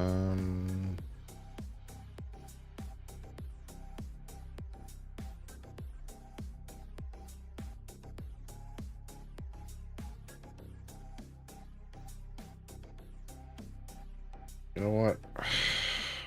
Give me some stone instead.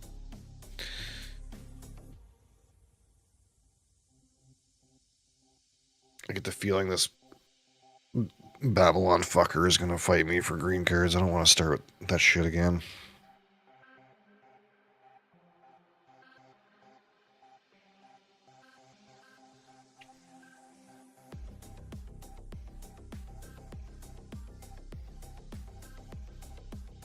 Wow, like I got a stacked hand.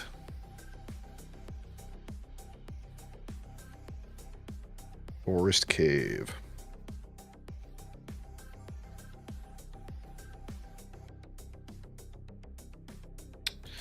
Let's go theater.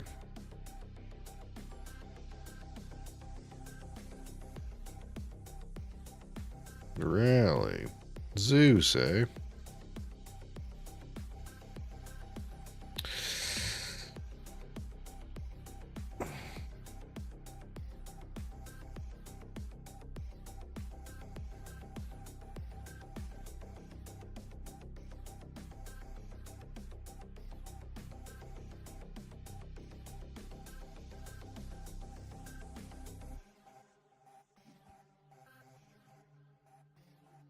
I knew it. Why did all these apothecaries get passed? So weird.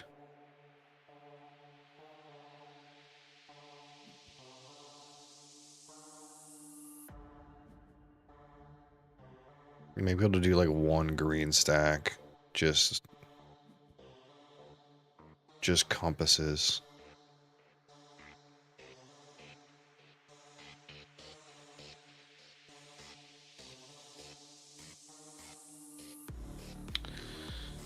That caravansary will help a lot.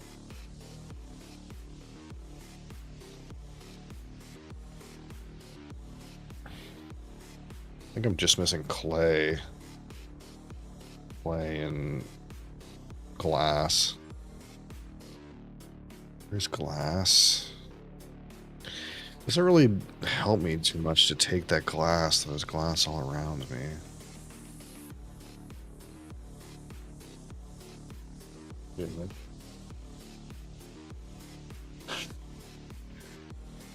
Classic.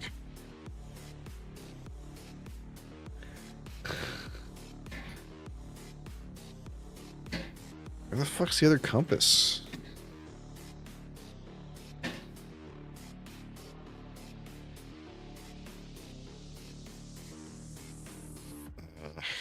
Let me tuck this thing, I guess. Oh, this guy had all the compasses were in the same stack. Okay. Yeah, I just want compasses. I don't want anything else.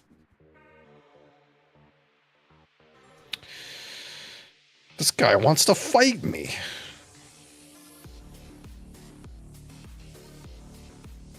I'll fight you. Let's fight, buddy.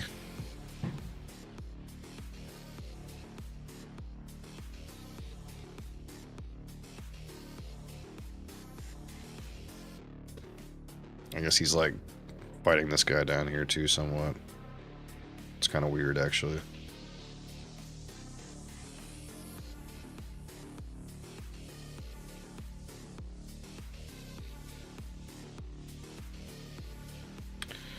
Ooh. What age has double compass? Is it this one? Lodge and Academy? Yeah, this is the only one. I have to take that one. There's also Lodge.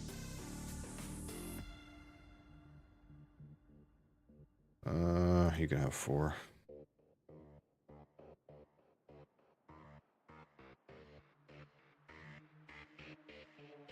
So I kind of gotta hope that this guy didn't draw the Lodge and it goes this way. Oh, I guess this guy could want the Lodge too. So how many lodges are there? There's 2 lodges. Odds are I'll end up with a lodge. Odds are 1, 2, 3, 4, 5. It's worth 5. That's not worth much.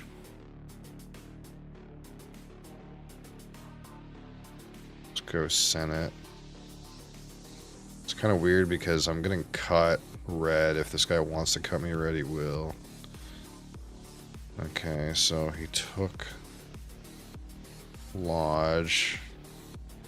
But there's another lodge. There's 2 lodges.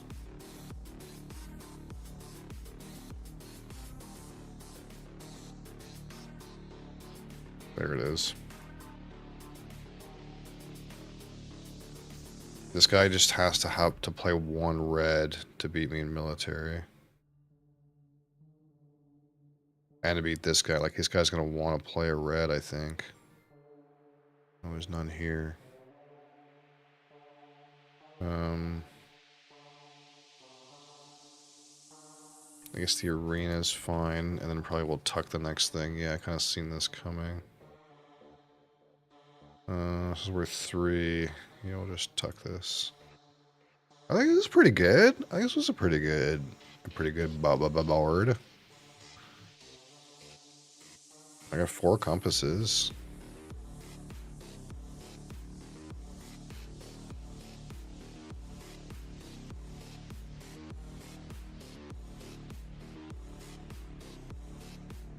I'm gonna beat this guy. I got some random blue points. That guy scored 70? What in the world? What the fuck? How'd that guy score 70? Holy shit. Guy's a god. I guess he has all military. He got some good blue. Oh, he's got a fucking craftsman's worth 10 and a decorator's worth 7. You know, I guess that's he's got lots of money. That's how she goes.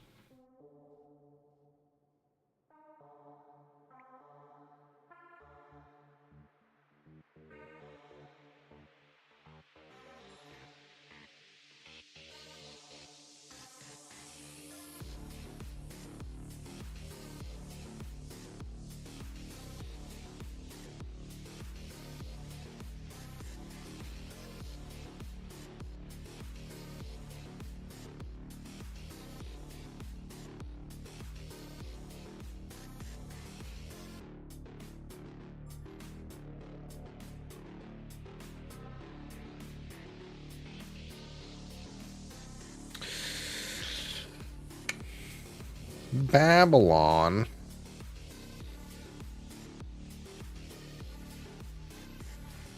I think I can get a free card.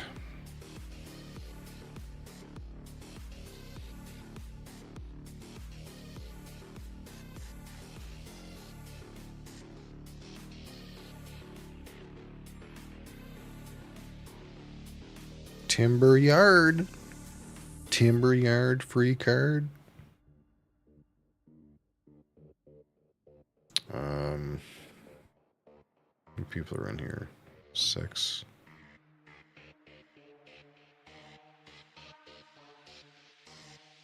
Do I want to go for compasses again?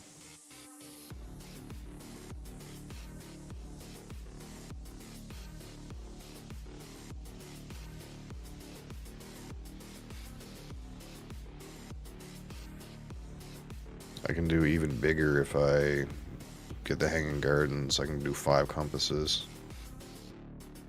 Oh, they're really probably like, what, tablets are probably the best. It's just like really hard to go get the study and the workshop.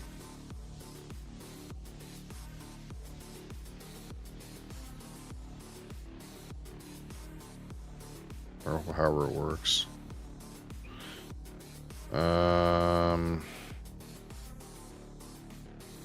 Pawn shop?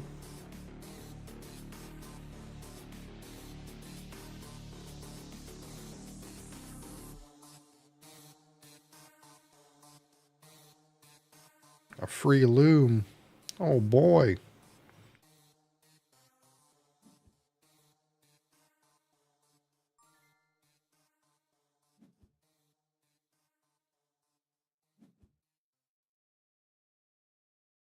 Oh, those guys really ratcheted all the way up to fight me, eh? Okay. Okay then.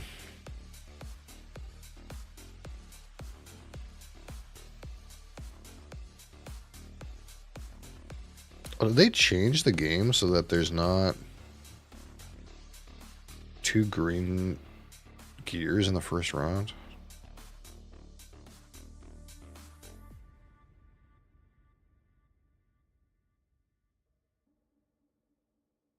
Oh, they did. Interesting. I want the brickyard, but I'm broke. I'm too broke for that.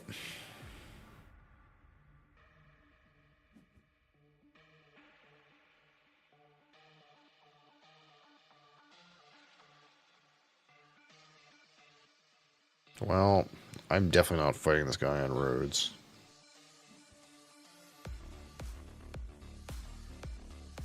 That's for sure. Oh, where's the brickyard?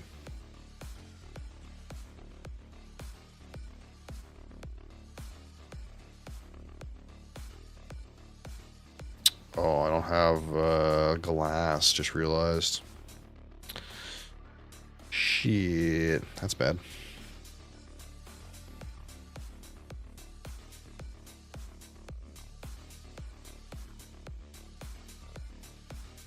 Maybe, no. Ah, that's fucked. That's fucked. How did I end up with no glass? Oh, this guy's got glass now, I guess. Oh, I should have tucked that. I'm an idiot. Oh well, surely there'll be something for me to tuck here.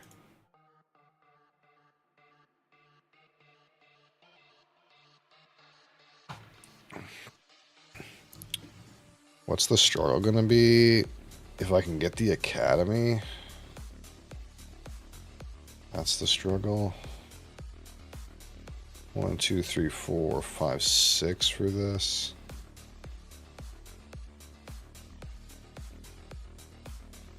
Sure. Oh no, this guy got the academy.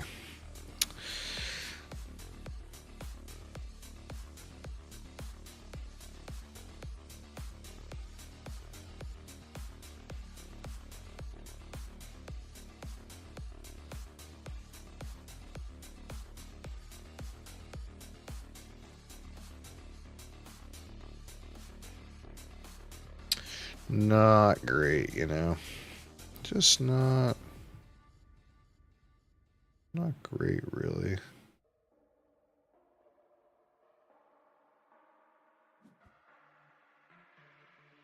Hey, you. I mean, this is 7 at least.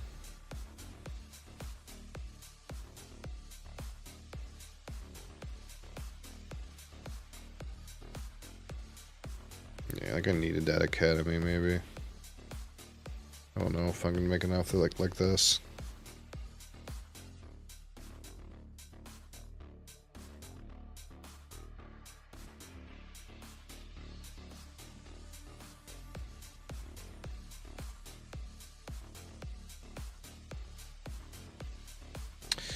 Yeah, these are not great cards.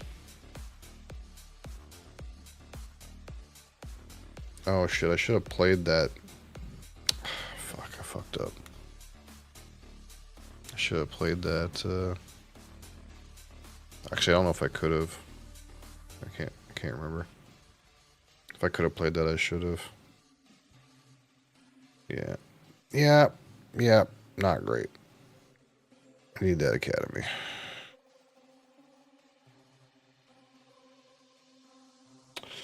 Okay, friends. I'm gonna get out of here. Thank you guys for watching. Thank you guys for being here. Appreciate you. See you tomorrow, probably. Until next time. Peace.